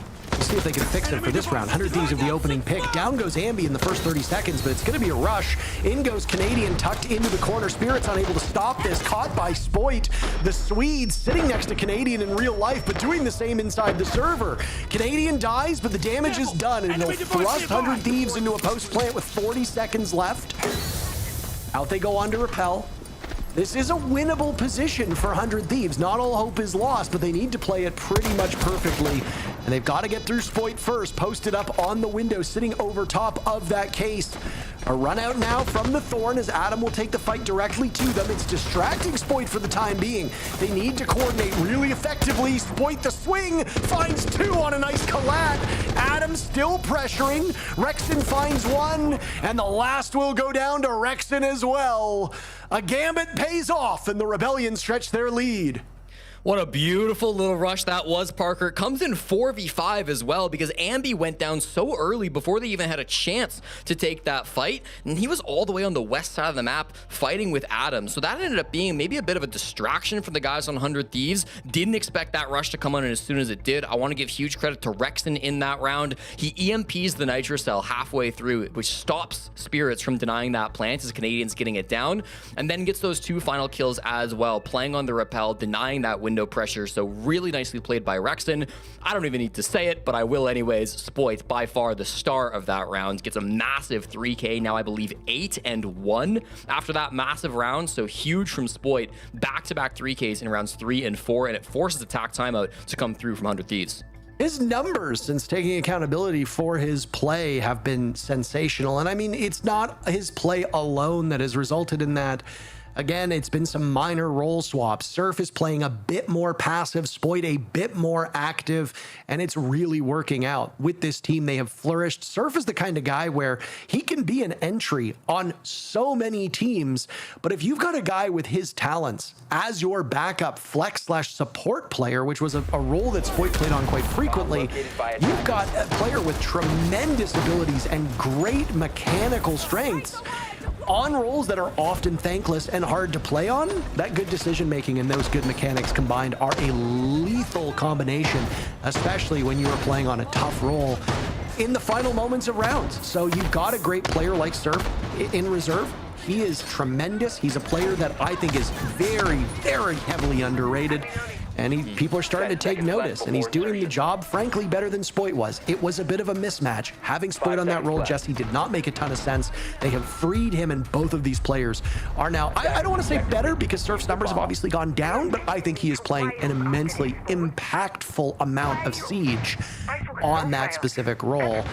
And it's working for the Rebellion. 3-1 the scoreline. The one lifeline for 100 Thieves, though, they will get to repeat the bomb site that they won through the first quarter. They're back onto Vent's workshop, and they've made just a single operator swap with Spirits jumping on this clash. We talked a lot about Canadian on the shields, with Spirits, an incredible shield player as well. It's kind of crazy. There are 3 Canadian pro players in our league, Parker, and all 3 of them are shield mains. I don't know if what that says about our country, but it's nothing good, I can tell you that. I mean, here, shields are the goalies, I would argue. And Canada historically known for how good our goalies are. Not recently. That's not recently, but historically. So we love the hard rolls. Rexon gets his rolls done as expected. Finally gets those Selmas out to try to open up this east stairs position. Again, this was really the problem point for the Rebellion when they last attacked on this site. It was the real trio of Gomez, Kaysen, and Adam fragging out around this part of the map. Now it's given up relatively for free. It's a lot cleaner. They'll spot the clash on the drone, so they'll know that that one is coming. But I think with all the util they're bringing on the Rebellion, no shields this time, but Selmas and Capital bolts and drones from Ambi, they've got really good opportunities to force these players back and take this space without going into direct fights. Uncold taking a bit of damage. Offensive threats for 100 Thieves have been quite quiet. Last 2 rounds, 100 Thieves have struck first. Ambi the target both times. Neither of them successfully converted. Those numbers that were highlighted during the desk and were talked about by you as well, not really improving here. 100 Thieves have 3 of the 4 first bloods at this point in time and only a single round to show for it. The same issues that have been falling on the heads of this team are happening yet again. That's a great point. Low defensive win rate so far, that's continuing. Low conversion so far, that's continuing. So the numbers They don't lie, at least not in this matchup. Here's the opening pick, though. Hot and Cold will get one. It's something, but so far that's not been enough. They have to be able to collide that into more frags if they want to win this round. I mean, it's Surf that goes down too. You're going to do that without those ROU projectors. They'll position Spirits very aggressively on the door, and there's nobody to contest him at the moment. Nitrocell will go out. Ambi collects Case, and Hot and Cold finds his second. It's IGL and IGL crime as Canadian dies, and suddenly SR is just 2 players. Out goes Gomez to Ambi. This clash still upright. Spirits has failed to defend and protect 2 of his teammates, and it's given SR a bit of an opening. Rexton takes Hot and Cold down. There he goes to get the Case. If Spirits doesn't drop that shield, it's all up to Adam, and Spirits taking a hurt of damage, a lot of fire in front of him. Adam the drop, no coverage from Ambi. What can he do? He runs out of time. The clock ultimately giving it to 100 Thieves. That was a grueling fight. And if that had gone bad, you best know Spirits would have been in the crosshairs for us, the desk, and the community. 100 Thieves wins their second round. The gap between these 2 teams, just a single round. Some brilliant shots being shot out by Ambi, but unfortunately, I mean, his team just falling a little bit, Parker. And I'm going to actually defend the Clash play a little bit from Spirits there, because that was really an impossible situation for the Clash to protect everyone, because Shopify Rebellion were pushing from 2 complete opposite sides of the map. You had Ambi distracting so many bodies, most notably Kaysen and Spirits, over by the front door, but the bulk of the push from the Rebellion was coming in through Bathroom, it was coming in from Workshop. Spirits could only really defend from one of those 2 angles. He focuses on defending Ambi. It gets a little messy, as you hear it from Gomez himself, right? But they're confident enough to win those fights over on the Bathroom side of things. Ambi deals so much damage, but ultimately, as long as the Clash is alive, you're not going to be able to win that 1vx out. So nicely played by 100 Thieves, and they drop 1 round away from tying this game. 10 seconds remaining. I mean, it is really quite stunning. 5 seconds left. 100 Thieves round after round after round, pouncing upon Shopify Rebellion, not allowing them much to get in the building. You have to go all the way back to round number 1, where Shopify Rebellion held a numbers advantage for the majority of the round. Beyond that, it's been 100 Thieves doing a terrific job for about the first minute and 40 seconds. And this has been really the story. You even said it last round. Bad on the defensive half, bad conversion rates. These problems are not getting solved by 100 Thieves. Now, I mean, I think anybody, you know, even those that lack vision can turn around and say this 100 Thieves roster is better than the kickoff iteration we saw. That said, as we've mentioned with lots of teams, and we even said again about Outlast, every team looks like they've made improvements since Salt Lake City, or even beyond that. 100 Thieves has made quite a few. But if every team is improving, your improvement needs to be better than theirs. 100 Thieves so far has been significantly better, enough to get them out of the basement, but not enough for them to be the best. And right now they're trying to beat some of the best. Gomez the first kill. Adam and Ambi will trade each other out. Hot and Cold now on the board. Again, a great start for 100 Thieves. But Spoit is trying to keep these numbers close. He's arm in arm with Surf. This is a quick one, still over half the round to go, and Kaysen wants us to go to halftime as soon as possible. Spoit with 9 kills, looking to break double digits. Kaysen now sitting on this bomb chassis. Spoit in the B-bomb site, getting defuse kit down. Nobody within striking distance. Spoit off of the spot. Gomez the final kill, and 100 Thieves fixes their conversion issues. And because of that, Jesse, they've tied the game. Well, we are all tied up just like that. And, you know, Parker, Jesse, you asked for it, so we figured why not deliver? Laxing, talk us through that second round. Yeah, the second round was really well put. I mean, Jesse already broke it down. I mean, he may as well have been on the telestration for it. But, I mean, this was a really good round. It really started with the Monty being killed on the stairs. I mean, this was a big call to be made. Monty's down. That now alleviates the pressure for the side of West Main. They now can push through. And, I mean, East Main. And then from here, you can clearly see Spirits is getting the information that they're still trying to take East. You have a player coming from break. You have a player coming to the hallway to go for the assist. And this is the exact trades that we needed to see from the 100 Thieves. This is the teamwork that we were seeing towards the very end. Now, that round 5 definitely got dicey. Ambi almost pulled that off. That was almost a round that went into their favor. But I think that was really the catalyst round for this team to realize, okay, we can win if we play together. If we play the trade game properly, we play our positions, we assist one another, we can easily fight this Rebellion at the forefront. And that's exactly what they were doing throughout the rest of the defense, and they ended on a 3-3 half. So I really got to give them the credit that they did persevere and really brought it to the Rebellion. And give you credit too for breaking that down. That was good. I'm sorry, Jesse. I have not learned the telestration yet. We are not. We're gonna get him that. there. We're gonna get we'll him get there. there. But that half was exactly what I wanted to see from 100 Thieves. Again, like just to build on to that point. They have not been converting. They finally converted. Me and Lax, again, we were watching that round 5 where they almost threw with Spirits with the Clash, and we're sending 2 players outside to kill Ambi, and I'm like, please, anybody but Ambi, let's stop That's trying how to much of power. a threat he is. You gotta send everyone at him. We got to send everyone. He's got an F2. Let's not do that. But they were able to come back, and it's now a 3-3 defensive half. I was a little scared after seeing the first round because they weren't trading each other. But again, in that second round, they were actually able to get the trades. And for the attack side, I'm looking forward to them attacking. I feel like they have been a pretty decent attacking team so far through the stage. And again, it's also going to be about converting the man advantages on attack as well, because they also have more advantages, I believe, than any other team across the NAL. Yeah. They have, I believe it's like 28 opening engage or whatever the engagements. I need to see them close that out as well. But Shopify, it's going to be a tough task. It is definitely going to be a hard road, as we said, for 100 Thieves. SR, I mean, they're looking good, but this one is a close game. I knew they were going to get rid of the Ying. The Ying is gone. I think they're ignoring the shields, like I said. I think they're forgetting about Spirits, and they're going to let him play the shields. They're just going to get rid of the annoying, the cheese stuff, the Glass, the Ying. Glass. Ooh. Oh, solid snake. All right, makes sense. Solid ban. It works.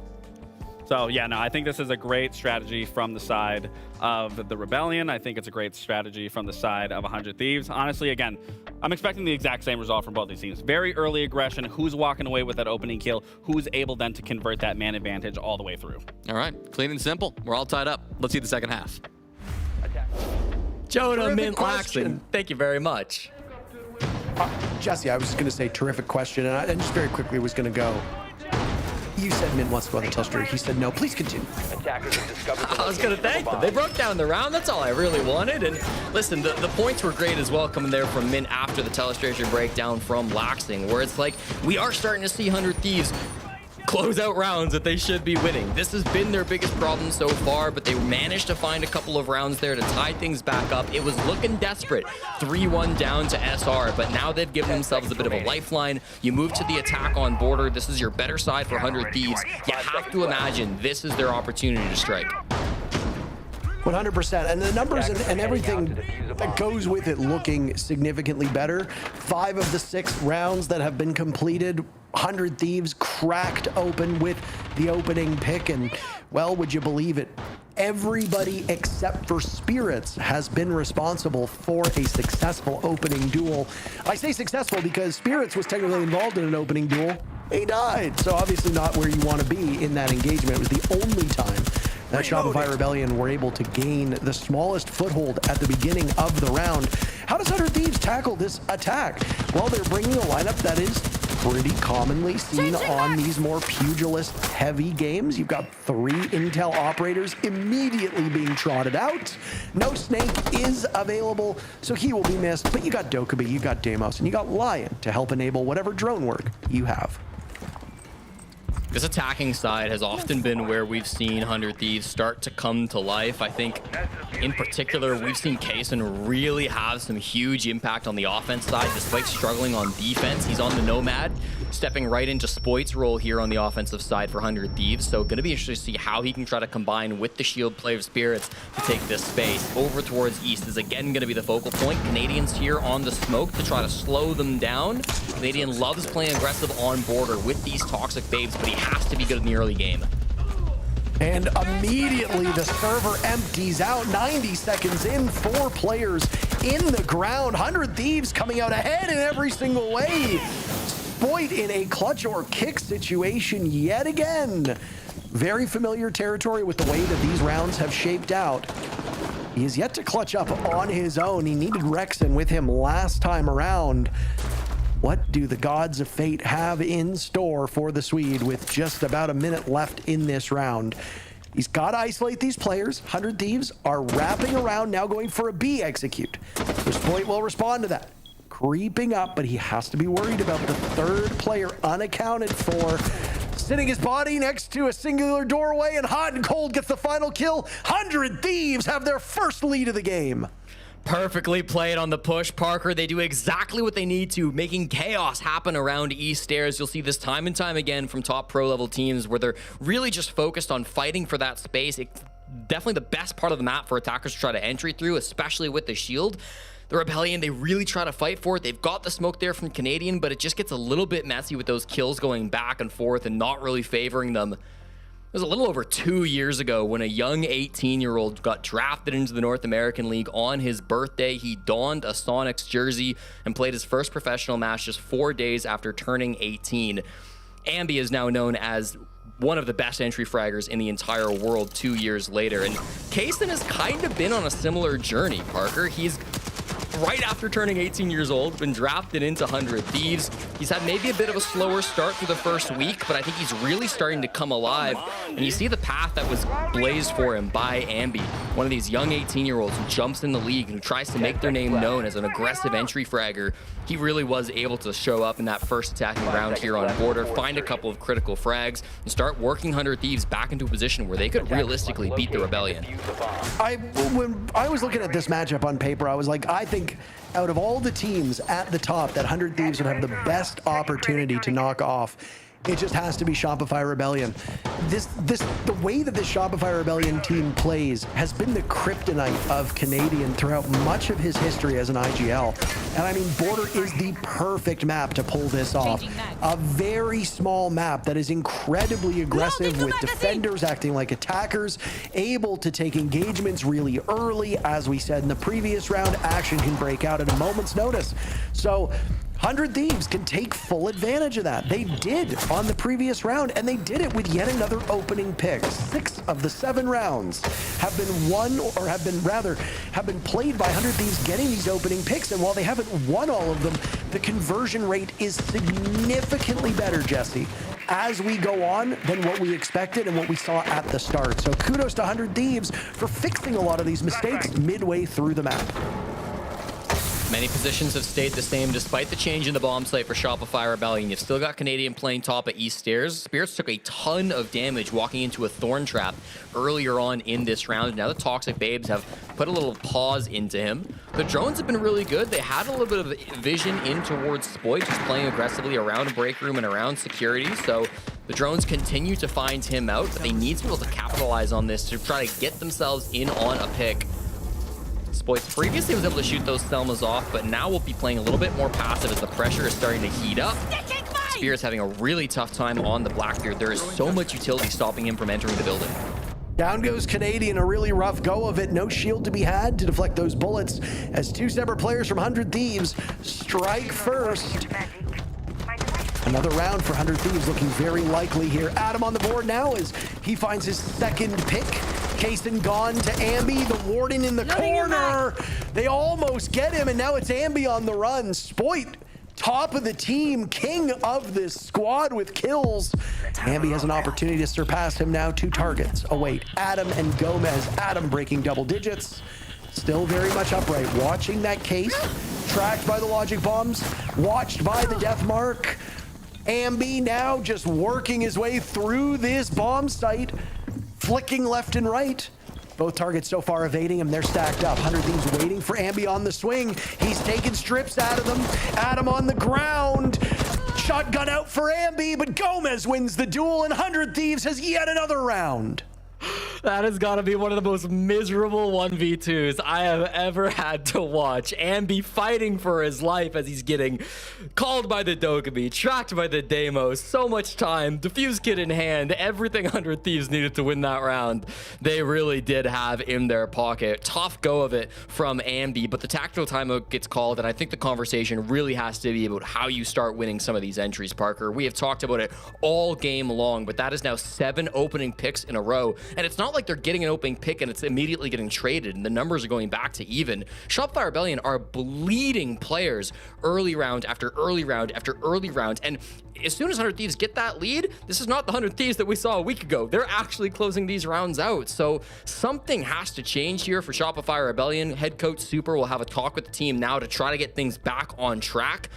definitely feels like just the aggression that's coming through with Spirits on this Blackbeard, with both Kaysen and Adam really finding some big frags in the midst of this. It's been tough to crack. It's been tough to stop this aggression from coming through. And it's like, maybe it's just a bit too solo, you know, on the side of the Rebellion. All of these players are going down to some really tough gunfights. The utility is better for the attackers for sure, but you have to at least be able to trade it. You might not win every fight, but you have to answer back. Go, boys. Obviously very motivating on the side of 100 Thieves, who have now found their groove and found their rhythm. The issues with Shopify Rebellion are ones that are frankly a little above my pay grade. This looks like a bit of a regression for this team. And again, the kills are still coming for SR. It's just, it's a relatively feckless entry, whether it be on attack or defending. So you've got Spoit dropping 9 kills. You got Ambi on 9 kills. Like these, typically when you've got these guys having these life games, or I mean, I guess for Ambi, it's not quite the life game that he had at Salt Lake City, but when you've got these guys dropping numbers like this, really the supporting cast is not as important. And yet here it is. You might have Spoit and Ambi doing really, really well, but Ambi has been the first one to die on this team 3 times. Canadian 3 times.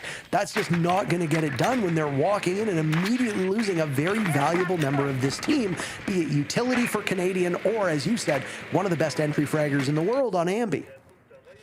It's really going to be a bold attempt here from Shopify Rebellion 2, Parker, because coming out of the attack timeout, they're changing nothing about this top floor defense here on Border. They're confident in their strategy. They're really feeling like the problems are just in the execution. All 5 operators repeating for SR as their second attempt at the top floor defense will come through now. 100 Thieves, you can't exactly say the same. They've dropped the Blackbeard that Spears has been playing so well, and for the first time, we will see the French-Canadian jump on the Glaz. This is something that Mint wanted to see banned out for 100 Thieves. They chose to ban out the Snake instead.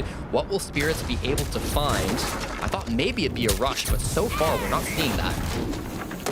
I hate to be the guy who just repeats himself over and over again, but, well, it gives me a golden opportunity. Surf will strike first. It's only the second first blood for SR, both of them done by Surf, and both of them on the Spirits. Kaysen will be the next casualty on the side of the Thieves. He's in the ground.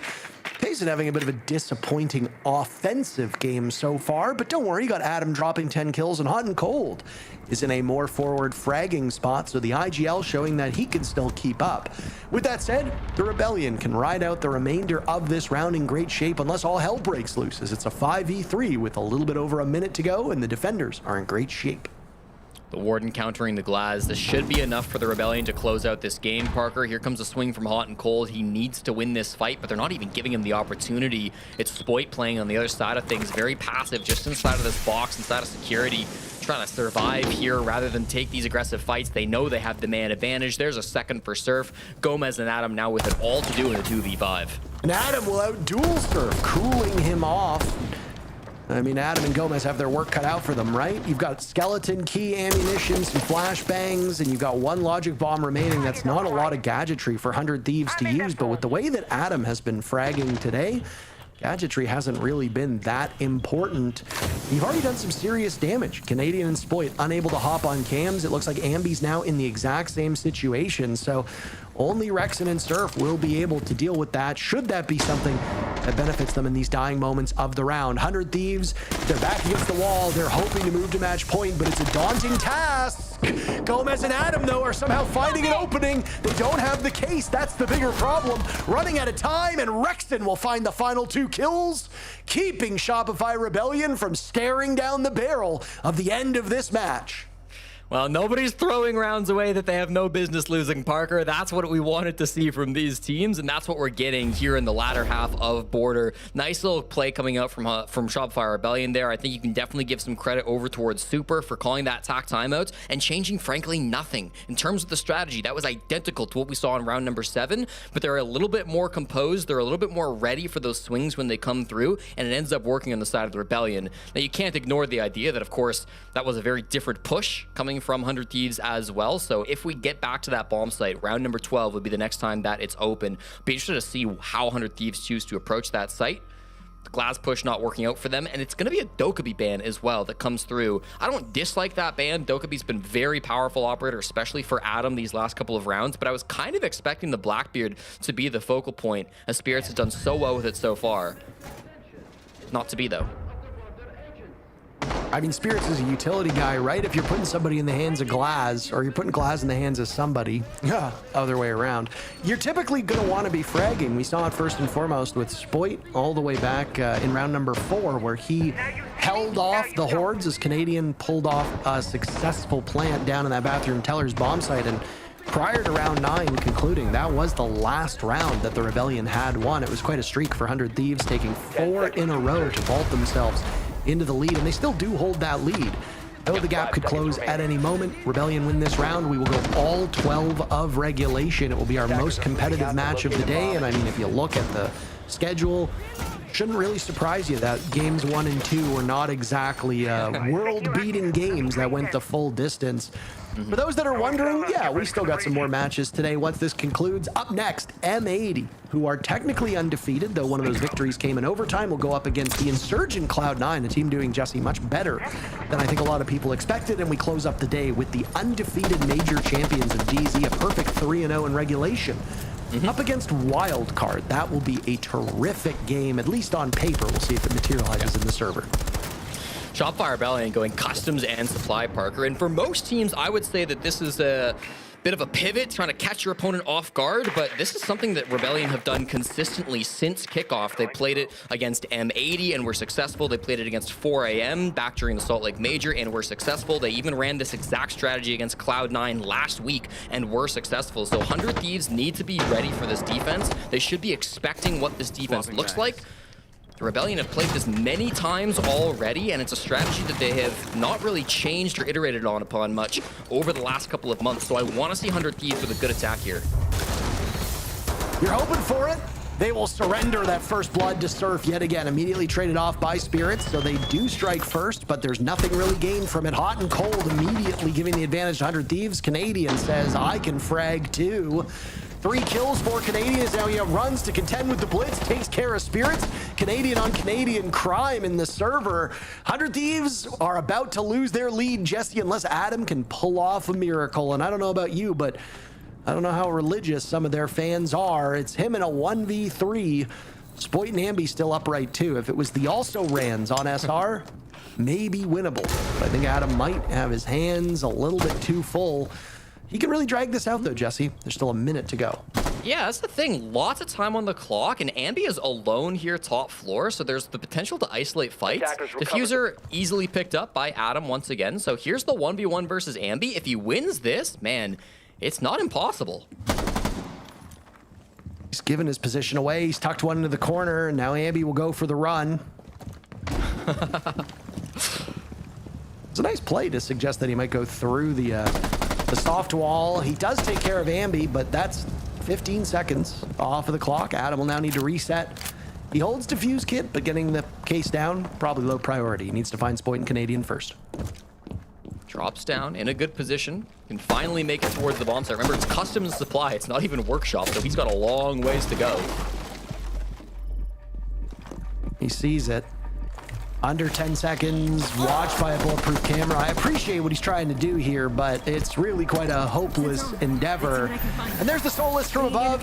Spoit sees him, target acquired, target handled. Spoit sending us to 12 rounds, even though that's the conclusion of the 10th. Because no matter what, these teams will need every round of regulation. Tie game 5-5.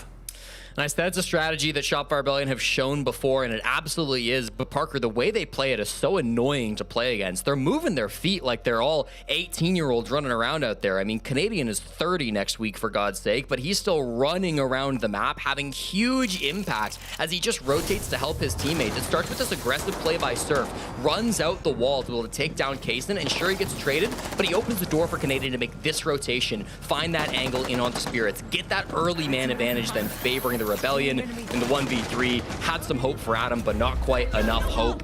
We will go all 12, as you say, 5 and 5 apiece. Both of these teams feel cursed to always go the distance in their matchups, it seems, no matter who they're playing against. Shopify Rebellion fans had a bit of a reprieve through some of Salt Lake City, but even most of their victories were really quite grueling matches. Long, drawn out, harrowing could be the word that many would use to describe it. But whether you've cheered for him on Continuum or EG or SSG or Dark Zero or now the Rebellion, you know that Troy's teams do not usually dog walk their competition. It is typically a very competitive matchup, and that's why they've been involved in some of the best matches we've ever seen in this esport, win or lose. As somebody who's not a fan of Troy nor the Shopify Rebellion, I don't need to worry about my own heart rate, but I do feel for their fans.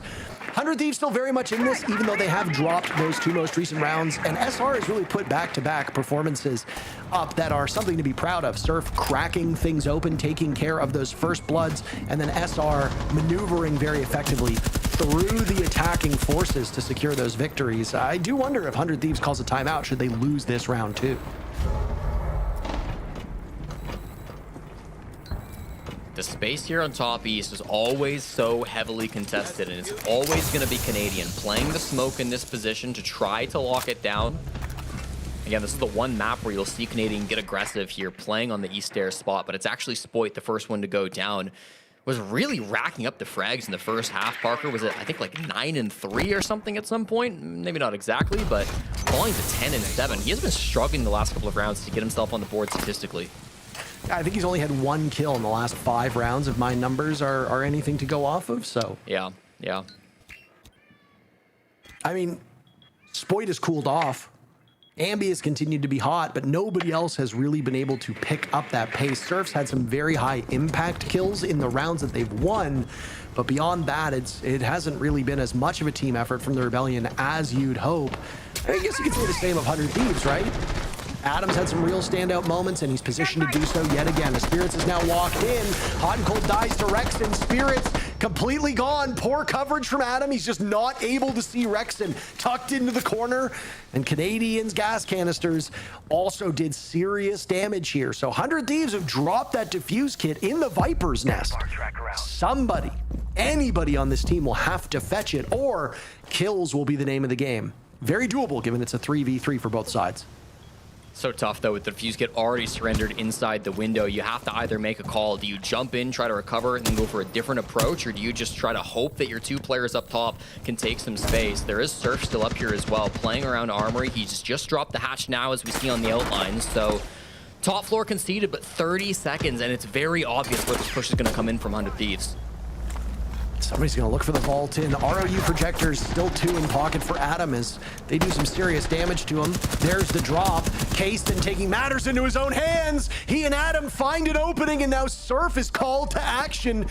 Deputized to defend this bomb site, and Gomez will catch him on the cross. 100 Thieves moves to match point. Incredible recovery on the attack there, Parker. Plan A completely falls to shambles. I thought this was going to be a complete opposite look from what we saw back in round number 4 when Shopify Rebellion went for the tellers, hop in, get the plant down. Really nice play with the EMPs and the shield plants.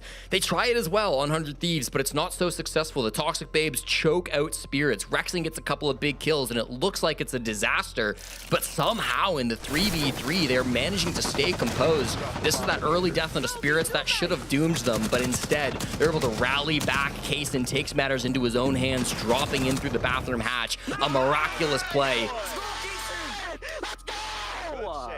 Oh, and they're fired up as they hit match point. This team, this organization has yet to win in regulation. They have an overtime victory. That is the best that they've been able to muster. They took out Wildcard 8-7 in one of the most bizarre and frankly frustrating ends to a game that we have seen all the way back in Play Day number 1. Beyond that, this team, this organization, with all of the pressure on their shoulders, they've been kicking the tires at coming into Siege for quite some time. They finally found a roster they liked. They made some moves.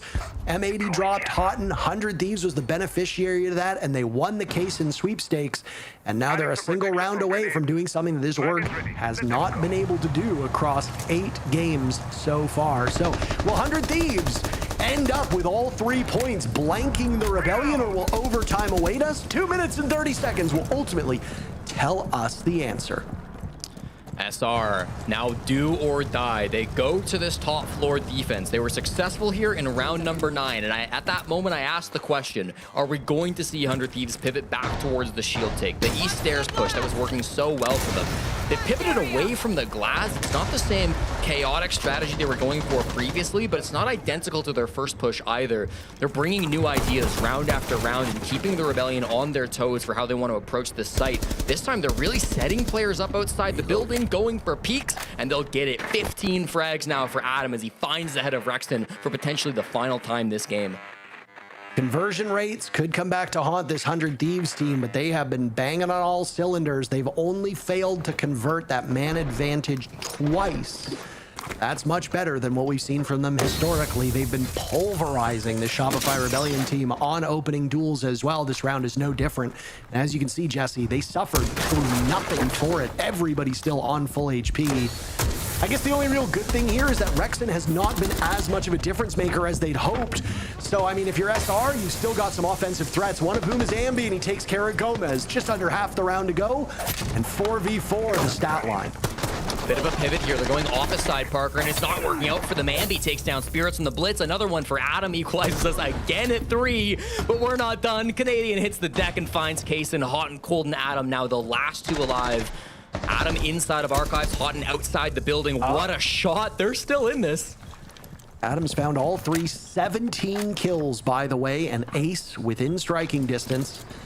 As Hot will now come up for the assist over towards the B-bomb site.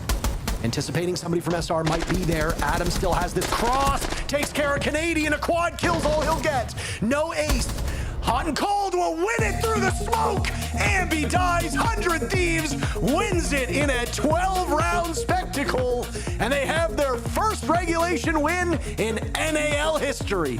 They couldn't do it versus Wildcard. They couldn't do it versus M80. They couldn't even do it versus Cloud9. But the Shopify Rebellion, they're the one team who fall in regulation. What a game from 100 Thieves.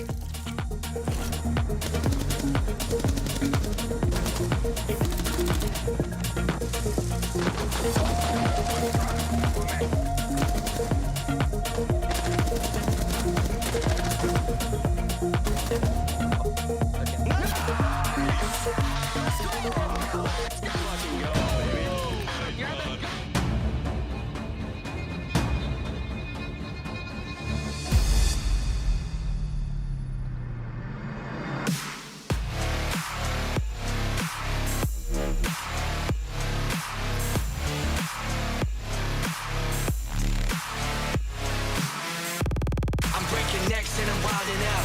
Throw my elbows up and my money out.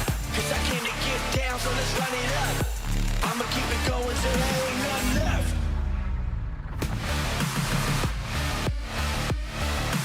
I'ma keep it going, I'ma keep it going, I'ma keep it going till there ain't nothing left.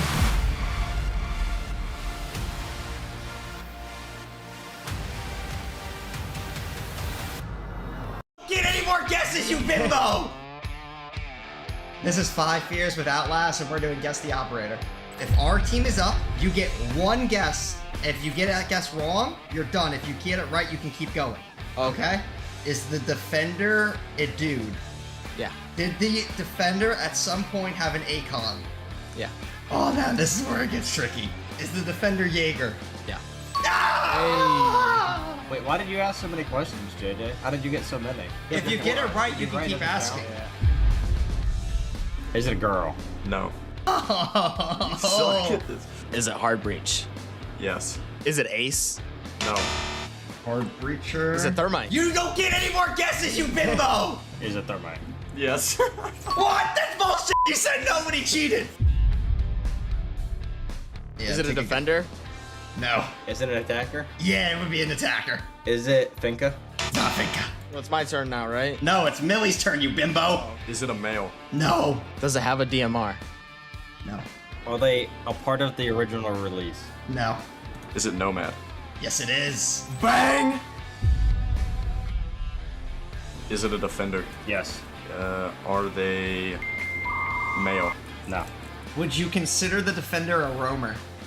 Yes. Is it mute? No. Is the defender Thunderbird? No.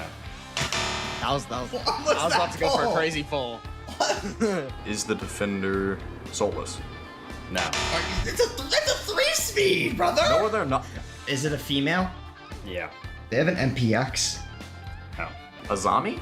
Yeah. Good. Ah.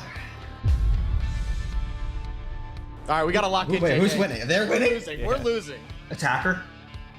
No. Are they a trap? No. Is it a male? No. Is it part of their original release? No. Do they have a shotgun? Yeah.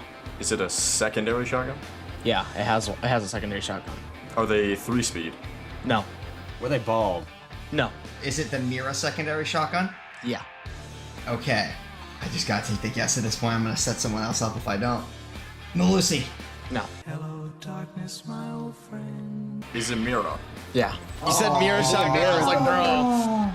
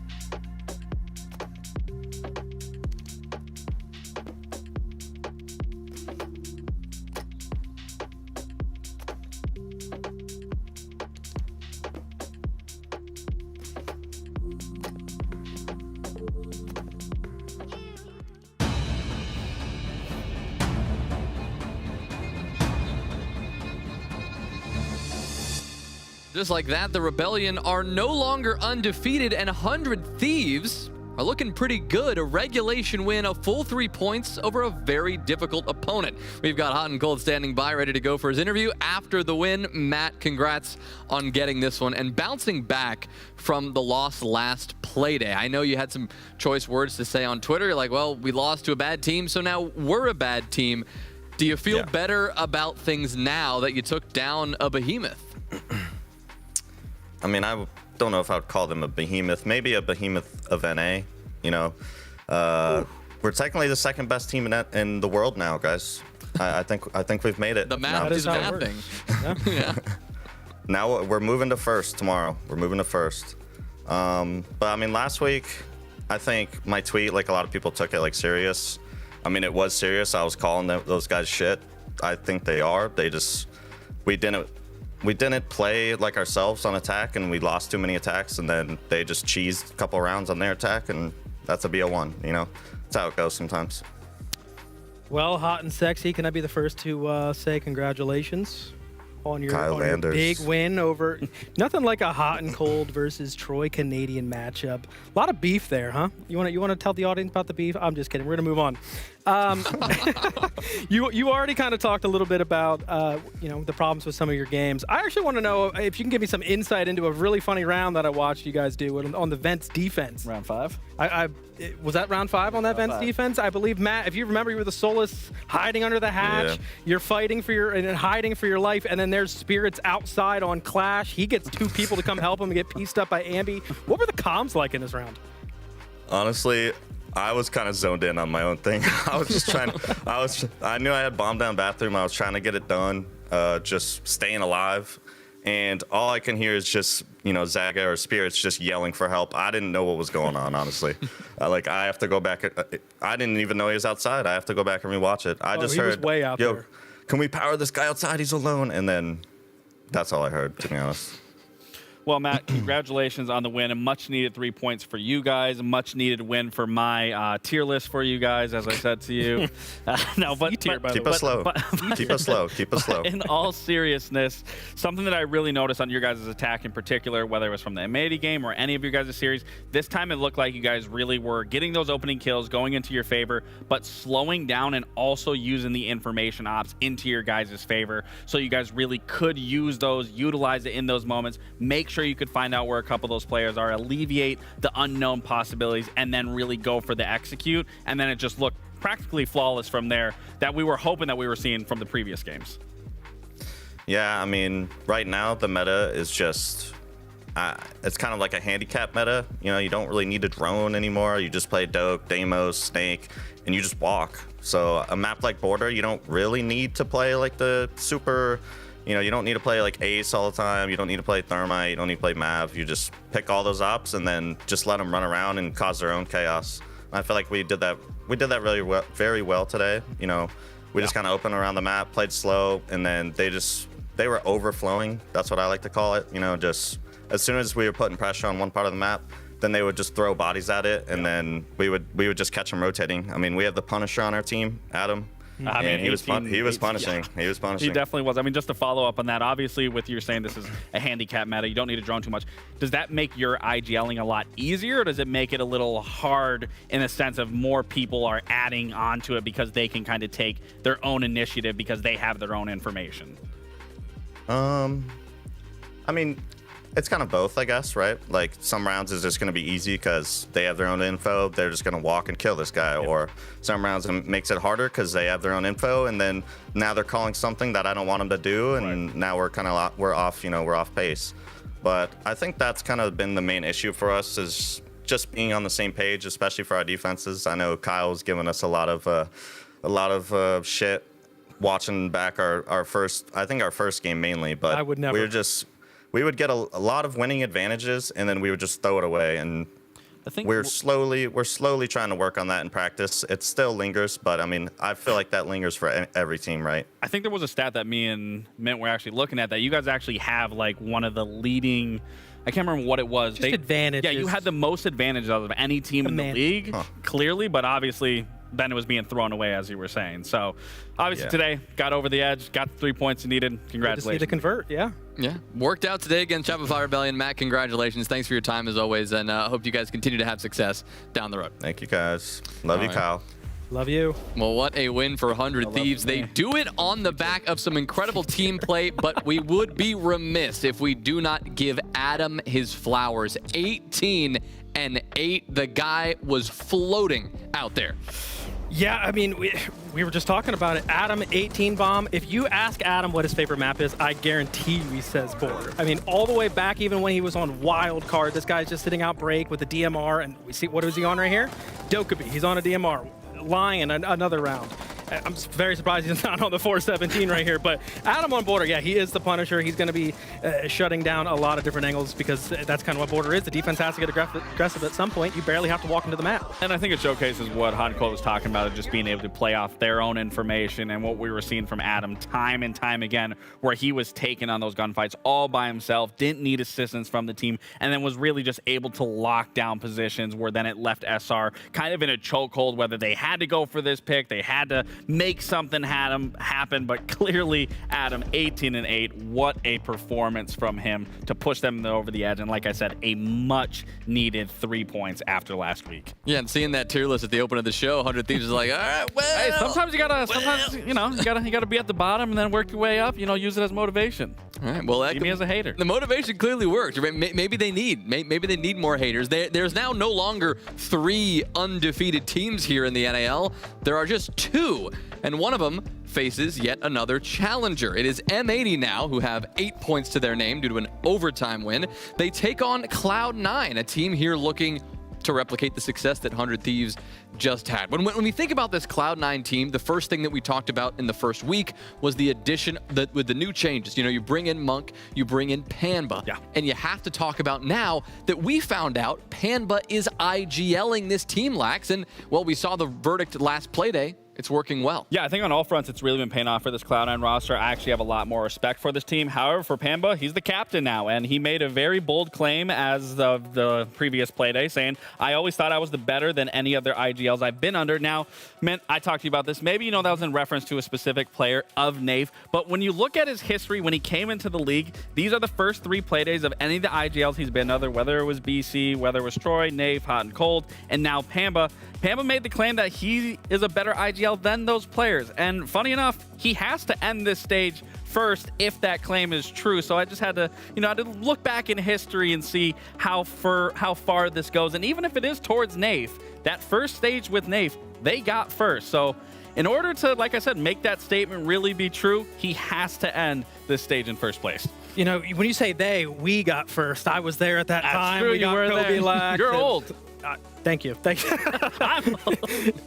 yeah, I mean, obviously I worked with Pamazoo, and I've had I've made some comments on my stream about him because a lot of people in 100 Thieves were wondering, why is Gomez not dropped? Why is Pamba not there, right? And I guess from the outside looking in, it makes a lot of sense. Pamazoo, one of the historied players in our league. I mean, he was the Charlotte Major MVP. Some call him a Finca crutch, but at the end of the day, I mean, one, Gomez is working out for 100 Thieves, so everything seems to be working there. But and Pamba seems to be working here. But 2, Pamba is a stubborn player. And I'm not afraid to say that. I love Rob, but he can be stubborn. He sees the game at a very high level. Super smart player, one of the smartest players I've ever been around, but he wants to play the game a certain way. So it makes a lot of sense to me that he goes to a younger team here where maybe he couldn't have his way on 100 Thieves, or maybe he couldn't get his way on DZ, but now he most certainly has his way on Cloud9, and it seemed to be working. Yeah, now he can get those young players to follow his lead as IGL, and we're seeing maybe some potential there. They have a difficult opponent, though, right now, Kyle. They have M80, who, as we said, is undefeated. They only missed out the 1 point because of overtime,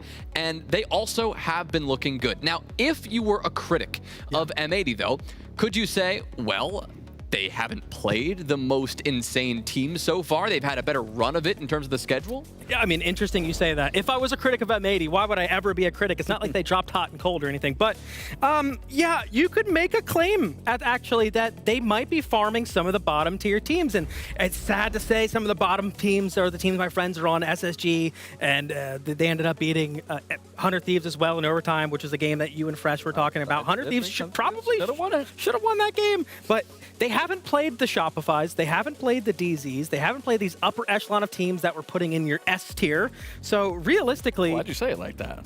Why to say like there's some hate behind you're it. in your You're not S agreeing tier? with Well, I don't agree that M80. I believe M80 is more of an A tier team, Okay. and I believe that yes, Cloud9 are on the up and up. They've won 5 rounds against some really good teams, that SR and DZ. They beat 100 Thieves. We just watched 100 Thieves look really good last game. I don't see why we can't see the same thing right here. Cloud9 might look really good, upset another undefeated team. And both of these teams went to Fortress on Playday number 3. Where do you think we're going this time, Lex? Honestly, I don't know. I think they obviously have a big map pool in comparison to Cloud9. Going to Clubhouse now, I think this is a little bit of a gamble, but however, if I'm thinking for M80, clearly seeing that they're the one that left this up, I think there is a little strategic element to this. Obviously, Cloud9 is very unpredictable in their playstyle so far. They haven't gone up against it yet, and they don't want to allow the unpredictable playstyle to really flourish on bigger maps or even a map that they haven't seen them play on. So bring them to something more neutral. Bring them something to a Clubhouse where you can't you're going to expect everything that's going to be thrown at you. It's really just about the fundamentals at that point. Who's making the least amount of mistakes? Who's able to punish and capitalize off those mistakes being made? So I think this is a great call from M80 to just eliminate and alleviate that factor of allowing Cloud9 to really get scrappy or pull something out of a hat and make something happen. So I really like the choice from M80. So I'm going to go devil's advocate here, of course. I'm thinking Cloud9 has the possibility of upset, but I really like Clubhouse as a map choice for them because there's a little theory that I like to live by, which is you don't take the worst team to club. The worst team always seems to get the edge on a club. We've seen Outlast. What were they able to do? They were able to even get a point off of SSG, and they haven't looked the same on any other map, right? We strategically always talk about SSG beating DZ on Clubhouse. Well, SSG is technically a weaker team than DZ. It always just seems to fall true because it is that default map, and it's also going to limit M80's fast plays. They are so fast in getting their entries in, which is a great thing that Savage brought into this team, enabling Ash and enabling Diffuser. And Clubhouse, I don't see how they're going to really be able to do that. I think, I'm going to have to give the edge to Cloud9 on this one. All right, Cloud9. Hot. The edge to Cloud9. I disagree. Good. Great. We'll find out as we get into this one. Cloud9, hot off a win. M80 looking to stay undefeated under Savage's leadership. It's been really quite a good go of it for this new M80 look. And with what 100 Thieves has put up so far this year, Jesse, I think it's very fair to say that this is really quite a roster move that has benefited both teams. M80 looks like a brand new organization, brand new roster, firing on all cylinders. 100 Thieves very quickly ascending the ladder here in North America. So it's one of those rare times where both teams came out with a pretty big dub. Now the question is, does M80 come out with a dub today? Cloud9, an insurgent team. They are scary good when they are on. Does that continue today against M80? It's going to be a tough task. There's no doubt about that, Parker. Cloud9 have shown some really impressive things, I think, so far throughout this league. 7-5 versus the Rebellion, 7-5 versus Wildcard, and then a victory versus 100 Thieves. For a team like Cloud9, who really weren't that impressive throughout kickoff, and I would say for the last couple of years, that's a pretty big statement, I think, to come out and have those close results. This would be a step above, though. Beating a team like M80, who have yet to lose a game in Stage 1, I think would make all the difference in the world. So it'll be a tall task, but Cloud9, they got Mint on their side. They maybe got some of the fans on their side as well. This is far from a foregone conclusion, so we'll just have to wait and see, Parker. I have to imagine this will be an excellent game. Clubhouse, a very interesting map pick as well. M80 have lost this map the last 4 times they've played it, although all 4 of those games were with at least a slightly different roster. I mean, imagine you're living in Las Vegas, having your best life. You're with your fiance, you're with your dog, everything's great, you're co-streaming, and then suddenly, freak occurrence results in you getting called up to Tier 1, and you get to make your debut while your best friend over on the side of hot and cold wins his game.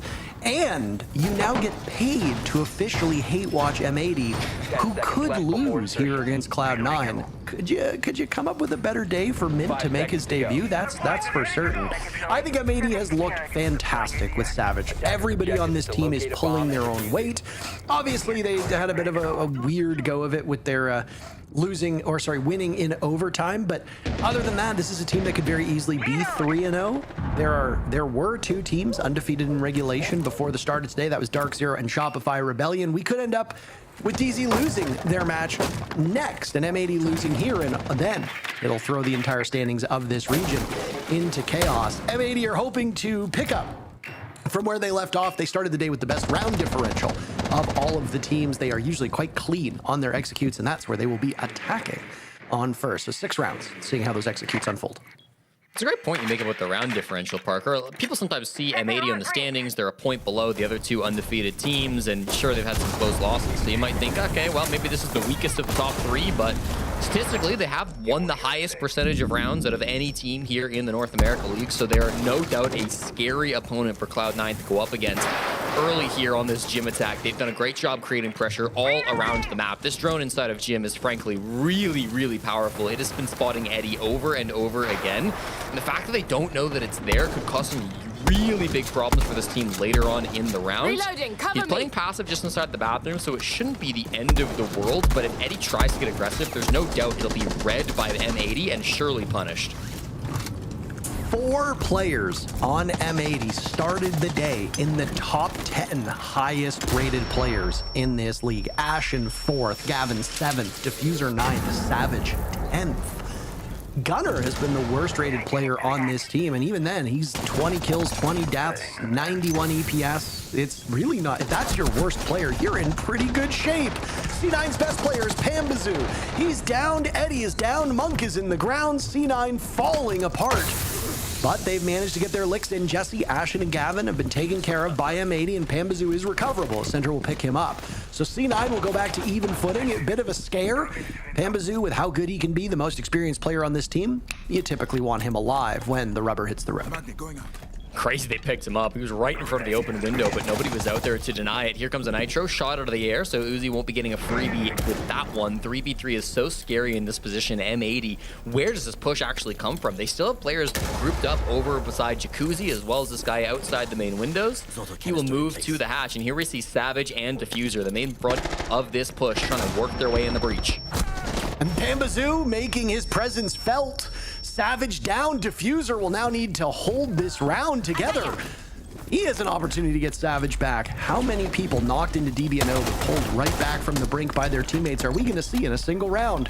Diffuser has found a window of opportunity for that Diffuse kit to get planted. Savage goes, Diffuser has to bail off, and surely that's the round.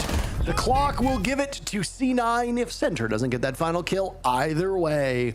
Big round for the team that many had written off, but is making quite a statement in the NAL. Yeah, really close. M80 not going for the traditional cash side clear to take construction control, go step by step slowly. They just really focused on that breach. I think maybe feeling emboldened by the drones that they had and the information they had over towards that Jacuzzi and gym side of the map. So didn't bother taking too much map control in that push, just playing from outside the building, fighting from the windows, fighting from the Jacuzzi breach. Ended up being a really scrappy contest, but Cloud9 just a little bit better in those gunfights when they needed to the most. Savage in that 2v2 was holding the perfect rotate on, I believe it was Center coming out of Logi, but just wasn't aiming head level, and that can make all the difference at a level like this. Get smoked on the headshot and Diffuser in the 1v2. You said it, no chance to clutch that one up. So a good start from Cloud9 defending here on Clubhouse. The last time we saw Clubhouse here in the North America League, it was, well, I guess it was Wildcard Shopfire Belly, and that was a pretty defender-sided map. Time before that was SSG Outlast, which was an incredible defender setup map as well. So we expect Cloud9 to do well in this first half. The only question is by how much. Yeah, I mean, we'll see it unfold, right? I think you kind of need to throw your expectations of this Cloud9 roster into the bin. For those that are curious of what the 3 games so far have been for Cloud9, they started off against SR. That was a pretty tough first matchup, and yet they pushed them to the brink, ultimately still losing, but all 12 rounds were needed. A 5-7 loss for C9. And they suffered the same fate at the hands of Wildcard. Again, another playoff level team in NA, and they pushed them to the 12th and final round. They managed to beat 100 Thieves on Friday of last week, 7-4, and then have M80 and 5 Fears up next. That means that the 4 of the 5 teams that C9 has to start against were the teams that represented North America at Salt Lake City. Talk about running the gauntlet. So the fact that C9's been competitive, albeit a loss against 2 of them, and 1 against the 1 team that didn't make it, that honestly bodes very well for this roster, and a lot of praise needs to go to Pambazoo for the experience and leadership that he provides. Yeah, I think it's fair to say that this is probably the best roster Cloud9 has had since Laxing was on the team. I mean, it's been a hot minute with Cloud9 being in the scene for so long, but this team finally looks like they might have the potential to push for a LAN spot. Certainly playoffs is going to be their goal throughout this group stage. CCTV Cash is going to be our first defense spot, and it's a big swing from Pamba that pays off. Can he get 2? No, he cannot. And with this down being picked up too, it's not even going to be a kill secured. So a 2-man lead now for M80 here in the second round. I mean, wasn't this very similar to what we saw in round number 1, and Cloud9 still persevered? So obviously don't count them out. I know obviously a lot has been said about Pambazoo on this team. He is their best rated player, but the supporting cast of C9 has done their job very well. I mean, truth be told, it's crazy that half this roster didn't even play in the very first match. They were all names I'd never recognized before, but I mean, they're really starting to pick up the pace here. They got their work cut out for them, though, as Monk patrols Rafters. They thought they had the all-clear. ADS is working very effectively. He dances around those nades. I don't think he's going to survive, but yet somehow he does? How on earth does Monk live as long as he does? C9 getting their licks in against M80, and what looked like an almost foregone conclusion has become quite far from it. It's a 2v2, Jesse. 25 seconds too. The time is not on their side. Gavin is going for an incredibly late rotation, deciding that the Raptors position maybe not the way he wants. Yes, we'll commit to it once again. Gunner outside the breach, so difficult to work this. Yeah, I do not love this positioning on the side of M80. Center in a rat spot gets them both. It runs in the family, I suppose, as Surf got some big moments in his matchup, and now Center does the same. A huge round for Cloud9. What a comeback that was too, Parker. You thought it was over down 5v3. It felt like they had all the momentum in the world, but I know he only gets 1 kill in that round. For me, Monk has to be the MVP. What a ridiculous play. In 2026, playing Rafters in Rainbow Six Siege is one of the most painful things you can possibly do. Fett has a great series of videos on the evolution of this position in Siege. Rafters is always talked about as a real power position defending CC on this site. Monk delays so much time and also gets a kill while eating a million pieces of utility. At the same time, there are swings coming through from Uzi, who gets a big 2K in that round as well. Center, of course, closes things out here in the final 2v2.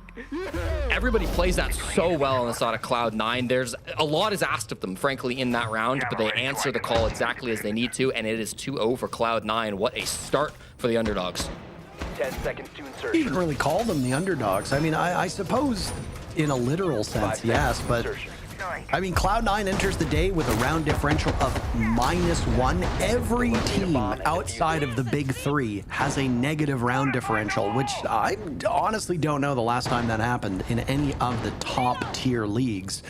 When there's obviously massive skill disparity in, say, a T2 or a T3 league, yeah, I'm accustomed to seeing that.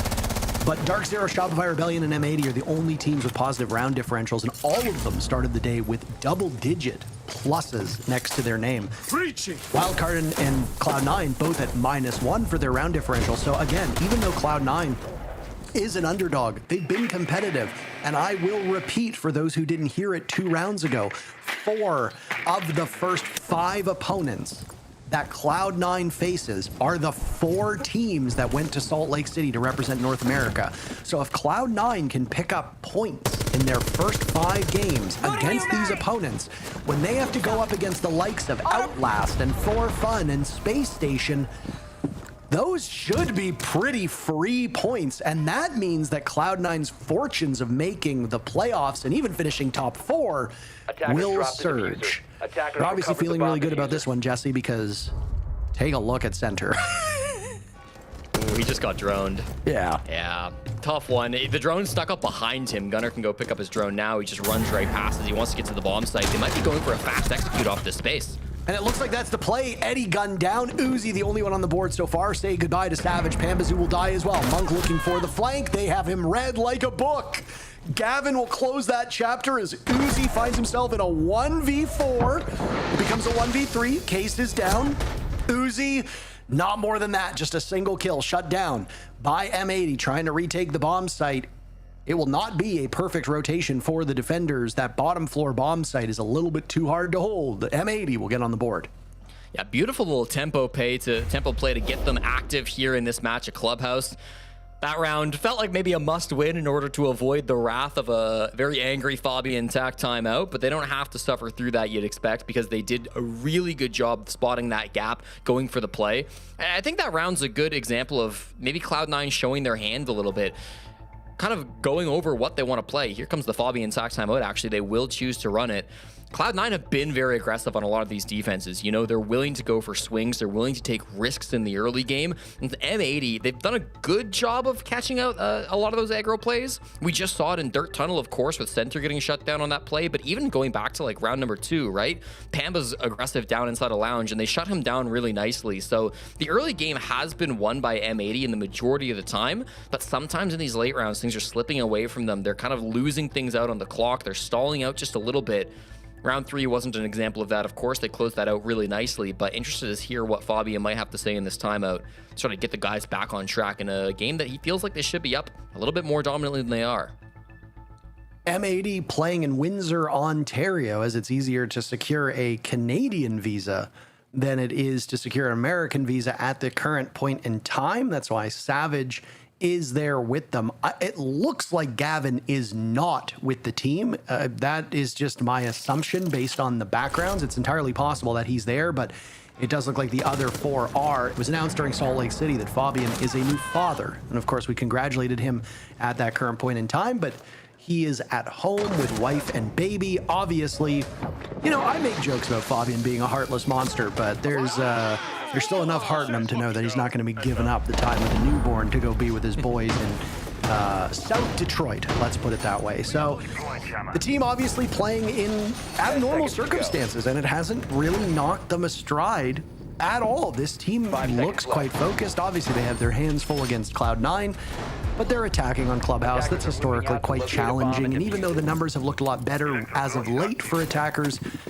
you know, there's still other variables and factors that need to come into play. So good time for a timeout, especially if Fabian thinks that there's something wrong with the team's attitude or motivation. You can screw their heads on right before the match gets too far away from you.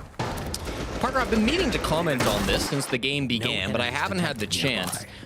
For maybe the first time in months, Kaid has stayed unbanned on Clubhouse, and it will finally be brought out by Eddie. This is an operator that is basically permanently banned on Club because the wall breaching is just so critically important. Now, M80 have played a lot of this Maverick. They've had answers in case the Kaid comes through, and I don't think it's something that they're going to be surprised to see, as Action is immediately going to start opening this wall up. But it is a little bit curious that it took Cloud9 so long to start bringing this operator. Maybe just deciding that, hey, we don't want to show it through the first 3 rounds so that we can play it in overtime if we do get there. Maybe it just wasn't part of the strat book, so they didn't even think to bring it out. But after the attack timeout, they think to themselves, hey, you know what? It would be good to start bringing this, keep our walls a little bit safer, a little bit closed, more than we'd like to, more than we've previously seen. Claw has been cleared out at this point, so it ends up being a waiting game, and this is always the danger with the Maverick. Oh, that's not what we wanted to do. Every single bomb site on Clubhouse in the NAL is defender-sided, and I mean, obviously, again, small sample sizes. This map has been played twice. Attacking win rate is 31%. That is really quite poor. For those that do math, that means the defenders have won 69% of all the rounds, which of course is very nice. No bomb site except for Bar Stage has a positive attack win rate. So this really should be M80 running headfirst against a wall. If they can manage to get 2, maybe 3 rounds, I feel like they're in great shape moving forward. You just got to get there first. And M80's already halfway there. This particular round, though, they will immediately trade blows. Gavin and Monk, a perfect 1-for-1 trade on each other. And now they're dealing with this cash hole, deeply entrenched. Trying to isolate Pambazoo, who's going to play in a spot often referred to as suicide. It's where you know at some point you're just going to die. You're not going to make it out with your life intact, and there you go. Savage will be the one to flush him out, though. It was a joint effort. And despite the soil canister slowing them down, M80's assault is unrelenting. Final 30 seconds, and they double up on these Cloud9 defenders. Eddie and Center. Eddie with 0 kills, Center with 6, and Center's been able to save some of these rounds. Anything is possible. But M80 look like they're back in fine form and are eager to tie things up. There goes Eddie. Center underneath the blitz, waiting for the vault over. He gets Diffuser and Savage for his troubles. Grabs Gunner as well. It's a 1v1 as Ashen gets the Diffuse kit down. Center will scramble and Ashen clutches out for M80 to tie the game. It's a 1v1 from the two Chicago boys in this matchup, but Ashen with the experience is just a little bit sharper. What a play that was from Center, Parker. He has been by far the top frag for Cloud9 today, and he comes so close to clutching that out in the 1v4. The rat spot just under the breach. That was exactly the play he had to make to win that round, because yes, they were in a 2-man deficit, but the time was almost at 0. I mean, that extension into cash wasted 2.5 minutes nearly. It was crazy how long it took M80 to take that space, to take that control. Center realizes that the time is low. 15 seconds here, by the way, 1v4. He catches 2 here on the jump in, wins the 1v1 duel versus Gunner after he drops this Logi hatch as well, and man, this would have been the best clutch of Center's career by far, but denied by Ashen. Holy is right, I think, after that round. Good lord. You're definitely you're toeing the line today. First with the reading a JJ tweet, which is always fraught with peril, and now almost saying swears on cast. You don't say swears, so just make sure you're, this is a family show, Jesse. You got to adhere to those rules, even if it is people brutally and violently murdering each other. But that's besides the point. Just can't say those curse words. Center having a terrific day. Surf did not have the best day of his career, but still a pretty solid and commendable day despite the result.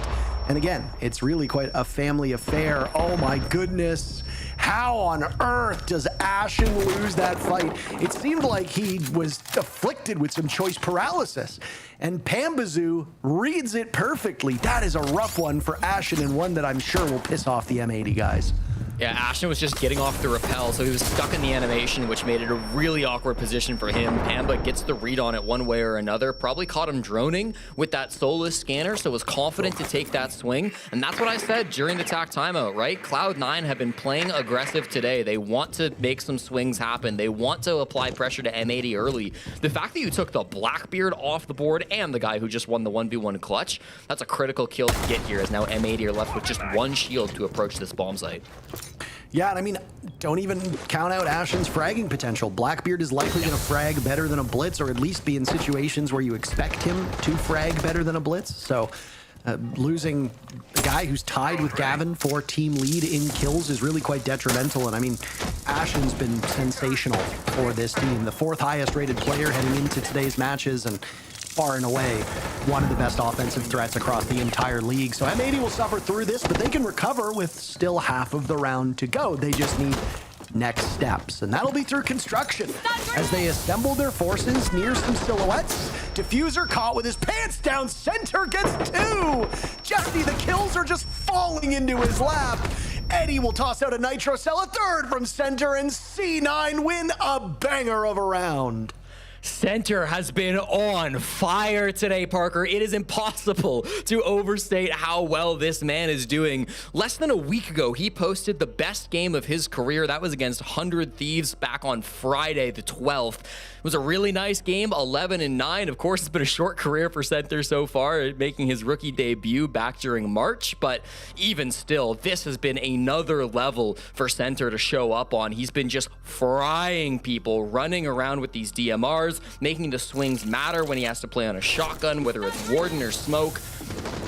They had some intel on his position here too. I think they were aware of his spot, but as soon as that throwable comes out, as soon as he loses his gate, he recognizes that, man, I can make this swing happen. Kev's about to drop 37, Holy fuck. 37's the prediction. I could see it if he keeps playing like this. 12 kills through 5 completed rounds.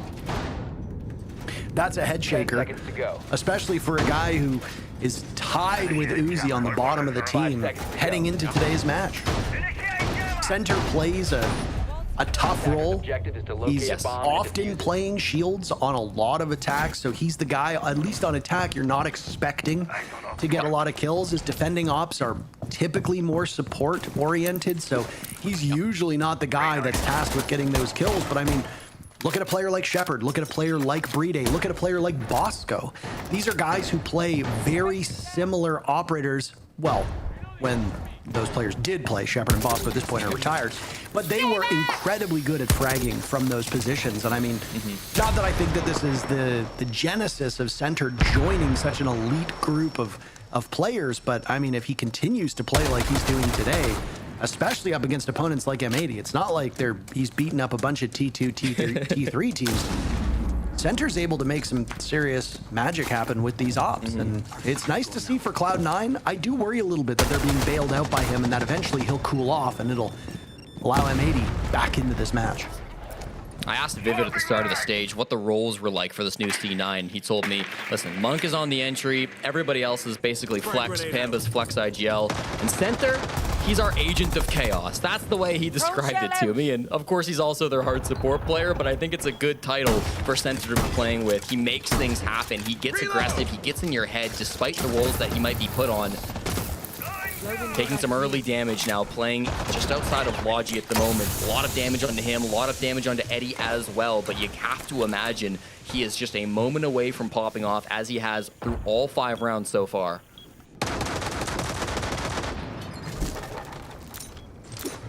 I'm just kind of waiting at this point in time on the side of M80.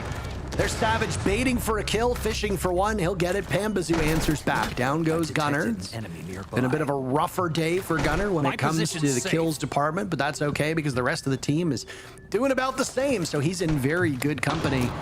Problem is you need that tide to lift all these boats equally. M80 right now hoping that over the next 50 seconds, they'll find the 4 remaining players on C9 and push themselves to a tie, which, again, for attackers on Clubhouse would be quite good. Gavin does find an opportunity onto Eddie. Down goes Savage. So C9, a very hard team to put much space between. Suddenly, though, it's cracked wide open, and Uzi will need to clutch out a 1v3.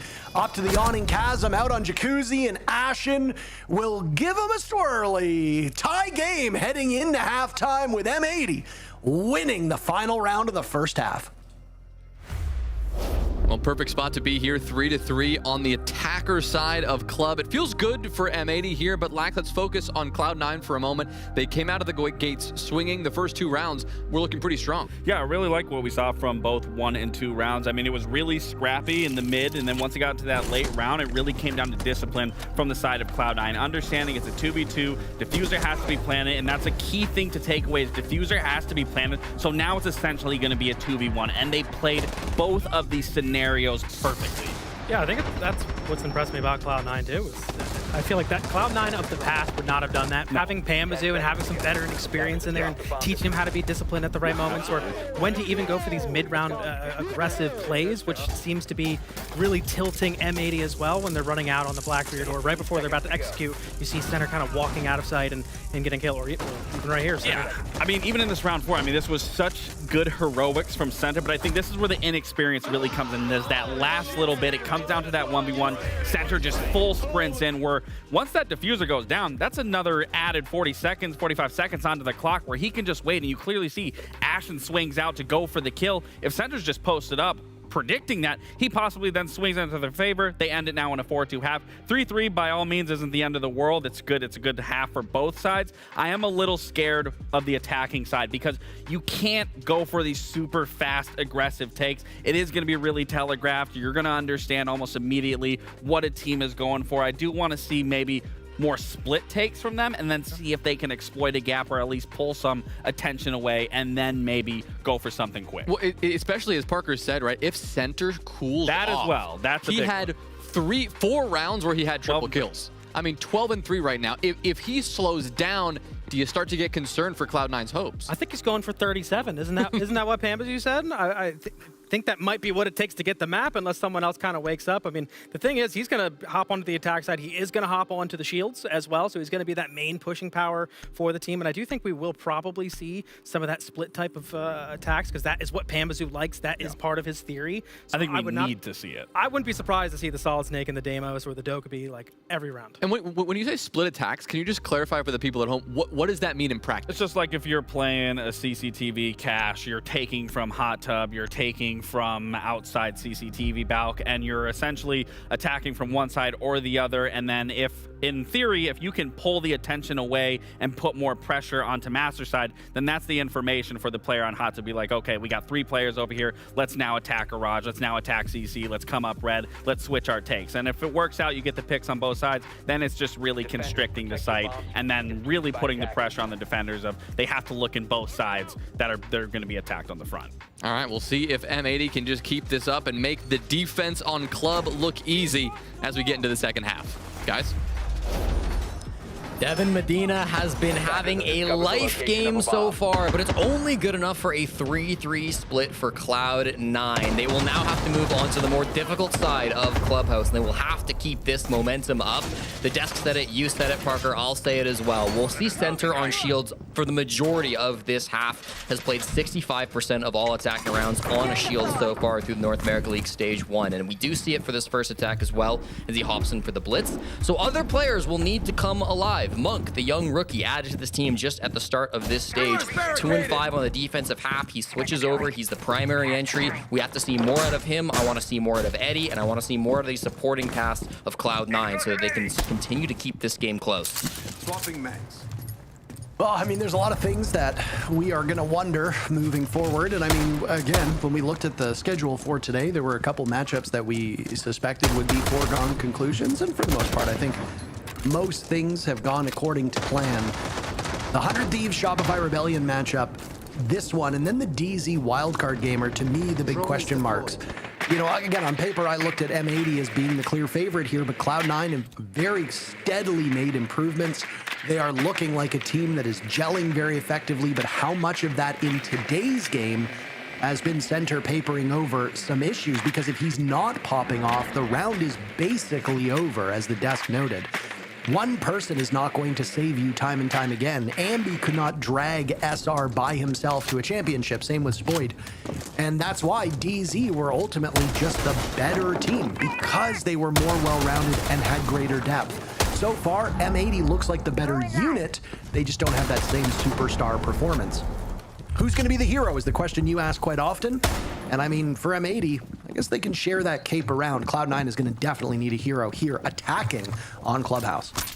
It's interesting, actually, at the last moment, Center moved off of the Blitz and over onto the Glaz. I wonder if maybe they droned out Savage. I know Savage was trying to hide the Clash early in the prep phase. I didn't catch if they found him on a drone or not, but if they did see him, that would have been a good reason to swap off that operator. They've got Pamba here on the Capital, one of the best Clash counters in the game either way. So they should have the tools to deal with the suppressive operator being run by the captain of M80. They've also very, I think, quickly read into the fact that this is a hard anchor strat coming up from M80. There's really no example of a roam here at all. There's no evidence that this might be an aggressive play. So Cloud9 said, let's take this space as quickly as we can. They've now got it. They've opened up all of the hatches and they've started to work on the floorboards. When this push comes in, it'll be sooner rather than later. It's going to be an explosive 5v5. And there go the smokes. A good visualization of above. Center will be the first one looking for contact. Uzi is on the board. Down goes Ash and traded out immediately. That's one Center's gonna want back. An ugly engagement that breaks in favor of M80. Pambazoo sitting upstairs going, where's my team at? Everybody died in the blink of an eye. And yeah, I mean, it's pretty unthinkable that the Glaz lost that engagement against a fully blinded Clash down below. This round is over, by the way. 10 seconds. Pambazoo will drop Moto. Bullet Tracers flying overhead. He gets one, but that's all she wrote. M80 takes the lead. And the typing begins from North America's most prolific text chatter. Of course, it does start here on the defensive side. And I mean, you're right, Parker. That was a tough gunfight for Center to lose up against a Clash that was both blind and also Center was in the smoke. So a couple different utilities being used to try to win that fight for Center. But it's not all on him either. I mean, every other player also lost their fights. Just because we weren't spectating them doesn't mean it didn't happen. Diffuser got a massive double kill onto both Uzi and Eddie in the midst of that round. He was just playing kind of in the dirt tunnel position, so had a really good impact there in the midst of that round, finding those players as they came in through Armory, as they came down those main stairs. Diffuser did a great job from playing just under that kitchen hatch to be able to get a couple of big frags too. So all across the board, M80 finding big success on that hard anchor. Cloud9, a good read, a good idea, but as is often the case with these less experienced teams, the execution, the fumble point there for Cloud9. Will have another attempt now as they attack onto Gym Bedroom for round number 8. 10 seconds to insertion. Reloading. Really good stuff here from both of these teams, and yeah, a great round from M80. Man, if I'm Center, losing that contest against the Clash is, frankly, a head scratcher, puzzling, a bit, honestly, a bit embarrassing, because that really would have changed, I think, at least a sizable portion of the round. You keep Church control, you deny M80 the rotate, you also get access to the bomb site, but when you fail to capitalize on that position, Savage can immediately pivot. You've lost a huge way into the site, and it leaves Panbazoo all alone with nobody to hold across and apply pressure alongside Panbazoo onto those remaining players. And you saw immediately M80 rotated to cover that spot that was held by the Glass and surrendered when those smokes went off near Moto. So all told, I like M80's responses here, and this is something that we've seen time and time again through stage 1. Whether it's Savage calling, somebody else on the team calling it, I'm not going to give credit here to somebody I don't know who's responsible for, but M80 are very quick at making the next step after a mistake has been made. They are terrific at exploiting and pivoting, and that is just really tricky to beat a team that always seems to be one step ahead of the game. Savage has reclaimed his spot on the Clash. Diffuser here on the Mira as well. I was a little surprised not to see any Miras placed on these outer windows. That's usually where you'll see pro teams put these windows. Try to act as some wall denial, but of course they've got one here in Bathroom, and the other one's probably just outside of Logic through Secret, I would have to imagine, looking into the site. Here comes the smokes. They're starting to breach this. They don't want this mirror window to exist any longer. I think the impact's gone out, but it's not quite enough. The mirror window survives, but down below it's going to get breached, which forces Diffuser out of this position. As designed, I'll plug one of those holes. Amazingly slow round from a fragging department. Jesse, just a little over a minute left, and everybody is still alive. Savage scouting on the jacuzzi wall. There's no follow-up on the side of M80, so Cloud9 is aware of one of these defenders. Will now go scouting for information above. There go the smokes. You're hoping, if you're Cloud9, for a much better performance out of Glass this time around. It's going to be Uzi who's holding it, and he's firing into the site, but the Clash, I mean, you just can't get past the shield. Nitro deals a lot of damage to Eddie, and they start to push up, but the Glass gets his value. I mean, Uzi's fragging out. Monk gets one of his own, and C9 has switched things around. They isolated the Clash. They took everybody else out, and they win a flawless round to tie the game. Incredible bounce back by C9.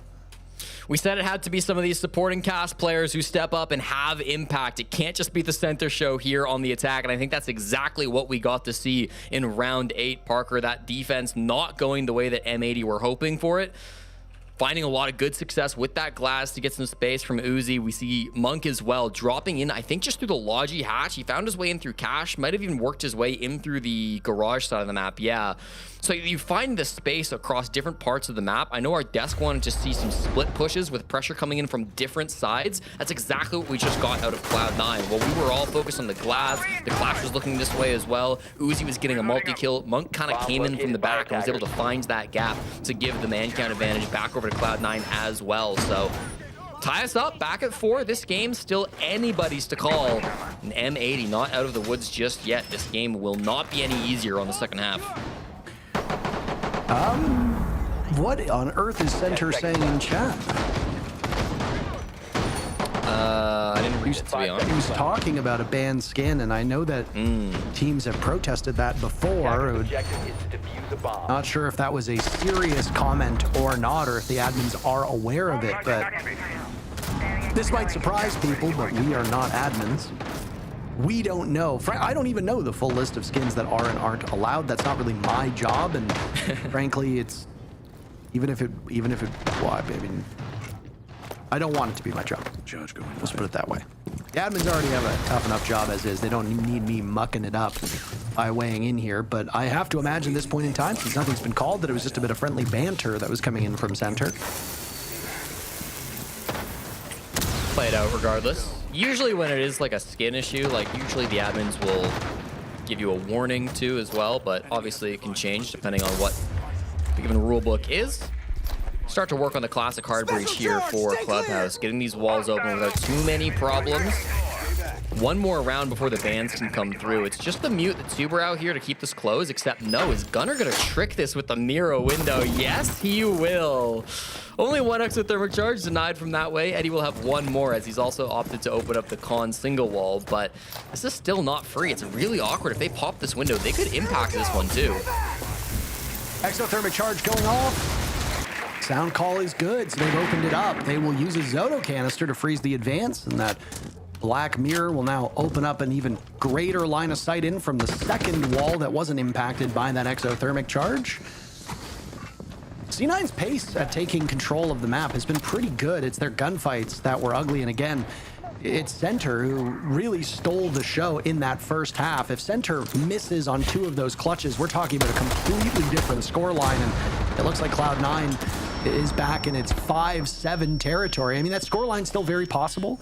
Even though C9 does have a victory to their name, they've been going up against some of the toughest competition here in the region, and I mean, they're gonna have an even harder task.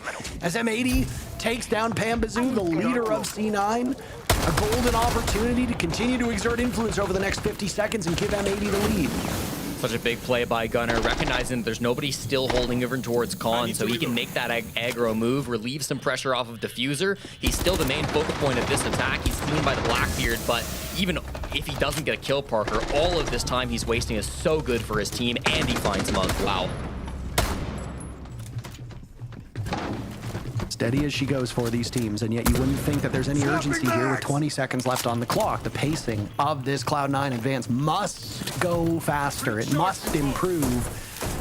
The Center will look for the cross. He's got one tucked into the corner, hit by a drive-by by Ash in a bewildering play, but that's why he's the highest rated player on his team. Gunnar and Savage on cleanup duty, and M80 will take the lead over C9. Yeah, really solid defense from M80 there, Parker. Even in the 3v3, you could tell that was heavily favored towards M80 just because of the positioning they had and most importantly, the time on the clock. Diffuser down inside of Lounge wasted so much time and went 1 for 1. They spent nearly the entire round trying to fish him out of bottom garage, but they just couldn't do it. As they were all looking at him as well, we saw Gunnar make an aggressive move over towards construction, play those master windows to be able to get a pick on a player outside the building. It's really risky because the Thermite had opened up the con wall, so there clearly was the potential for an attacker to be there, but recognizing that that wasn't the case, Gunnar chose to play aggressive there, and they did exactly what they needed to. In the 3v3 with 3 nitrocells as well, getting that plant down from Center was going to be really, really difficult, so I like that play coming out from M80. They will then go through the ban phase and remove that Thermite, so going to make hard breaching all the more difficult, but with the Mira ban coming through from Cloud9 as well, I don't imagine they'll have any problems opening these walls, whether they use Habana, Maverick, or just cans. Got word that the admins right now are following up on Center's comments about the skins, so there will be some form of declaration and decision made by these admins. I don't know what there is to look at, to be completely honest with you, and again, it's not really our jurisdiction. We can just sit and wait. I didn't even see what skin he was specifically talking about, but for those that are unaware, there are certain uniforms that are not allowed in pro play for a variety of reasons. This was a fight that players actually had for quite some time, and the devs eventually acknowledged that certain skins were not fit for comp play. I don't know what the decision is, but it looks like from a tech pause and a decision maybe made by the admins is immediately pivoted into a Cloud9 timeout. So Cloud9 not able to talk during that tech pause. Teams are not allowed to talk during tech issues, but here, C9 and their coaching staff will be able to communicate. And I mean, with M80 starting to run away with this on the stronger side of Clubhouse, I don't dislike this decision. Head coach of Cloud9 is Vivid. Vivid was actually organizing a podcast with the team that Cloud9 put out on their socials this week, which had some really good insights, talking about the team, how they've chosen to make these roster moves and what the future might look like for Cloud9 and Rainbow Six Siege. Again, I think this iteration of C9 is probably the best that the organization has posted in quite a few years. An opportunity to take down M80 still sits in front of them, but they're going to have to be better on some of these attacks, Parker. Despite how some of them have gone, despite the numbers being close, I really do think the time has been a big issue for them. Both in these last couple of rounds, it feels like the actual execute is not coming in until the final 30 or 20 seconds of the round. And sometimes that's just how Clubhouse works. You know, it's a big map. There's a lot to clear. Even this like garage, like it's directly next to the outside, but it's so difficult. You're gonna have to use so many resources. Even the best teams in the world will take their time with it. But they gotta find some way to break through. You're playing against the best, but you're here for a reason inside the NAL. They have to be flawless if they want the regulation win. Otherwise, overtime or a loss is all that they can accomplish. Hopefully after this timeout, they're able to wrap their minds around it and find a way to break through.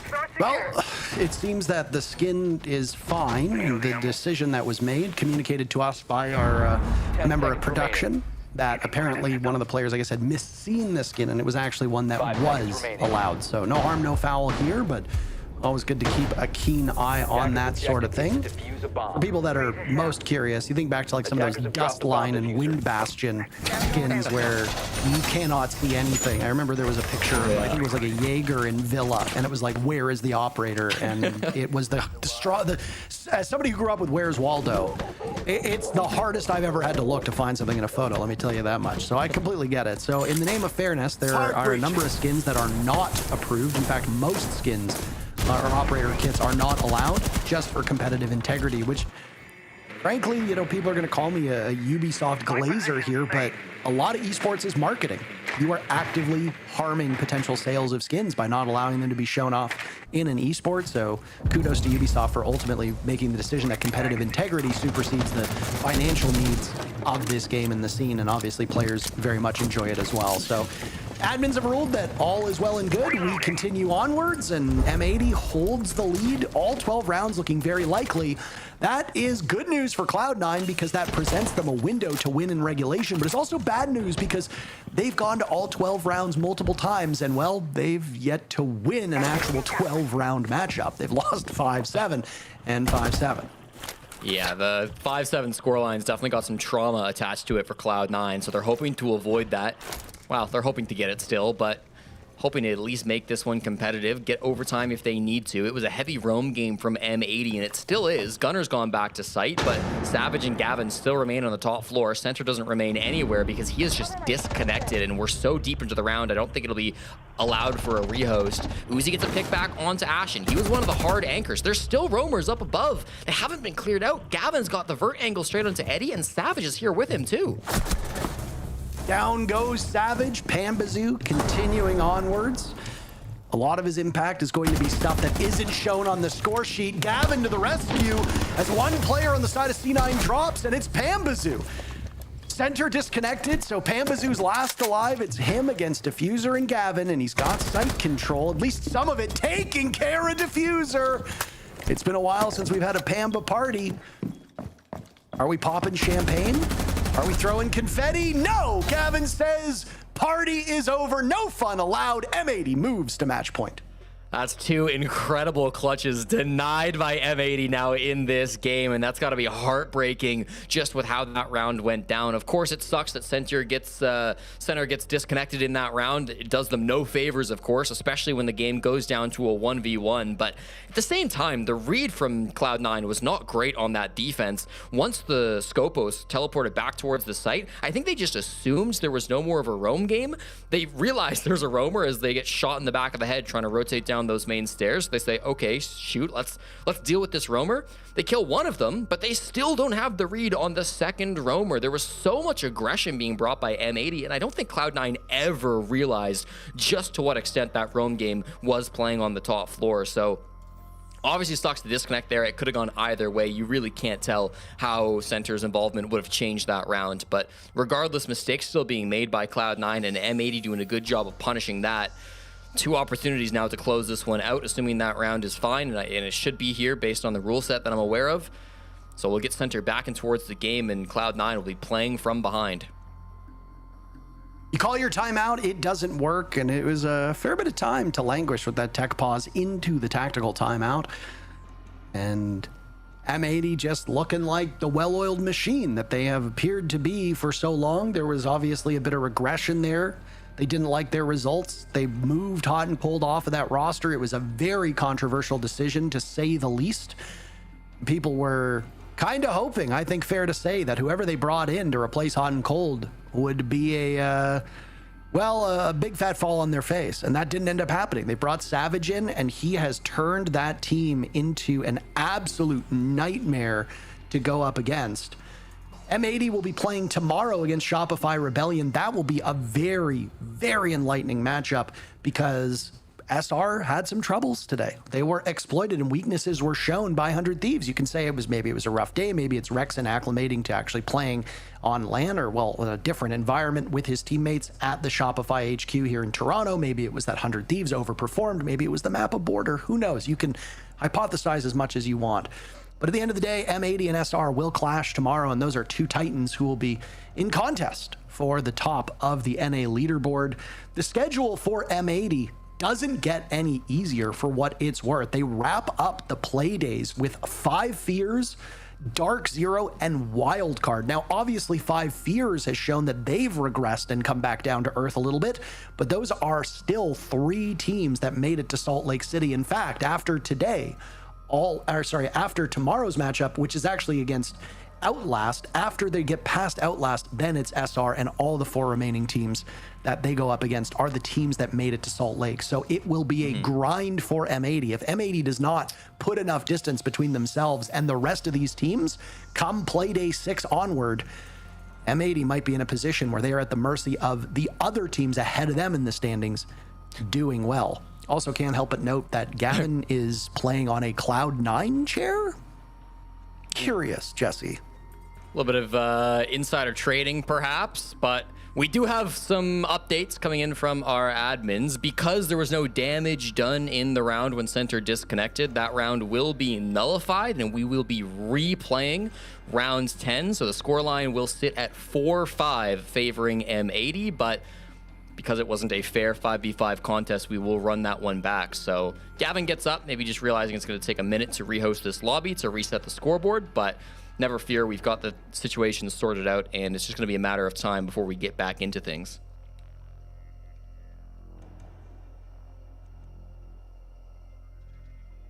Our next matchup, which will be the final matchup of the day once we get through this one, is going to be DZ versus Wildcard. That will be yet another clash of teams that made it to Salt Lake City, and made it not just to Salt Lake City, but made it to the main stage. These were 2 of the top 8 teams. Now, DZ would go on to win the entire thing. Wildcard was playing with a sub, and while Hot and Cold was a great part of that team, Wildcard do look better with Adrian. They play more of their own style, and of course, you're going to want to play with your full roster. You're never going to want to suit up and go up against a team that's playing with a sub. Crazy things have happened, but typically you're better with the team you actually practice with. So that'll be up next. It's been a pretty fast day so far. And I mean, again, we're just starting to get more map data. We're starting to get more operator data, and we're starting to get a good look at the standings, where in North America, before the day began, the top 3 were running away with it. That gap has closed quite a bit. But if DZ prevail and M80 prevail here, the gap between the top and the 3rd, 4th, 5th teams will grow yet again.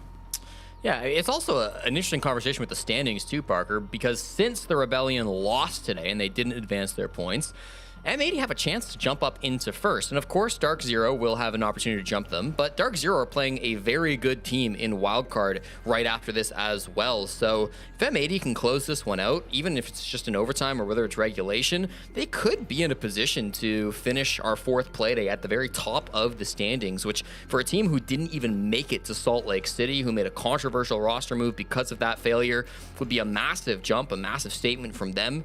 Mint will, of course, quickly remind us that they have not played the strongest competition so far in the group stage, and so we will wait for them to face off against the other NA Titans to see where they actually finish in the standings. But still, you're never going to complain if you end up in first place. Doesn't matter who you're playing against. You can only go up against the opponents that you face. So M80 in a potential very strong spot to go up 4-0 and potentially be the only team left undefeated after today. It's one of the longer tech pauses we've had in quite some time here, Jesse. And I mean, you can see the looks on the players' faces. They are very eager to get into this, especially M80 as they sit 1 round away, potentially 3 minutes from putting this one into the books. 2 rounds, but yes. They replaying the round. Yes, that's what we said. 5-4 is going to be the score coming into this one. Oh. You never listen to me, do you? What? Egregious. You never listen to... Okay. It's so easy. You're the hardest person to cast with on this planet. I think that is incorrect. I think it would be harder for, like, if they didn't... What if you were casting with somebody who didn't speak English? I think that would be even more challenging. I think we would have better chemistry, frankly. I think they'd at least listen to me. They'd listen to the words I have to say, and even if they didn't understand them, I imagine they would greet them with a smile, as I would to them. That's possible, but you wouldn't necessarily have that same level of chemistry because you couldn't understand each other. What chemistry, Parker? What chemistry?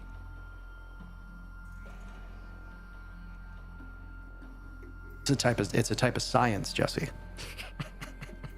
We're getting off the rails. Gavin's back at the very least, sitting in his comfy Cloud9 chair, so hopefully that means we are not too far gone from this one coming back in. I think you look to some of these players on Cloud9 who have been really stepping up over the last couple of playdays. I want to touch on Monk again to maybe bring the conversation back down to earth, Parker, because he was the MVP in their 7-5 loss against Shopify Rebellion. He really popped off and I think turned a lot of heads after the very first playday, but he's failed to go positive since that game. And I'm still waiting for Monk to prove once again that he is that young gunner that we really were excited to see explode back on into the scene. Obviously, this is a difficult game for him. There's no doubt about it. Going up against names like Gavin, Diffuser, Ashen, it's going to be tough to post positive stats as an entry player, but still a couple of players I'd like to see get more active. Eddie's another one who's been really good for Cloud9 so far this stage, but has yet to really pop off inside the server today. It's not been as good as we've seen from him. Currently sitting at the bottom of the standings, 2-7 is his current stat line. All right, round is now being replayed. So, Jesse, did you know that? Did you know that we were playing the round? Oh, are we, Parker? Are we replaying the round? I'm gonna do some breaking news for you, Jesse. We're replaying the round. I know that you didn't listen when I said it earlier in the cast, but we're gonna be replaying the round. Wow, thank you for that vital information, Parker. I really appreciate you telling me that. By attackers. You never listen to me. 5 seconds left before insertion. I'd go so far as to say, Jesse, you were the hardest person to cast with on the planet. Heading out to defuse a bomb. Back down to the bottom floor basement for M80. You gonna yap or you gonna talk with you? What do you want to go for here, Parker? You go ahead. Last time it was a very... You go. Loading mag.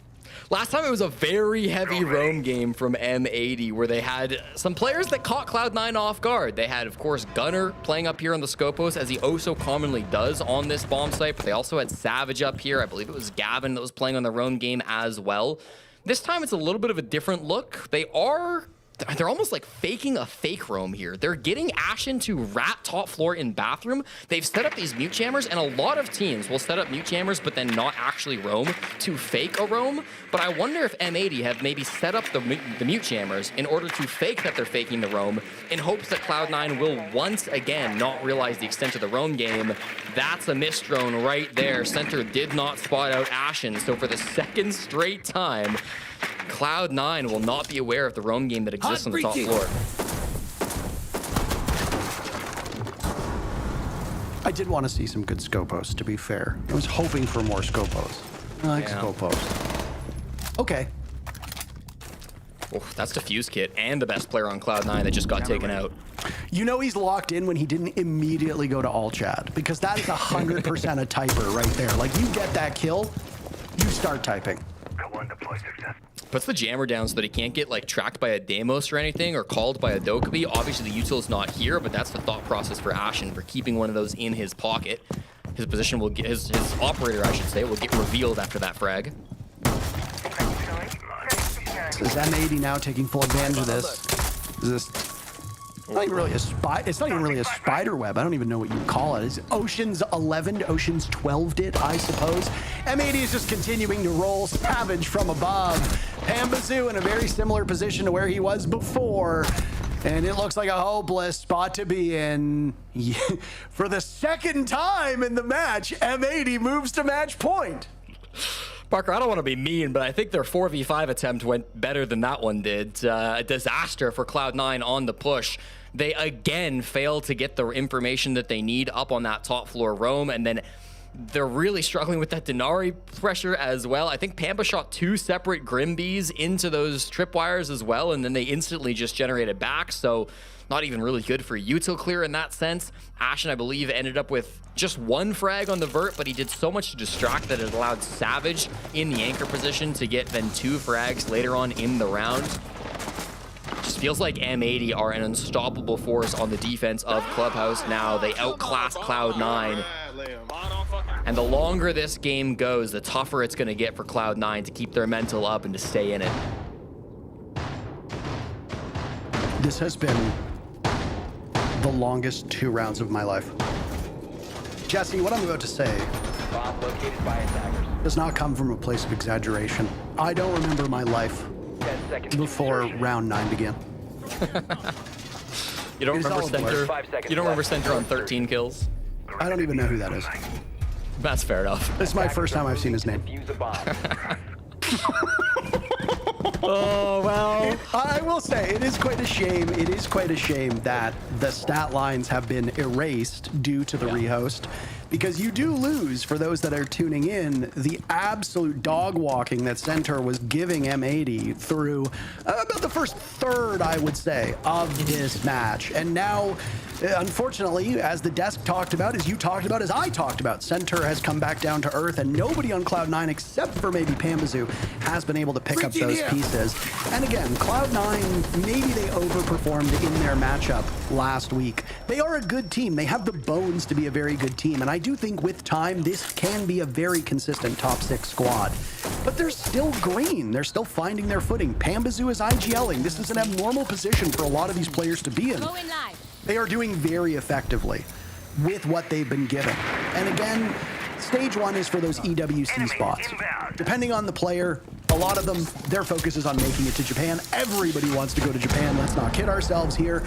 That's going to hinge a lot on stage 2. So for some of these teams, they didn't expect to make EWC. They didn't expect top 4. It's about getting game day reps in, gelling as a squad. And I think if you ask them, this Cloud9 team was probably hoping to compete for a top 6 spot, but I don't think realistically they thought they'd be a top 4 team in the region. They could get there one day. They're putting up great numbers against excellent teams, but they're just about an inch or 2 short of where they need to be. Well, they'll have an execute here to prove that they are ready for it. They're going to jump in and start this plant now as Center gets it on the ground, but everybody's just falling. Parker, Ashen, and Gunner with 1 apiece. Here comes the push from Diffuser to shut down the plant attempt as well. Down to a 2v2. It's not a rough spot for Cloud9, but there are defenders all over the map to watch out for. Diffuser's in sight, Savage is across the map, so 2 separate 1v1s now lurk in potential. Uzi's so patient. He has to watch for this frag, and he will find it. And puts Diffuser in a clutch or kick position. It certainly seemed like we were screaming towards a conclusion here, but Cloud9 will send us to round 12, providing they can find and punish Diffuser, who knows that the entrance to this bomb site will likely come through that Logi spot. He doesn't have any intel to play off of, though, and while Diffuser is a very talented player with great game sense, he might just have his hands full with these attackers. He gets a read on 1, a really good push in lockstep. C9 sends us to a 12th round. We're going all the way in regulation.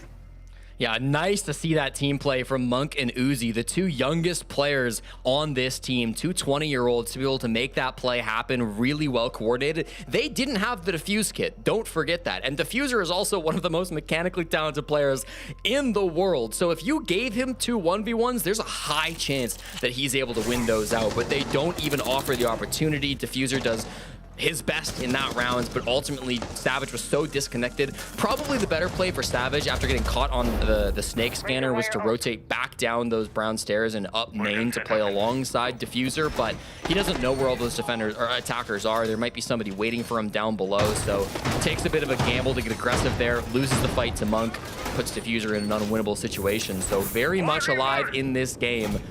You talk about Cloud9, they're maybe not a team expecting top 4. They're maybe not a team who have hit their ceiling, and I think that's all true, but they are a team that could beat M80. The second half has definitely looked better for the team in green, but don't count out Cloud9 just yet. One round is all that separates them from overtime. At that point, anything's possible. Cloud9 has been a surprising team. They surprised us when they went all 12 against Shopify Rebellion on the very first day. They surprised us when they did the same up against Wildcard on the second day. And they certainly surprised us when they beat 100 Thieves 7-4 on the most recent play day. They have another opportunity to surprise us here. They've been doing it against really tough competition, Jesse. Again, I think it bears repeating. This Cloud9 team has started up against the toughest opponents humanly possible. They get a bit of a reprieve against 5 Fears and Outlast in the next 2 games, one tomorrow and then the other on June 25th. But ultimately, this team is consistently running uphill, and yet they are doing it quite effectively. They've trained and prepped. So Cloud9 in a good spot. My thing is, for them, again, who's going to be this hero?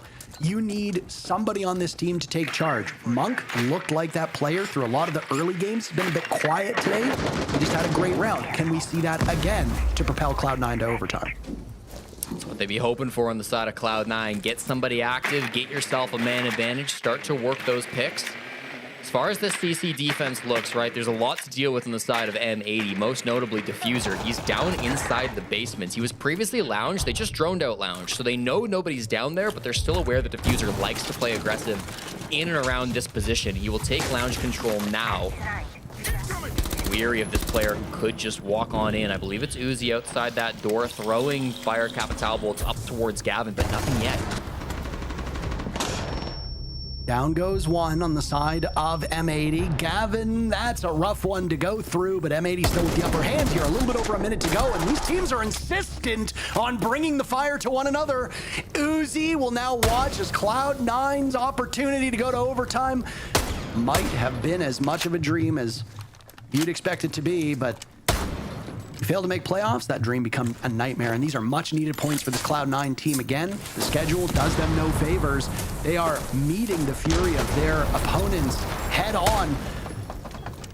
But this M80 team has seemed like a different beast since picking up Savage. He's one of the 2 remaining standing for his squad. He can lead by example. Diffuser's with him as well. Time is running out. In goes Uzi amidst the flames. He sees Diffuser, tear strips through him. He might have thought he had it down. He did not. Diffuser throws his body out of Clubhouse, and M80 take it in 12 rounds. The 7-5 trauma continues for Cloud9. So close, but all of the points will go to M80. They remain undefeated through stage 1. We've got one more game left in Playday 4.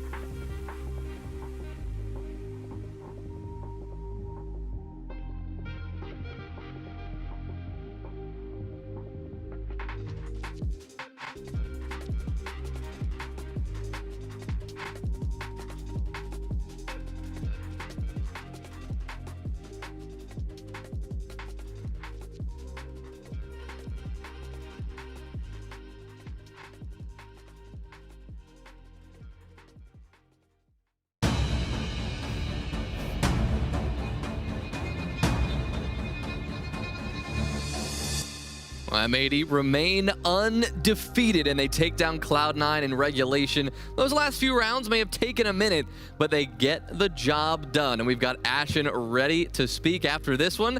Ashen, congrats again. I feel like we've spoken to you a couple times already. You guys are continuing to rack up some points here.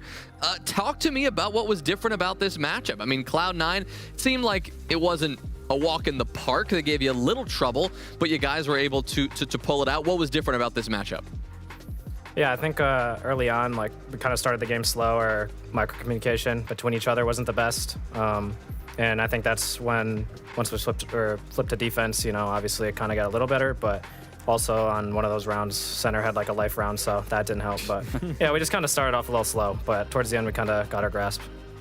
Well, Ashen, congratulations yet again, still undefeated. I do want to talk about the map selection. Obviously, you guys have a way bigger map pool than Cloud9. I am curious as to why Clubhouse. My theory was, obviously, there's a lot of unpredictable playstyles from Cloud9. They do like to get scrappy. I thought maybe you guys went to Clubhouse to kind of alleviate that factor, not give them the benefit of the doubt where they can pull something out of a round and make it work. Yeah, I mean, they're good at cheesing. I mean, that's just kind of how they are. They're good at playing the shields, the Ying, the Glaz, and so Club's one of those maps where you can just kind of beat a team fundamentally. And I think they were still, you know, forcing some of the cheese play, and it was working against us a little bit. Or at least even on defense, like we were just, or on attack, we were starting a little sloppy, so it didn't look as good there. But I think just overall, like, our fundamentals were just better, so that's why we wanted to go to Clubhouse.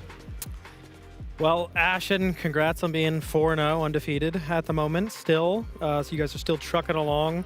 Everyone's been asking you guys about, Savage coming in. I feel like you guys have been asking like a ton of like, how's the attack looking? I kind of want to flip the script a little bit, talk about your guys' defense. Because what I've noticed is, I think with Savage coming in, it seems like with your guys' defense, the old M80, you guys seem to move a ton,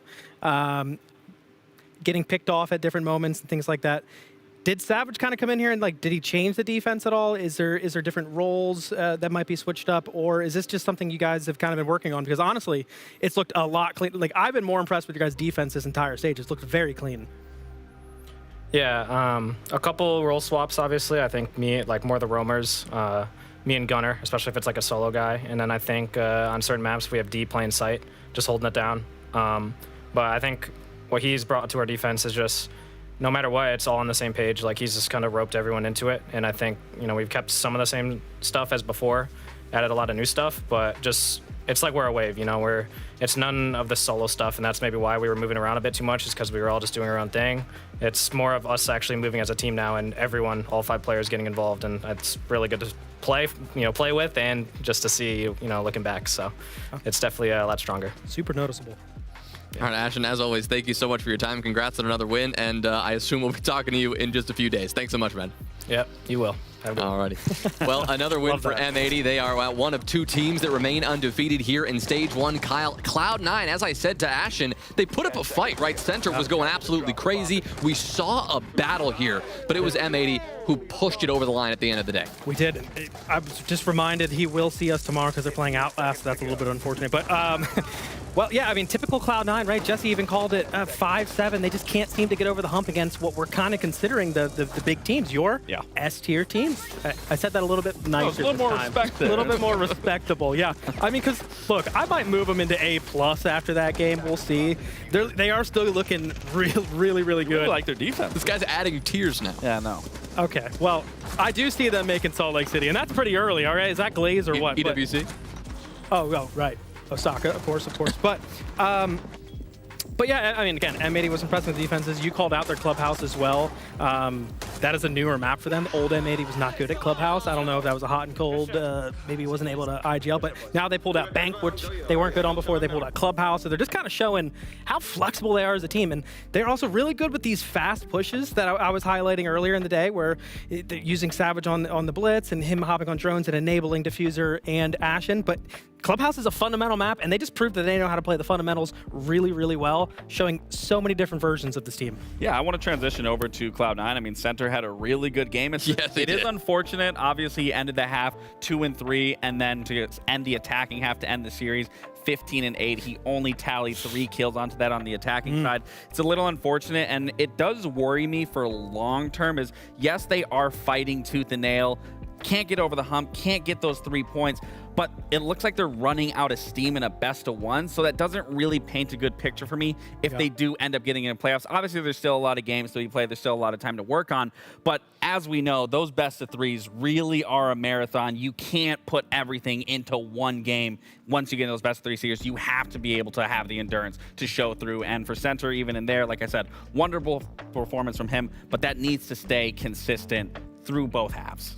Well, you could say we've saved the best for last. I don't know, it depends on your opinion, but we at least get to take another look at our Salt Lake City Major champions as they rehash a battle we have seen quite a few times now against Wildcard. Lax, this DZ team, we've talked about them before. They have not skipped a beat coming off that major win. They have adapted to the new season, to the new changes with Dokkaebi like it was nothing. I mean, they have missed absolutely 0 steps. I mean, best way to put it, they have unparalleled attacks, to say the least. And this round in particular, round 11, was a great showcasing of not only the discipline that Dark Zero instill in their attacks, but just also how they incorporated the new Dokkaebi change to be able to swing this into their favor, gain the information, understand that they can single out one of these players with the information. They find the player outside in Barhal, and now they have their call. They know that Fens has to either commit to taking the gunfight and take the explosion from not answering the call, or he answers the call and they collapse onto him. And as you can clearly see, Fens goes to turn off the call.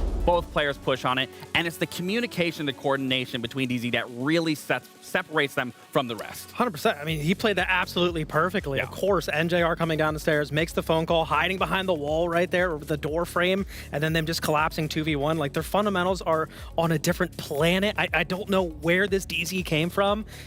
And maybe I hate watched them in the past, but they are absolutely our best team in North America. It is insane. Well, earlier you pointed out the 3 pieces to the puzzle that were SSG. Here for Dark Zero, or rather a Shopify Rebellion, here for Dark Zero you have, what, the 3 Musketeers? 3 Musketeers. I hope we cooked here, and we absolutely did. I mean, these 3 have been on a tear for Dark Zero. Good. NJR, as I said, when they brought the addition of NJR and Kino, he really turned back the clock. It really allowed him to be far more flexible and versatile in his roles. He doesn't have to play such a hard support role. You'll see him flex around where it's needed. Newers has obviously been a terror on that entry engagement, and also being a thorn of adding a lot of ghost pressure, being able to flank on a moment's notice, and then NJR just being that real staple, that mailbox, so to speak. And then even some rounds, we see him really get elusive, where he will be the one taking the engagements. He'll be the one opening up a round. But again, it's just the structure and the dynamic of this team that, again, it's just unparalleled. There isn't anyone else, in my opinion, that is really coming close to this team, but it really is just the mental that shines through,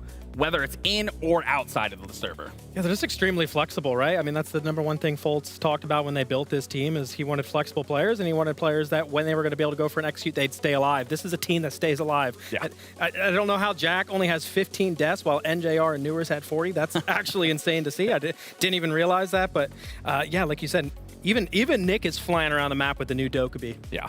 Well, you mentioned, I don't know if you mentioned it, but Wildcard, this is a team that always mentions, Spiker does, he loves to play against these former SSG, now DZ guys. Organizationally, this goes very much the other way. Dark Zero always have the edge here. But Wildcard are looking to find that spark again, what they were doing so well at the Major, putting Baby Shark in positions to thrive. He has not been thriving right now, Mint. He has, went 0-5 earlier on in that Shopify Rebellion game. Such a difference between his performance in Salt Lake and his performance in Kickoff. No, absolutely. I mean, I think anyone knows this. They would be the first to tell you he's the X factor on the team currently, and just regionally, he seems to struggle except for one random stage 2. I think it was last year where he actually popped off and they were a top 4 And that was team. towards the very end. And that was towards the very end. But other than that, domestically, he seems to struggle. It's like he's been figured out. 19 and 27 right there. And so none of his lurks are working. In that Shopify game, him actually going 0-5 to start, their attacks have looked pretty abysmal, and I think he is a big reason for that. And like, not to throw all the blame onto Baby Shark, of course, I think he's a fabulous player, but he is the X factor. He's not getting in. He's not getting the backstabs that needs to happen. I mean, I think blame has to be put there, though, because he is an important piece for this team and for their success, especially at an international level, where we really see him ramp up. We see his performance. We see multi-frags. We see entries going into his favor, and that's just what we're not seeing regionally. So, yeah, maybe he has been figured out. But if that's the thing, if you're a solo player and you aren't being able to find that success, then that's where you have to pivot back and play with the team. Use your team to your advantage. Gain information. Play with the team. Don't just rely on your own strengths. Play with the team and turn that into a strength. And I think that's where he really needs to dial it back and understand, if a team's figuring me out, then I need to change something and work with the team rather against my own team. Before we get into the map bans, I do want to talk about your concerns that you potentially have with the wild card map pool. You don't love what you're seeing right now? I definitely don't love what I'm seeing here. Normally, when you're a top team, you have a couple of maps that are your home ground, your home turf, and really, you can't even see it, but Consulate is actually their home turf. It's the map that's banned on them 94% of the time, which is why they're 0-1 on it. I believe the last time they played it was against FaZe Clan, who's actually the best Consulate team in the world. So take that aside. Once you get away from that, they only have Border and Cafe as their maps with a actual winning percentage. And even those, they aren't the prettiest games either. They're pretty neck and neck. One of those rounds goes a different way, and then boom, completely different outcome. Absolutely. And Cafe is actually the map that has been banned on them every single series so far during the NAL. So that leaves just Border, and Border was one of the maps that they were actually banning the most. So their map pool's all over the place. They're playing a lot of Clubhouse. They're playing a lot of these like other default maps, and I just feel like that is another big reason why they can't find their footing regionally. Well, let's take a look at where we're going into this matchup. You may have alluded to it there. We're going to end up on Cafe. I'll stick with you, Mint. What do you make of this? Well, I just said they haven't been able to get Cafe, and they're going to get Cafe, but it's against Dark Zero, and this is Dark Zero's basically best map. I mean, they're 5-0 on Cafe since they obviously have made this roster, right? Since they made the change. So this, again, kind of goes into that point, though, of like, yes, we're going to a map that I said that they were okay on, 2-1, and they have a winning percentage on, but like, is this a problem with your map pool that you're playing Dark Zero on a map they haven't lost yet? I mean, my biggest thing also is when you're just even looking at the stats, I mean, their success rate on attack is 37%. They aren't even hitting above 50. So when you're looking at this series, obviously defense, they should find some success, but it's the attacks you're really going to want to look at here, and how are they going to be able to get away with getting into some of the maps? Is Baby Shark going to be able to open up some of these rounds? Are we going to see Spiker on those shield operators? We've already highlighted he hasn't found the exact same success that maybe Dash has had, where shields, I think, are tremendous for this map to be able to take space. So 100%. Personally, I would like to shields be played and be used. Is Spiker to use them? I honestly don't know. Yeah, I don't know, but you're right. I would like to see a Montaigne kind of come out from these guys. I do think they are missing some of that information sometimes. And yes, Spiker is fragging out, which is also a problem. Because he's fragging out, he doesn't want to hop on the shields, but he is one of the IGLs that does frag out. It's a tough problem. We talked about the history between these two teams. Very recently, it's not good for Wildcard. It really isn't. 11-1. In Salt Lake City, they played twice. Wildcard took no maps off Dark Zero over 2 best-of-3s. They played in the kickoff playoffs. That was the last time and only time where this Wildcard organization has been successful against Dark Zero. We are now seeing, Lax, this Wildcard roster with Adrian again. The last time that Adrian was on this team, they were able to beat Dark Zero in a best-of-3, but are you seeing enough from them here to say that they can do it again? I think if there was a lot more to read, granted, I am impressed with what we've seen early on. Games have been relatively close. It's not been, very chaotic like it typically has been. But Dark Zero, it's just a night and day difference. I mean, they are on a completely different level, whether it's on their attacking half, whether it's their defense. They've been perfect on all fronts. And you look at the side from Wildcard, they're struggling in roles, they're struggling in positions, they're struggling in who can take the reins, who's able to actually perform. Baby Shark that we just highlighted hasn't been able to perform as well. Maybe he will this game, but there's too many unknowns for Wildcard for me right now, where I'm looking at this matchup in particular to be like, yeah, I think Wildcard really can battle here, where DZ has been consistent across the board, no matter who their opponent has been. All right, well, Dark Zero looking to end the day undefeated like M80 are at this point to continue to reinforce their top spot here in the standings. So for our final time today, over to Parker and Jesse we go. A clash of the Titans, Jesse, as two teams that competed on North American soil in Salt Lake City, not actually against each other, but in terms of, well, actually, no, that's not true. They did play in the quarterfinals, maybe not the grand final, but still a very different look. And now we have an opportunity to see them again, but this time with Wildcard firing on all cylinders. I know that Dark Zero are the defending major champions, and I know that they are a team that shows no weakness, and I know that they have tons of depth, Jesse, and I know that they have a lot of really good players. Yeah, so this is going to be a tough game for Wildcard. Exactly correct. I finished my point, by the way. I hope you understand that. Yeah, I got it. It was a good bit. And you're not wrong. You're not wrong. I mean, the desk went over the history. I think 11-1 was the stat they threw out, including 2 games in Salt Lake City. Dark Zero winning both of them without dropping a single map. So there's no doubt this will be a tough game. But, and there's a big but, Wildcard did not have their full 5-man roster the last 2 times they played against Dark Zero in Salt Lake City. The last time that they did play against them with Adrian on the team, they won that game. Though that was the NAL kickoff playoffs. Wildcard did win that matchup. So they might only have 1 win in their history against this DZ org, but it might be the most important match and the only one that matters as we load on into Cafe here. Strong map for Dark Zero, no doubt about that. I thought the Desk did a great job breaking it down. 5-0 record on Cafe since DZ assembled this new roster, so it'll never be easy playing against the major champions. Wildcard have a lot to go up against, but this team, they consistently beat expectations, and they're hoping to do so again today. I've just been referencing how good these players have been doing before getting into the matchups. Noted in the previous game that M80 entered the day with 4 players in the top 10. I'll do you one better here.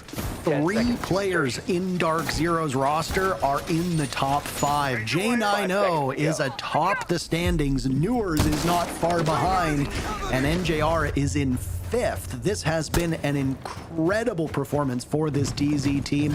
You got to go way down to see Fultz at the bottom, but of course somebody's got to be bottom frag on a team, and of course it's going to be the guy that is more often than not doing the hardest job on the team, IGLing them. But he's not the person that I'm most concerned with in this lobby. It's Baby Shark on the side of Wildcard. Baby Shark tends to do very well internationally, but domestically, he's a shadow of himself. More of a baby, less of a shark. And he's 45th of 50 players in this lobby. That is downright terrible for the role that he is on. If Baby Shark is not able to turn this around, Wildcard are going to be down a major offensive threat and will struggle up against these teams that have tons of scoring potential across everybody on the roster.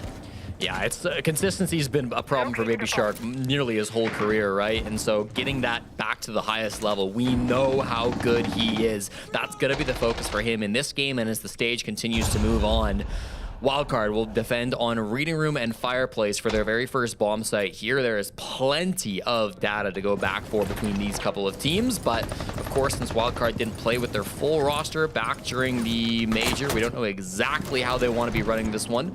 It's a very aggressive extend up towards this top floor with Baby Shark, Bay, and Kansan all trying to lock things down, but it is Spiker who strikes first, C4ing the player who had entered Piano. That's rough for NJR. That's rough for the mayor. There'll be a cross now, unlikely to be held by anybody else. Kino, though, very quickly making up for lost time, finds a second. Bay and Baby Shark both taken out, and a third lies at the feet of Kino as he tries to keep them busy. Wildcard on the run because one curly-haired Brazilian man is making them pay on the top floor of Cafe. Kino is such a scary player, man. They literally banned out him specifically. He's the only shield player on Dark Zero. They ban out 2 shields, so what does he do? He goes and grabs the 3rd and gets a man advantage for the team. Now, job is not done, but he is still devastatingly scary. He gets into a plant position here and can start to put it on the ground with the shield on his back. Spiker likes to frag from his position, and he has found 2 kills so far. DZ will find their IGL on the board too. Fultz eliminating Kansan into a 2v2. We will go. 30 seconds remaining as Kino held that defuse kit, barging his way like the Kool-Aid man into Reading. And it's read very effectively by Adrian, as you see the Roni and the Commando, both in the hands of these defenders. It's the super shorty for Spiker that ultimately fails him. Adrian will need to save the day, the one player on this Wildcard roster absent from Salt Lake City, and he has an opportunity to make a solid impact, but Fultz catches him on the cross. He was a Fultz in NJR clothing, you could say, on that one, and DZ takes round number 1. Leo Biondi, Kino for Dark Zero, really just showing how impactful he can be. No doubt one of the best shield players in the entire world. He is so annoying with the operators that he likes to play, Parker, and because of that, he's so good at taking that space, making it for his team. He just really runs in after they lose that opening death to the C4 and says, I don't care, I'm going to move quickly through this. And I think a lot of lesser shield players would have taken their time a little bit. Maybe would have cleared corners a little bit safer. They would have been worried about the sounds they were making, but Kino is so good at reading the situation, understanding where those defenders are positioning themselves, and deciding, hey, my best scenario here is to just walk in and take these frags to make it happen quickly so that my team can get back on the right foot so that we can take the advantage back from these players. And then even in the 2v2, recognizes that he can't plant because there's a guy pressuring them from inside a pillar. There's a guy who goes up above. Adrian has an opportunity to win the round for them there, but he just misses the shots. And ultimately, Kino is so smart in the way that he wins that round alongside Bolt in 2v2. Kino celebrating his 24th birthday back on Monday, and will be happy with the result his team has put up both last week and this week so far. Did you say Canadian's birthday was next week as well? Lots of birthdays around this time. Yeah. Hot and Colds is soon as well, I believe next week. Yeah, and mine is on your wedding day. And I'm excited. We'll have you a party hat, don't worry. Oh, Jesse, I just think it's so great that now from here on out, when I think of July 2nd, I'll think of your wedding and not my own birthday. I think that's what a treat that'll be. Yeah, I mean, it's the more important day, so it makes sense. Yeah. There is nothing I want to do more on my date of birth than spend it in Edmonton with you. Thank you, man. I appreciate that. It was not sincere. There was nothing I said that was truthful there. Dark Zero will be very quick to take control of this top floor, and they did it through maybe unconventional style. They ran up the stairs. Usually you drop the hatches. So, hey, I mean, kudos to DZ for that. And they'll find the weapon.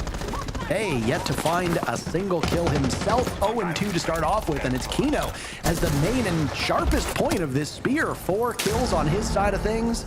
There are more to come, I'm sure. It's knocked Wildcard back. Still plenty of time, though, for both of these teams to right the ship. I'm just going to say it, 24-year-old Kino has yet to lose a gunfight, 4-0 through official competition since his birthday, so we'll keep that stat rolling for you all, don't worry. Full top floor control now under the hand of Dark Zero. There are a couple of players lurking down in the basement, but Adrian's already used his C4, so it's only Spiker who can play with a Nitro Cell to try to deny this plant from the vertical. He looks like he wants to use it early. This is the exact position that he got the opening pick in back in round number 1, but nobody's currently inside Piano, so he's got to bide his time until somebody walks in. Stream Home Makeover Edition upstairs. J90 looking for maybe to flip the cafe and make it look a little nicer. I don't know if there's any prospective buyers this time of year, but definitely some remodeling going on up there to put some pressure on these defenders. As using this information, they'll go for broke. I like that. Honestly, I think that was a good call from Wildcard. They were maybe just a bit too hasty, relying off the information of Adrian's pulse. He and Baby Shark are not much longer for this earth. Kansan gone, and unless Spiker can get a single kill, it'll be a flawless end. He'll drag Fultz down with him, so IGL on IGL crime. He gets NJR as well through the fireplace. He's burning this Dark Zero team that's not stacking up. Singular engagements are great when you got a Roni in your hand, and Spiker is happy to greet these players. Newers gets him, though, over by Pillar as the defuse kit was about to be planted, and DZ off to a 2-0 start. Looking dominant as ever. The Salt Lake City major champions up now 2-0 versus Wildcard. And again, Kino's able to take that space, get the opening pick, and then really enable NJR to get that 2-piece as well. You said that you didn't mind that aggression from NJR. I'll agree with you. I just feel like Wildcard are recognizing that in the early game, they're consistently being put on the back foot. This top floor roam has been getting crushed, mostly just by Kino running through on the Blackbeard. I'm sure they will ban it after round 3, but for now, they've got to come up with some other way to get past it. They have to find some way to slow him down because he'll get one more opportunity to play it. Head coach Lagonis will take this as an opportunity to talk to the team down 2-0. It's a very early TAC timeout, but I think it's the right call. I mean, Wildcard are finding no success on the top floor roam, so they're making desperation plays like up the white stairs to try to recover the round when things don't go their way. They're getting hard punished for that as well, and you know, there's some nice exit frags from Spiker thrown out here to pad his KD as one of the top fragging IGLs in the league, but ultimately, Wildcard have had nothing this game. I like this play. I really do. I don't know if they had an idea as to which operators they were in particular or who was as close as they are, because do keep in mind that when you put away that cardiac sensor and pull out your shotgun, they're just like we say with drones, intel is not going to remain static. It's going to change. So the moment that you pull that cardiac sensor away, this might surprise some people, but attackers can move, just as if you drone out a room and you say, yeah, it's all clear, and then 10 seconds somebody vaults in there and goes, what are you talking about? There's somebody in there. Operators do have legs, last I checked, and they are able to move around the map. If you're down in numbers, you cannot always afford to stand pat because you will get swallowed whole, particularly if you are on a bomb site where there is an abundance of soft destruction. Cafe is one of those maps where restlessness will often be your undoing. Most of the walls and most of the floors around these bomb sites are fully destructible. And because of that, if you are outnumbered, the attackers, if they settle in, or the defenders, if you are an outnumbered attacker, can very easily do damage to you by taking vertical control, horizontal control, outfoxing you with gunplay and drones, or using utility. So ultimately a good call by Wildcard, just didn't end up coming to pass. This one, I don't really know about this. Adrian gambling his life over on that delivery wall. He does some serious damage to NGR, Jesse, but that is quite the gamble for, frankly, a very powerful operator. Yeah, if you lose that fight, all of a sudden VIP is completely free for the attackers, so it's a huge risk, but maybe just feeling that this game requires some risks in order to be successful. Does walk away with a great bit of damage into NJR, so he'll be happy with that. Still being droned out. Is this being held? It should be, but it looks like he's going to get back safe and sound into his little home inside of VIP. Still wants to play at aggro with the DMR, of course, but will have to settle to just play in sight. This is a full anchor strat from Wildcard, as we usually see on the bottom floor of Cafe, and DZ will happily take this space. I'm very happy seeing Kansan bringing the Echo back on this bottom floor of Cafe. You'll remember his miraculous clutch versus M80 last April, Parker, where he got a denial at the very last possible second here on this bomb site. I was going to make a comment when I was talking about vertical pressure, about how Fuse is such an oppressive operator on this map, and, you know, thank you, Kino, for showing off immediately what this op can do. We've seen it on Chalet as well, where you'll take a Fuse on a floor different from where the bomb site is, and we'll use those pucks, those cluster charges, for some soft destruction. It obviously works in spades. Kino's job is done, and his life is done. Adrian punishing him, 1 minute to go. J90 holding that defuse kit. The Rams' job is done as well. No boogie drones. As NJR posted up on white stairs to watch the cross, J90 will get diffuser down successfully. Every logic bomb? Nope, finally Fultz is going to start using them. Okay, he'd used one a moment before, now there's two in pocket. He just used one. Wildcard being harassed by this, and they've managed to make DZ bleed. Down goes Spiker to J90. Another will die at his hands. As Adrian's finished off, Kansan dies to NJR, who gets active on white stairs. It's a 2v2, and Bay and Baby Shark are making this work as they've stitched together an impressive late round. Now it's NJR as they had hopped on the defuse kit. A great gambit by Baby Shark, and he's got plenty of time for the counter disable.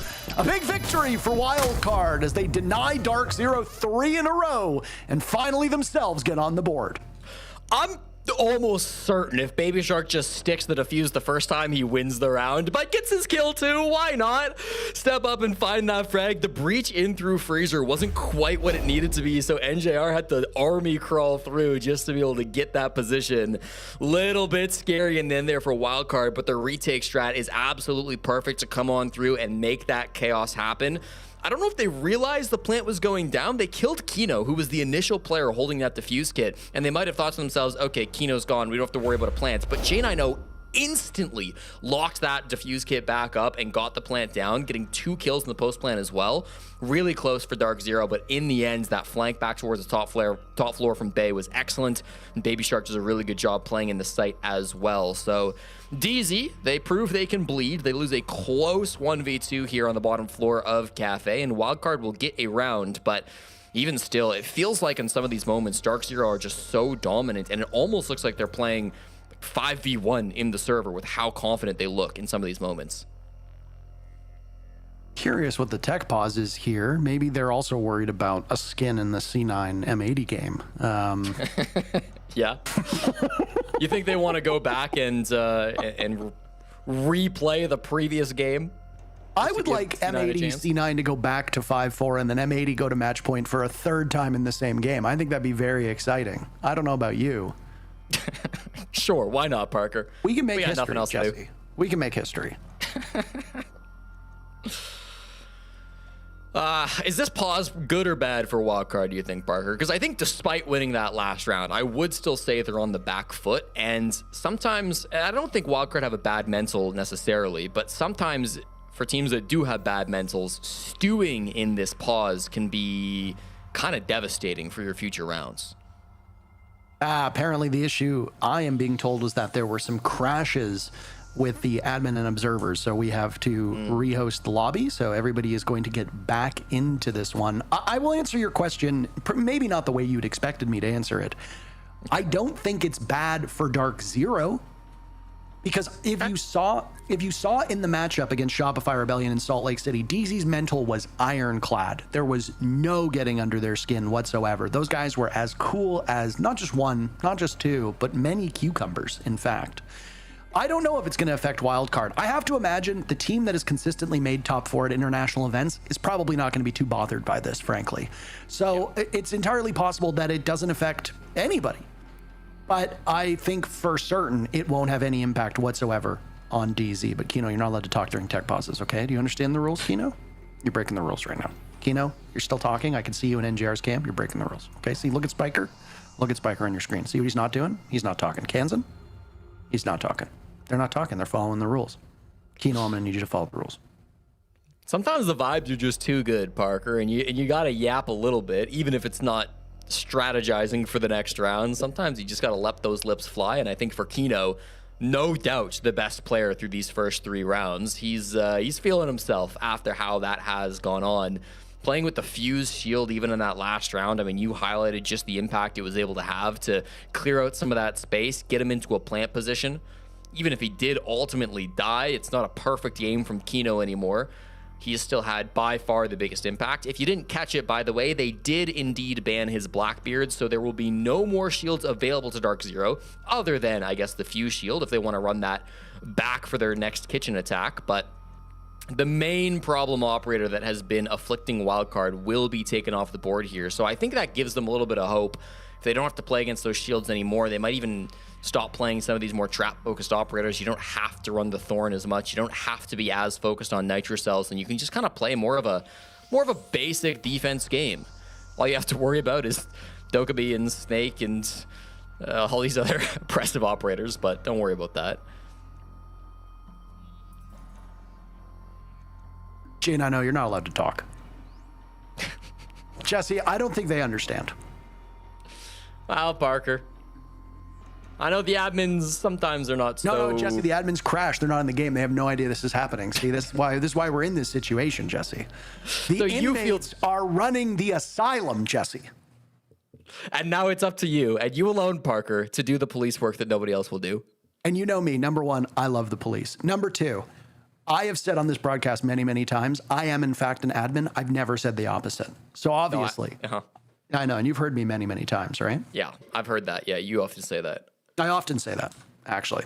While we're here, let's talk about what's happened so far today. So spoilers are inbound based on Spiker's screen in the left corner of your screen. It looks like we are back in action, so we are moments away from getting the all clear to resume. There's been some movement in the standings. Dark Zero still sits atop the standings with 9 points. Shopify, Rebellion, and M80 were still in those positions, though M80 should have vaulted up to first overall with their most recent victory. That will knock Dark Zero and Shopify Rebellion down. For Fun Esports, 100 Thieves, and Space Station Gaming picking up victories today. All of those have bumped them into the top 6 at this point in time. Now, again, for people who are a little curious as to why there's so much movement going on, this is just our 4th play day. There's going to be a lot more movement until we lock in these top 6 teams for playoffs with EWC spots on the line. The big losers so far today are Cloud9 and 5 Fears. Both of them have fallen out of the top 6 because of their losses. Wildcard has also been moved out of the top 6, but as you can see, well, maybe not right now because that's NJR, but Wildcard are in the matchup right now. And if they win, they will go back into a playoff spot and it would push Space Station down. I don't know exactly what happened with this tech pause. We saw that Spiker crashed, so something is going wrong, but... I don't believe Spiker crashed. I think operator bans might have been wrong because I think they banned it. I think it was a Clash ban input when it was supposed to be a Castle. So quick little rehost for that. Operator bans were incorrect, so the lobby is being rehosted. Yeah, fair enough. Well, at least nothing is wrong, right? Like sometimes a tech pause happens and we're like, well, their power is out. It could be hours before they get back, but we just need to rehost the lobby. It shouldn't take too long for us, so that's at least a little bit of reprieve for us all. But yeah, you wouldn't want Wildcard to not be able to play with that Clash and to be able to play with the Castle. Often the Azami Castle is such a strong duo ban on Cafe because there's so many strong window positions that you can play around as an attacker. If there's a Kiba on the window or a Castle on the window, obviously that becomes a million times more difficult, but Dark Zero wanting to ban both those operators out. I wouldn't say that window play has been a big part of their game so far, but even still, it's important for them to have those options available. I appreciate that we're not getting the chest cam and Newers this time. We get to see his beautiful face. For those that recall, I don't know if he was standing last time or what it was, but we were getting a pretty damn good look of his sponsors. That was just about the only thing that was actually in the shot. And of course, sponsors are important, Jesse. I don't know if you know this. While we've got you here, we have another play day for you tomorrow. We started off with a super week, so we had 3 matches last week. That's not the pace that we are going to be keeping with. We have 1 game tomorrow, 2 games next week, and then 2 games the week after. As for tomorrow's Playday, the match that I am going to be watching most intently, well, there's 2 of them, in fact. It's 100 Thieves versus Dark Zero, and then C9 versus 5 Fears. We start off the day tomorrow with Shopify Rebellion going up against 4 Fun.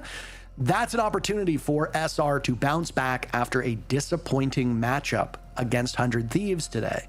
Our second match of the day, M80 versus Outlast. Outlast has shown some very obvious struggles. We don't need to keep banging unbeaten on that drum. M80, with how they've looked so far, that's got to be a game that if you want to be one of the top teams in this league, you got to win if you're M80. 100 Thieves versus DZ is going to be an interesting one, Jesse. And before we move on to the rest of the matches, I don't know what your thoughts are, but that is... I don't know if I feel the same about 100 Thieves going up against DZ as I did against SR. I think it's unpredictable when you face SR, depending on the map. I think unpredictability will not be as important for that game, but I do think there is a chance that 100 Thieves could humble the so far undefeated major champs. I think there's a chance at it, but I also think Dark Zero are the best team in the world, and I don't see anybody being the favorites when they go up against them. I would be not shocked, but certainly a little surprised if Dark Zero lose any games throughout the group stage heading in towards playoffs. Best of ones, anything can happen, of course, but I just think they've been so consistent, so strong in the matches that they've had to play so far here domestically, but also internationally as well when we got to see them in Salt Lake City. Dark Zero team have really been looking so good, and it's important to see them bounce back too. You know, people I think already are starting to forget the struggles that Dark Zero have had over the last couple of years. Basically, since dropping Canadian, this team had consistently failed to get top 8 at big international events. Yeah, here and there they would make it to those events, but they had some really disappointing performances, like going out in the top 16 at Reload, top 12 at SI 2025, you know, not even making it to some certain majors, like what we saw kind of in stage 2, making it to Munich. That was a failure from Dark Zero as well. So they revamped everything at the start of this year. They dropped all of their players except for NJR. They bought up the core of Space Station Gaming. And since then, they have been nearly undefeated. They've really been crushing the competition through kickoff, through the major, and now so far through this first week of stage 1 as well. So it'll be one of the tougher matches, no doubt, as this one should be up against Wildcard, but the moment DZ are playing at a pace that I don't think anybody can really match up against, and it's up to somebody to prove me wrong on that statement. So far, nobody really has. And I mean, is it going to be the team that historically does well internationally but struggles to be a top 4 team domestically, which is what Wildcard is? I mean, that's the question that I think needs to be answered right here and now. Wildcard tends to flourish against international competition, or maybe they're just a LAN team. Domestically, when they're playing against other NA teams online, Wildcard look like the 5th best team in the region more often than not. So basically, all Wildcard needs to do is just squeeze into the playoffs, eke their way to LAN, and then they typically do well. It's the job of getting to LAN that is hardest. And I mean, you're going to go up against the best team in the region right now, which is DZ. I will say, though, it's a heady ask. A bit of a devil's advocate. I agree with what you're saying. That's a nasty thorn trap. They had to throw that through the skylight, by the way, and it deals 99 damage over to J90. That's a TikTok strat if I've ever seen it, but this Wildcard team did get second place in kickoff, is all I was trying to say. And that's the only result we have with them on this full 5-man roster. Adrenal Surge will go in. Grim, Nook, Finka, Aruni, this is really, Amaru, this is really quite the lineup here from DZ, and they've immediately found these wild card targets. Adrian and Spiker, last 2 standing, only a minute off of the clock. Blink and you miss most of this action. Adrian and Spiker, unbelievable. They've yet to get a single kill, Jesse. That's crazy work. For 3 rounds? Looks like they might have gotten 1, but these are so well-timed from Kino as the Adrenal Surge picks them back up off of the ground. DZ staying in this one because of the medic of Finka. Down he goes, but there goes the rest of Wildcard. DZ making up for lost time. Another win in their win column. Kino's just one of the most entertaining players we have here in NA, Parker. He says, fine, you're going to ban all of my shields? Well, let me just grab an LMG. They go for a really creative push with the Nook dropping down through the hatch. Both teams were trying to get creative in the midst of that. You know, it was a long tech pause after round 3 heading into round 4. Both teams tried some creative stuff with a Thorn Trap up on the roof that dealt all that damage to J90, but the strat from DZ a little bit better. They get sneaky with it, dropping Newers in on the Nook. NJR and the Amaru too. Nice. I didn't see him do anything with the Gara hook. I didn't see him get aggressive. He was outside of the building for a lot of that, but Dark Zero brought the tools to make some shenanigans happen there in round number 4, and they are rewarded with a 3-1 lead. Prone razor shell. Razor wire deployed. It's been a while since I feel like you and I have casted a cafe match. There are a couple of these maps that, for whatever reason, just we seem to avoid. Consulate's another one. Truth be told, Jesse, I cannot actually remember the last time I casted Consulate. It's probably been months. Teams love to ban it because, like, if you start Consulate attack, you're in a really bad position. So nobody wants to be the team who chooses it and then has to start on the attack. The modern day skyscraper. Welcome back. Welcome back, skyscraper. I do appreciate that for the second round in a row, Wildcard will take their chances with an early engagement. Newers almost losing his head to Baby Shark, but those bullets completely missed. For those, by the way, in the previous round who are wondering why I said that the Wildcard players didn't have any kills, it was a joke because we rehosted the lobby, not because I don't actually think they have no kills. Just sometimes you gotta make the horse drink when you lead it to the water. You know, like sometimes you don't just say like I led my horse to water. My job here is done. That is an unbelievable play by Newers, and he literally gets caught out typing, Jesse. Immediate karma. Just, it hits him so swiftly as he gets the pick and then traded out immediately. Oh my goodness. That's so funny. Newers and Bay have gone back and forth their whole careers. The two small-town Illinois entry fraggers who have been dueling it out for a little while now.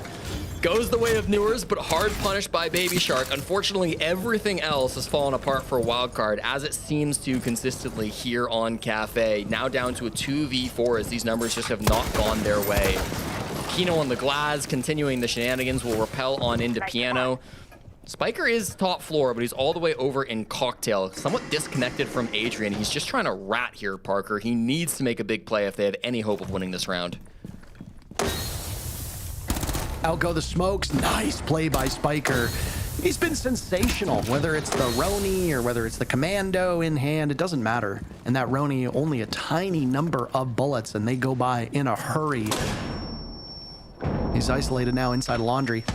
Can Kino follow up? Yes, but Adrian has the cross! And DZ's been baited into a trap. NJR will need to save the round as they've been thrust into turmoil. Adrian on the fadeaway, Spiker the follow-up, and Wildcard steal it from Dark Zero. Well, how's that for an amazing play? I said Spiker had to do something crazy to win that round, and he certainly does. He gets one beautiful pick after getting, not misdroned, but maybe they assume he falls back towards his teammates, makes the ill-advised play to stick around, but he gets rewarded for it, finding that frag. But then what does he do? Doesn't continue to stay aggressive. That is when he falls back in the 2v3 to play alongside Adrian, the support duo from Wildcard, clutching things up there in what looked like a dire round. There's so many shenanigans in this round, even the early game, with the missed spawn peek from Baby Shark, the double jump out then following up Bay. A couple of players then fall right after that. There was so much going on in this one. In the end, though, I think the glass kind of came back to bite them. If Kino is on any real gun, that probably goes better for them. Vibes are high, though, Parker. 3-2 on the scoreboard.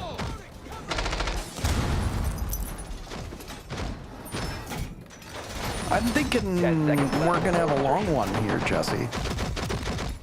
I can see that. I can see this going 15 rounds. Frankly, I kind of like it. The Siege that we've had today, I mean, Siege is always good, and I've been quite enjoying watching North America play, but I'm not going to say no to another competitive match. I think it'd be good. I think it'd be good for the viewers. I don't know, chat. What do you think? Do you think we should have a long game? Baby Shark says maybe a little bit longer. As for the third round in a row, they have gone fishing. and he will land a big one. J90 picked off before he can even get close to the building. Yeah, and honestly, that's such an important pick, Parker, because Baby Shark in the last round went for a spawn peek, had the kill in the palm of his hand, and whiffed every shot onto Newers. He eventually jumps out, gets a kill back, his captain clutches things up, and you hear the excitement in his voice after round 5 concludes. Now it feels like he's playing with some momentum. Now it feels like they're playing with some action. Bay will follow it up with a Nitro Cell pick straight up onto Newers, so that's now a 2-man lead for Wildcard here in the final round of the half. It just feels like ever since that clutch, there's been a bit of a momentum shift, and Wildcard are playing a little bit more confident. They're taking a few more risks, and it's really paying off. NJR dancing around that Nitro Cell. The rest of DZ, though, unable to dance around the bullets. Shot out by Wildcard as they are screaming towards a flawless round. Nobody on Wildcard has taken a single point of damage. As I say that, Baby Shark shrugs off a couple bullets, but nobody's lost their lives just yet. A Nitro Cell and a Zoto canister actually work against this Wildcard defense. It allows NJR to hang on Repel, albeit debuffed by that freeze of the canister a little bit longer. Now an upside down Repel, tons of time. If NJR wants to prolong this round, he has every opportunity to do so.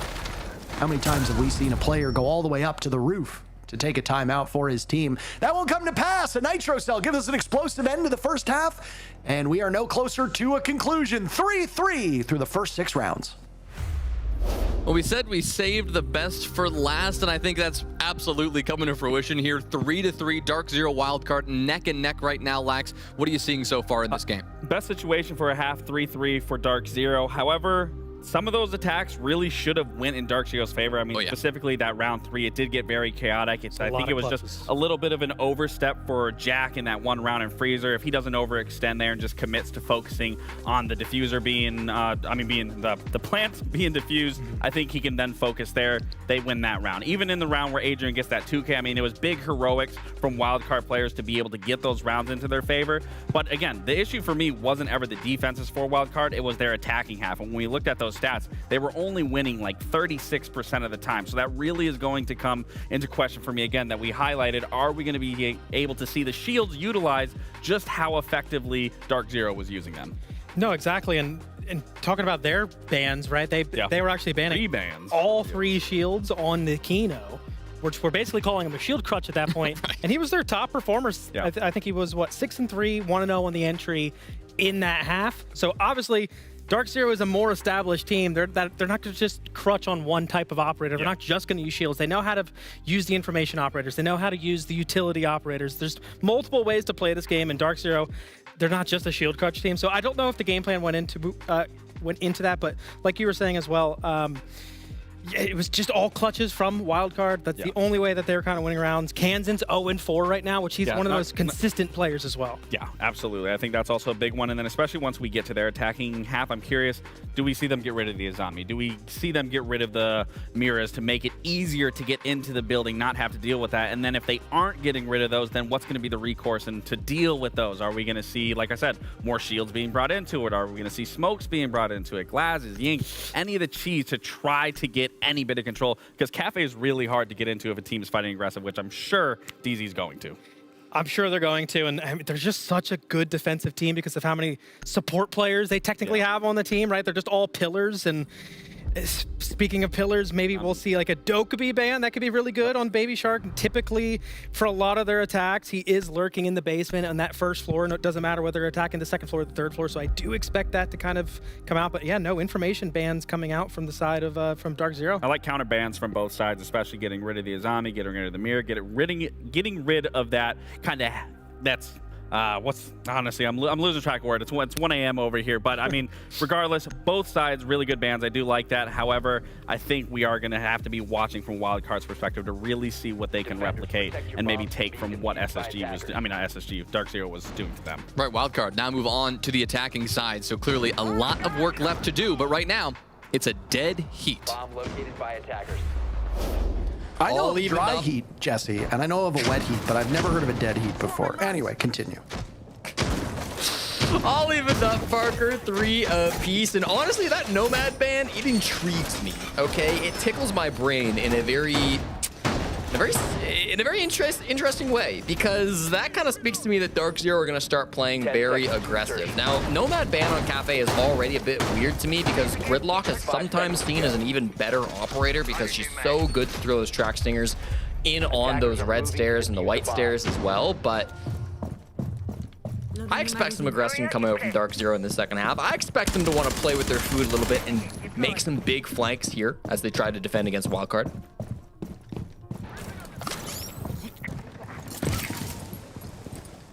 What about an alive heat? What would that even be, Parker? I couldn't tell you. I don't know what a dead heat is. It's a very common phrase. I feel like you're being too harsh on our good friend Jonah. I think, honestly, I'd rather cast with Jonah than you. Reloading. You have been very hurtful today with all of your negativity surrounding my ability to do my job with you. And you just you giggle. You giggle. That's your response. Unbelievable. This has been a great 6 rounds so far. We have been treated to a very competitive, honestly, a pretty good showcase of skills here as well. It's not like we stumbled into a 3-3 with some bad siege. This has been pretty damn good between both teams. I suspect the second half will excite us all the same, and immediately Wildcard have picked up from where they left off. Kino, the first one to die. I mean, the rehost really does kind of punish Kino the most. He was terrific. I think he was 5-0 to start the first 3 rounds. Yes. 1-4 since coming back. People would think he's having a bad day. That's not the case. Kino's actually been quite good. He's just been a little slower since coming back, but so is all of Dark Zero for that record. Yeah, when you combine the 2 halves, or the 2 first quarters, I should say, he is still highest rated player on DZ. Now, he has some teammates joining him in the grave. NJR goes down, J90 maybe close to follow, eats a bit of damage after getting his first frag up inside a piano.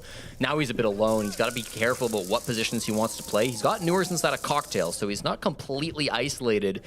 But as these attackers start to close in on this top floor, we're 2 minutes deep on the rounds. They have to be able to find this pick, but they're just face-checking it. Parker, I know a freebie. Ooh, just misses out on yet another. He goes back for more, a bit too greedy. And he's immediately punished by Wildcard, who now seem to have the upper hand, but it's what? It's not about up. It's about down. And there's Newers gunning Adrian as he repels immediately through the window. They've got case control. Fultz is giving that information, so now they'll play the objective instead of the man. Right call to make, something that a lot of you watching this at lower ranks will often forget to do. This is a game where the attackers need to defuse the bombs. If you have case control, do not go hunting kills. Sit near the case. Control the objective. That's exactly what DZ is doing, and Wildcard know this. They have to go retrieve that defuse kit with very limited time remaining. Adrian, what Newers had started is now finished off, and Baby Shark with Bailiff out will be in pursuit. Newers fades away, gets both of them. Excellent patience, great discipline, and DZ make it look so easy as they pick up the first round of the second half. And Parker kind of is so easy when the information is so lacking on the side of the attack. You could tell they were clearing in that 2v2, and even before when they were trying to clear J90 out of the top floor, they really just had no clue of where these players were at. And sometimes your drones are gonna get shot. You know, you're gonna use all your utility on Grim. You're not gonna have that information. Fine, I get it. But it's 2026. We got Dokkaebi, we got Deimos, we got Snake. I mean, it has never been easier for attackers to have information. And when you look at Dark Zero's bans, you know, it's nice to ban out the Nomad. You can get it more aggressive. It's nice to ban out the Ying, right? You don't have to worry about the flashes coming in at you. But, like, you left all 3 of those information operators up on the board. Even Lion, Jackal, right? Not that we're going to see a Jackal ban, but, like, there's so many tools available to you. Wildcard don't really bring any of them. They bring the Grim, which is good for info, but that's literally it. And then they get hard punished based on the positions that are being played by Dark Zero. You know, I don't want to count the chickens before they hatch, but again, looking at this lineup from Wildcard, if they again choose not to bring any of these intel operators, I'm worried about the rat spots that DZ want to play. I'm worried about the positions that Dark Zero will be running around in. And it's really hard to win attacks on any map, but especially Cafe, if you don't know what corners players are sitting in. A very vertical map that can be tackled any which way. This top floor, typically call it the top floor bomb site, though there's no bombs there. This time around is always a major obstacle for teams, and you can often see a site down below in either that mining dining portion or over on the side of reading. Teams will invest so much of their utility on that top floor. both attackers and defenders, and it'll be really hard to wrestle out. One of the things the devs wanted with this Cafe remake that they did years ago was make it so it was easier to get inside the building, and I think they've accomplished that. I wouldn't be opposed to them making it maybe even a bit easier, because with newer operators, it's made it a big challenge to gain a foothold yet again, but that's a whole other conversation for another day. Jesse, just like I'm not an admin, I'm also not a dev. And despite the fact that I didn't like Withstand, I had no power over it being removed. So the things I say about Cafe don't particularly matter here. Wildcard, it's now incumbent upon them, Jesse, to actually get into the building and do so safely. What do you do? You don't make admin decisions. You don't balance. I have no idea. It's a great question, and one I'm still trying to find an answer for. We'll work on figuring that one out. Here comes the util, but Kino strikes first with the TCSG, removes Adrian from this match, and that's the only intel operator they had.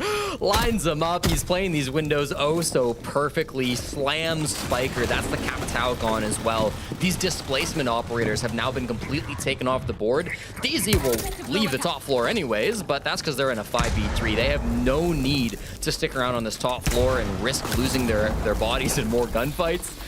Play the nitros from down below, try to win the duels with your explosives, but this is a really dominant spot for DZ to be in. And here they come down the stairs with what little is left of them.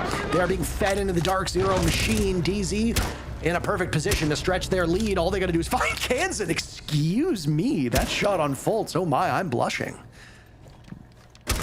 Still posted up on white stairs.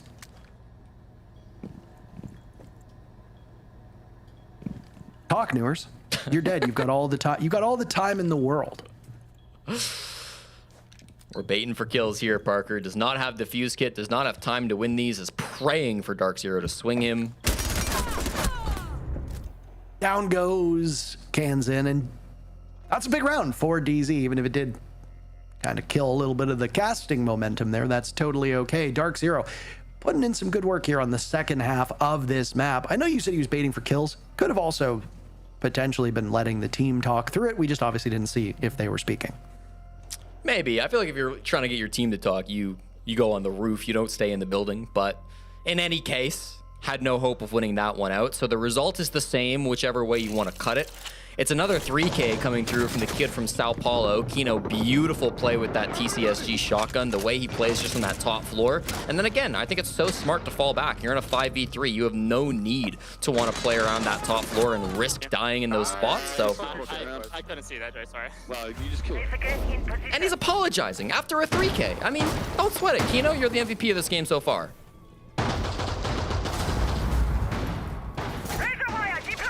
Is 1-4. He's up to 4-4. Doing the Lord's work and defending on the madhouse that is Cafe. Down to the bottom floor, DZ will go. An excellent start to the second half for them.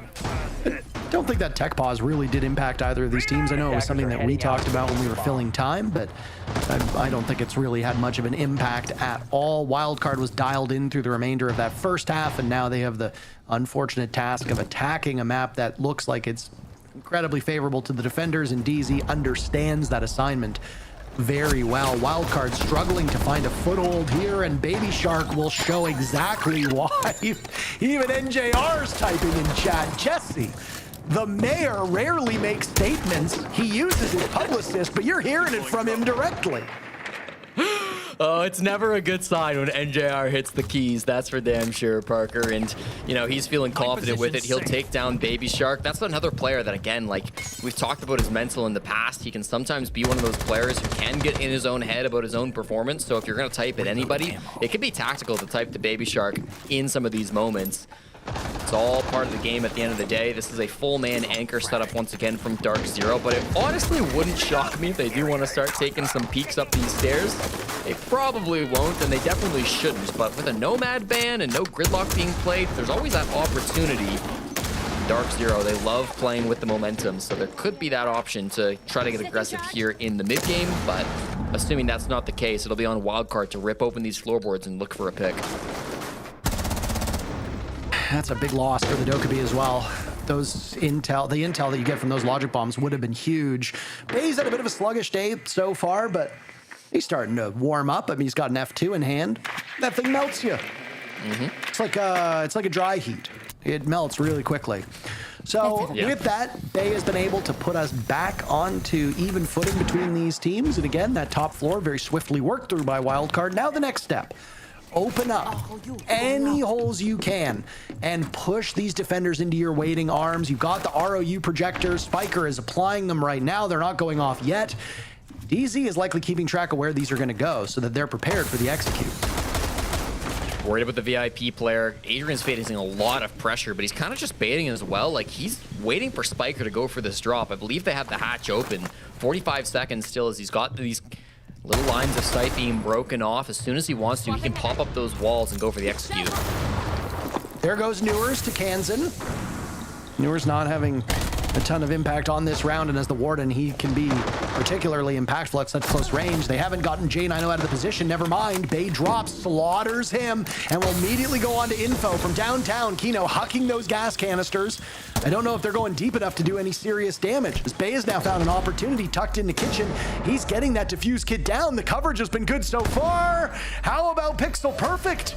NJR walking away, but he's got Wildcard's attention. They have his, and he's got his hands full with multiple attackers. All three remaining players on Wildcard sitting over top of that defuse kit, waiting for NJR to appear. They'll get the kill, and Wildcard closes the gap with Dark Zero.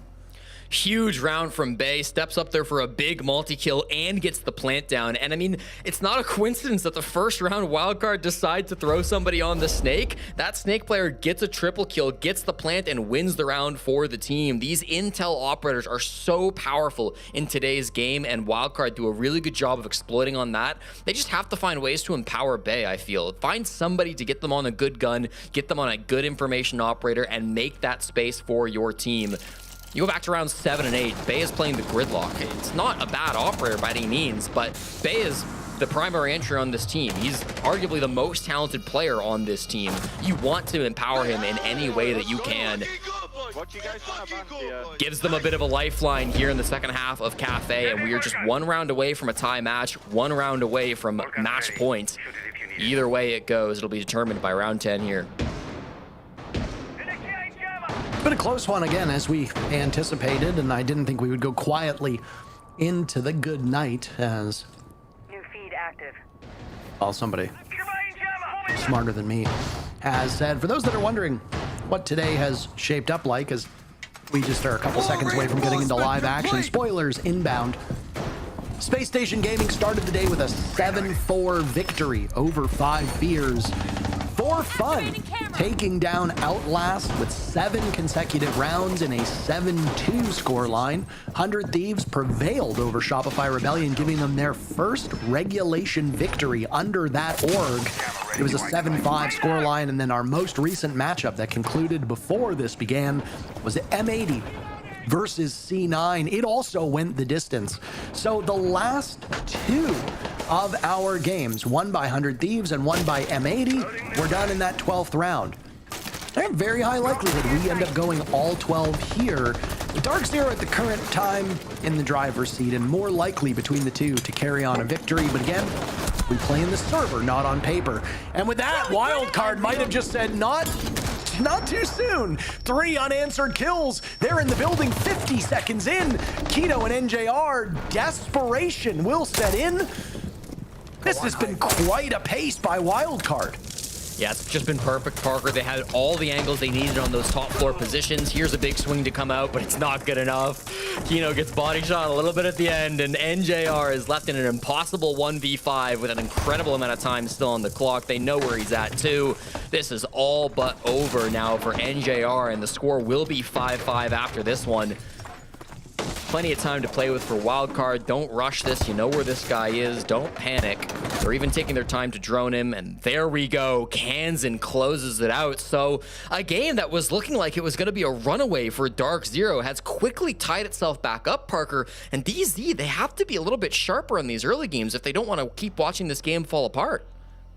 Yeah, I mean, back and forth between 2 Titans really shouldn't surprise anybody. I was going to say we sometimes have heads up about incoming timeouts. We didn't this time, but I was going to chime in. A perfect opportunity for them to call their timeout. And I mean, if you're call out and you're watching this, I mean, Dark Zero's cranking. but not cranking enough, Jesse. So you want to tune up maximum crankage here and get everybody on the same page. Good time to do it with only 2 rounds left in regulation. This is a big call out having this TAC timeout. Of course, a 26-year-old head coach of Dark Zero, formerly of Space Station Gaming, where most of these players did reside. Of course, this entire 5-man team, plus their support staff, backing things up in the back end, did just win the major. So they've been in tougher spots than this in the past. Just feels like Wildcard have really changed the game up, you know? Compared to those first 2 attacks, Wildcard have been a lot more decisive when they do choose to strike. They've been getting really good information compared to before, where it's like it felt like the information was never really there for them. And they're using it to all push together, go 3-2-1, make a big play, whether it's with nades, whether it's with Grimbees, whether it's with Capitao, to force players into positions where you're either going to take free space or you're going to take free kills. That's what Wildcard have been doing such a good job at so far. And for Dark Zero, they will have to find a way out around that.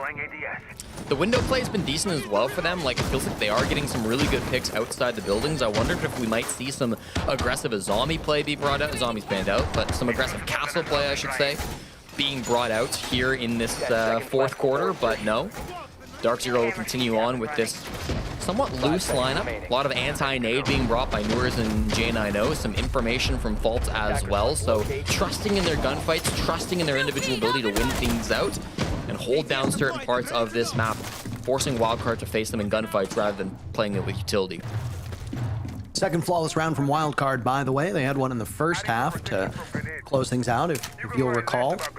That was when it was almost a flawless round. Yes, I like that term, by the way.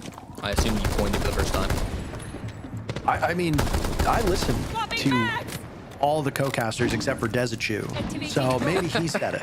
But I have not heard anybody say it consistently. A perfect flawless, you could call it, because they haven't suffered any damage. But yeah, I mean, it's very rare that it unfolds. We've seen a couple of them, you and I have. And I mean, I've seen them before, you know, when I casted with my other pairs. So I just don't know if there's ever really an official term that any of us have used. But either way, when Wildcard are winning, they're doing really, really good. And again, we did highlight DZ's depth as a squad. It is a hallmark of this team. It is a huge reason why they won the major. But I mean, Wildcard has statistically been the most consistent team internationally. And their depth is huge with Kansan and Adrian starting things off. Down goes Bay. DZ's the one who called the timeout, but it seems like Wildcard is poised and ready. DZ will need to meet this aggression head on as they are harassed by just a bevy of utility. Spiker getting diffuser down. Baby Shark watching over top of it. It's got Noors and J90 on the run. They're all that remains from Dark Zero. DZ has been in the driver's seat of this game. Wildcard has not led once in this entire match. They're 30 seconds away from changing that. They have the numbers advantage, but J90 has found an opening. Only good enough for one. Baby Shark trades him out. Noors will hop on the case. Kansan, Baby Shark, where are you to punish him? Getting off scot-free for the time being. They'll send out a death mark. Noors will attempt again, and Kansan shuts the door. Wildcard's first lead comes at the perfect time. They're on match point with 1 round to go in regulation. Same stuff, different day, Parker. It just feels like Wildcard these last 3 rounds have completely flipped the game over. It's so aggressive and so fast as they're all pushing into the building together at the same time. The pressure from outside the building is so good. They've always got players in the right angle so that when they force players to move, this time it was largely forcing them to move based on the blitz that Spiker was running through, but also some pressure from the nades, some pressure from these death marks coming out from Baby Shark. They're always in the right spots to capitalize on these frags, and it puts them into an incredible position. Noors here, another 1v2 against Dokkaebi Deimos. That's the second time today that we've seen a player in this position. It is almost impossible to win out when you're in that spot against those 2 ops in particular. Ambi couldn't do it earlier today. Noors can't do it now, and Wildcard 6-5 against DZ, 1 away from winning this in regulation. We were talking a lot about the upcoming DZ matches and theorizing whether or not they would drop one of those games, and all the while, Wildcard's sitting here saying, why he stay beat me though, you know? So very, I don't want to say surprising result. Sure. But I did not expect the match that we are currently witnessing. Really high likelihood that M80 remains the only undefeated team by the end of the day. admittedly, no perfect team because M80 did ultimately win one of those matches in overtime. So there were some points dropped, but at some point, the Titans of the region have to bleed. And I mean, we saw SR bleed. Haven't really seen M80 bleed that much, just a small nick. As for Dark Zero, Wildcard's got him bleeding right now, and I feel the momentum is pretty firmly on their side. I mean, Parker, as the desk has consistently said, this is the most competitive region in Siege, so we can't have any teams remaining undefeated for long. M80 will continue to hold that mantle, but Dark Zero dangerous of losing it themselves. 2 minutes and 9 seconds separate them from such a fate. They've got to be able to find some way to lock this one down. They've got to find some way to keep themselves alive in the early game.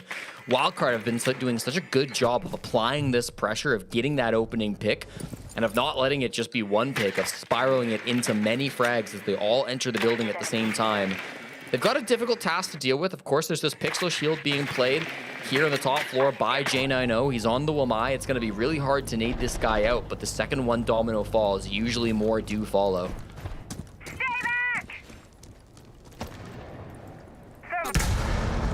Going in. Halfway point of a very crucial round, and you can see just the effort that's going in here from Wildcard's advance. They've slowed the pacing down quite a lot. And I mean, if you're going to go on that breakneck pace and knock over Dark Zero round after round, EZ might be wise to your tricks. They could be prepping for a rush. There's nothing better than completely flipping that script. So Wildcard now looking to be dialed in. Spent the last 30 seconds or so taking control of the top floor while now using a bunch of utility to punish Dark Zero. This is so scary. DZ have completely given up this floor. They've realized that the early fights aren't going their way, so they say, screw it, let's just try a 5v5 late round. They're boxed up. These are mistakes being made by DZ. Wildcard is punishing them. Spiker's got the defuse kit tucked into the corner. He gets away with murder, Jesse. Folt's the only one on the board so far. He's lost Kino. He's all on his own. The major winning champs have been without a loss for so long, and it comes at the hands of Wildcard. A stunner as a 7-5 victory for their North American foes will give DZ their first loss in Stage 1. They might have been better in Salt Lake City, but now that Wildcard have their full 5-man roster, they are dominant over Dark Zero. An incredible comeback in a game where they looked down and out to rally back on the attacks to clutch things up. An incredible match from Wildcard. Let's hear from our desk in an interview with our winners. Well, Wildcard, they couldn't quite take down the major runner-ups last week, but it's the major champs they dethroned today. A 7-5 regulation win over Dark Zero. This Wildcard team, Lax, in those last few rounds, after the DZ timeout, they came out of nowhere to take the win. Yeah, their attacks were flawless, and they didn't really need any of the shields throughout the majority of those attacks. They were just getting that opening pick, and then as Jesse was talking about, then turned into multi-frags, where really it was Dark Zero left kind of on their back foot, not being able to go for a trade, not being able to find comfort in these rounds. Even in that last round, I question, why are they all falling back? Why are they giving up top floor? They weren't really contesting Wildcard. I do think they kind of got into their own heads a little bit of, okay, we're losing these opening engagements. Let's just play together. But on a map and a site like that, you at least have to fight for a little bit of that control, at least get a pick going into your favor, and then maybe play back into those layers. And they just got picked apart, just like all the other attacking rounds. Yeah, this was almost a DZ sweep on defense, and we would have probably been sitting up here wondering, yeah, why are they not playing shields? But they went to the information operators, which is what I was worried about going into this game. Why are we not getting rid of the information operators against Baby Shark? We're letting them play Dokkaebi. We're letting them play Snake. We're letting them play all these high win rate operators. And they flipped the script, like you said. I mean, it was just beautiful executes to see. We saw that sense rush onto the reading round, and then we've seen them utilizing the blitz and going for a lot of fast plays. The guns came alive. Kansan, I believe, was 0-4 at the defensive half, and I was starting to have some type of narrative like, why is Kansan not getting kills?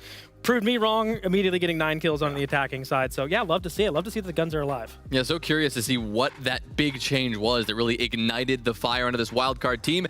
To get some answers, we've got Spiker here with us, so we can hopefully get to the bottom of this. Congratulations on a big win here, Spiker. I know how much you like to play against this DZ core and the edge you have over them. You know, what changed in the back half of this game to give you a big win over these guys? Yeah, I mean, we know that they prefer attack like over defense. Like they're very good at attacking in this meta. So once we got a 3-3, like we were very happy with that half because we knew now we had all the OP operators. So you know, we were just focused on playing our game, playing, you know, how we knew to do. Once they did the Ram ban, I knew they were gonna play to layer like off top floor quick. So that's why we did the 2 fast plays back to back. The first one was to take top. The second one we were baiting top to go site. So it was kind of like, you know, mix and matching, I guess, but we knew they wanted to play to layer after that ramp ban, and so we just, you know, started to play our game.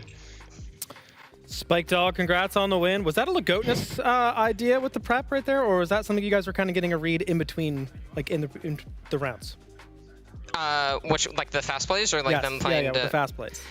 That was mostly us, kind of. Like I already said, once they banned the Ram that they were going to play to layer, and then his timeout, he said that like we can do like some fast plays, but the play to bait top and then go mid floor was Adrian.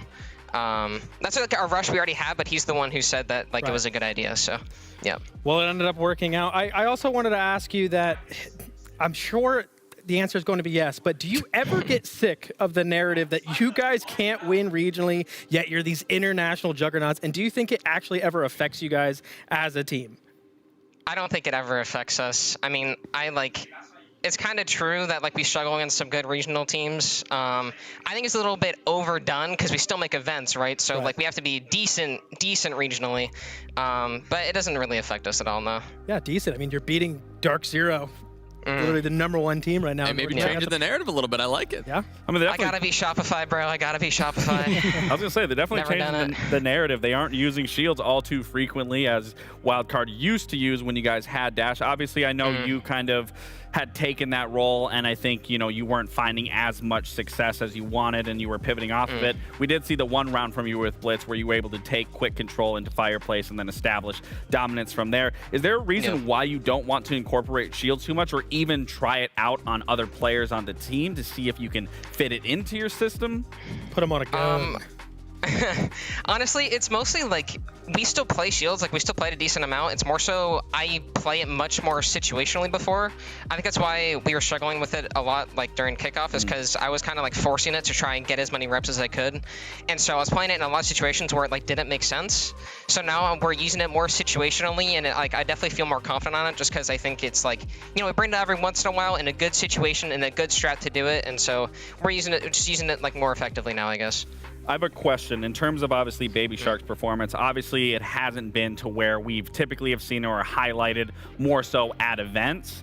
Do you see with obviously his lurking ability on the attack, if he's not finding success, do you then quickly identify that and be like, Baby Shark, maybe you play more with the team so we can actually utilize trade potential, we can use the extra body for maybe a push? Is that something that you then look at and be like, how can I now incorporate this into the structure of the team instead of maybe doing more lurk, lone wolf stuff and finding openings? I think it kind of depends. I think sometimes it's me saying it that like the lurk's not working, should get closer. Sometimes he just like kind of feels it that like they're like very ready for him and it's not being very effective. And so sometimes he'll poem solve off of it. But you know, it's kind of like it's like a balance. Sometimes I'm like, we need you on the main push when I'm in a pushing power. Sometimes it's they're ready for his lurk. You know, so it's both of us. Okay. They're ready in the basement for him. Yeah, ready in the cafe basement on the Dokkaebi or the Snake. Gotta be. All right, Spiker, thank you so much as always. Great to get your insights on the matchup. Congrats on the win, and we'll see you down the road, all right? All right, thank you. Well, what a win for Wildcard. Hey, I'm glad I kept them at 8 tier. You know, I think respectively they deserve to be there after beating the top dogs. Smart pick, I think. Yeah, that's a smart pick. Best one by far. Well, on the other side, man, it's been quite a day, Mint. What a way to start your T1 debut. We saw two teams go that were formerly undefeated, now go, I suppose, defeated. You had Shopify Rebellion lose to 100 Thieves, and we just saw Wildcard take down DZ. I mean, it feels like yesterday that we saw Space Station and Five Fears clash, but I mean, it was quite a day. Any favorite match jump out at you at what we saw earlier? Oh man, I got a couple, but we're gonna go with that 100 Thieves taking down Rebellion, right? Like that's the big one. They were the undefeated team, and to see those guys bounce back on exactly what their problems were, right? Being able to capitalize on those man advantages, and man, do they get so many of them. And then even having that ridiculous round that I highlighted with Hot and Cold, seeing him hiding inside his Spirits is running out with Clash. I just love watching those guys. So yeah, to see them get a big win, a big statement win like that, very, very cool to see. Well, here's what things look like now that the day is wrapped up in terms of the standings. It's M80 who have propelled themselves to the top in the lead with 11 points. Now Dark Zero and SR still close behind in second and third. They gave themselves a nice little cushion, but today what we saw was instead of this top-heavy 3 teams and that middle pack, it's all gotten nice and close together. Anything can happen at this point. Yeah, it's getting very close, and this is honestly what I want to see just as for my region representation. I want to see us be more competitive. I want to actually, once you get to that very end point of who can make it, who can squeak in, who can lock themselves in top 2, that's what makes those interesting instead of just having such a top-heavy. So I am glad to see, obviously, everyone performing exceptionally well. Even that Cloud9 game, I know they aren't getting points. I still want to give them their flowers. They're still keeping it competitive. They just have to get over that hurdle and actually start attaining some points. What about Outlast? Don't do this. Yeah, I mean, what about Outlast? I was the good cop all day, and it's my turn to be the bad cop. But yeah, everyone's very competitive except Outlast. Unfortunately, they went back to getting 7-2'd. Yeah. We'll have to see if they're able to put any more rounds than like more than that more in than the next 2. couple games. Yeah, more than 2. But Well, yeah, that was the narrative before their 5-round before their 6-round performance, but who knows? Who knows? Yep. Tomorrow they'll have another opportunity to do that. We've got another full slate of 5 best of 1s coming your way. Outlast will be taking on M80, so that will be quite a challenge as that is now the #1 seeded team. But we got some other good games coming your way tomorrow. Wildcard will play last against Space Station as well. Kyle, what stands out to you here? I'm just sounding extremely biased here, but I can't help but look at the 100 Thieves Dark Zero. Yeah, you knew it. The 100 Thieves Dark Zero game, but like they already took down one team that was undefeated. Now can they, well, I guess Dark Zero's not really undefeated anymore, but can they take down technically the best team in North America? Right, this was a big week for them to get points. They got big points versus SR. Can they get more against EZ? Well, yeah, go ahead. No, I was going to say, I completely agree with what you were saying. I think 100 Thieves just actually getting that much of a convincing win in the way that they did it, I think that really sets them up for the success going forward. However, for Dark Zero, I know they don't want to end on that note on how they lost today. I'm sure it's going to be quite the matchup once we get into that. Well, Kyle, thanks for joining us for your first day. This was awesome. You absolutely crushed it. So jet lag actually hit me. It's like 1 a.m. here, but it feels like it's whatever time back at home. Literally arrived 2 days ago. But yeah, this was a ton of fun. I can't wait to do it. Honestly, wake up and do it tomorrow. Watch more Siege. We got more Siege coming tomorrow. We'll see you with us, not just tomorrow, but for the rest of the stage. So we're looking forward to getting that going. To all of you, thank you so much for being a part of tonight's broadcast. It's been a good one, and we'll be back tomorrow as the action continues at 2 p.m. Eastern. For Laxing, for Mint, for our entire studio crew, I'm Jonas Willinger saying thanks for watching, and have a great night.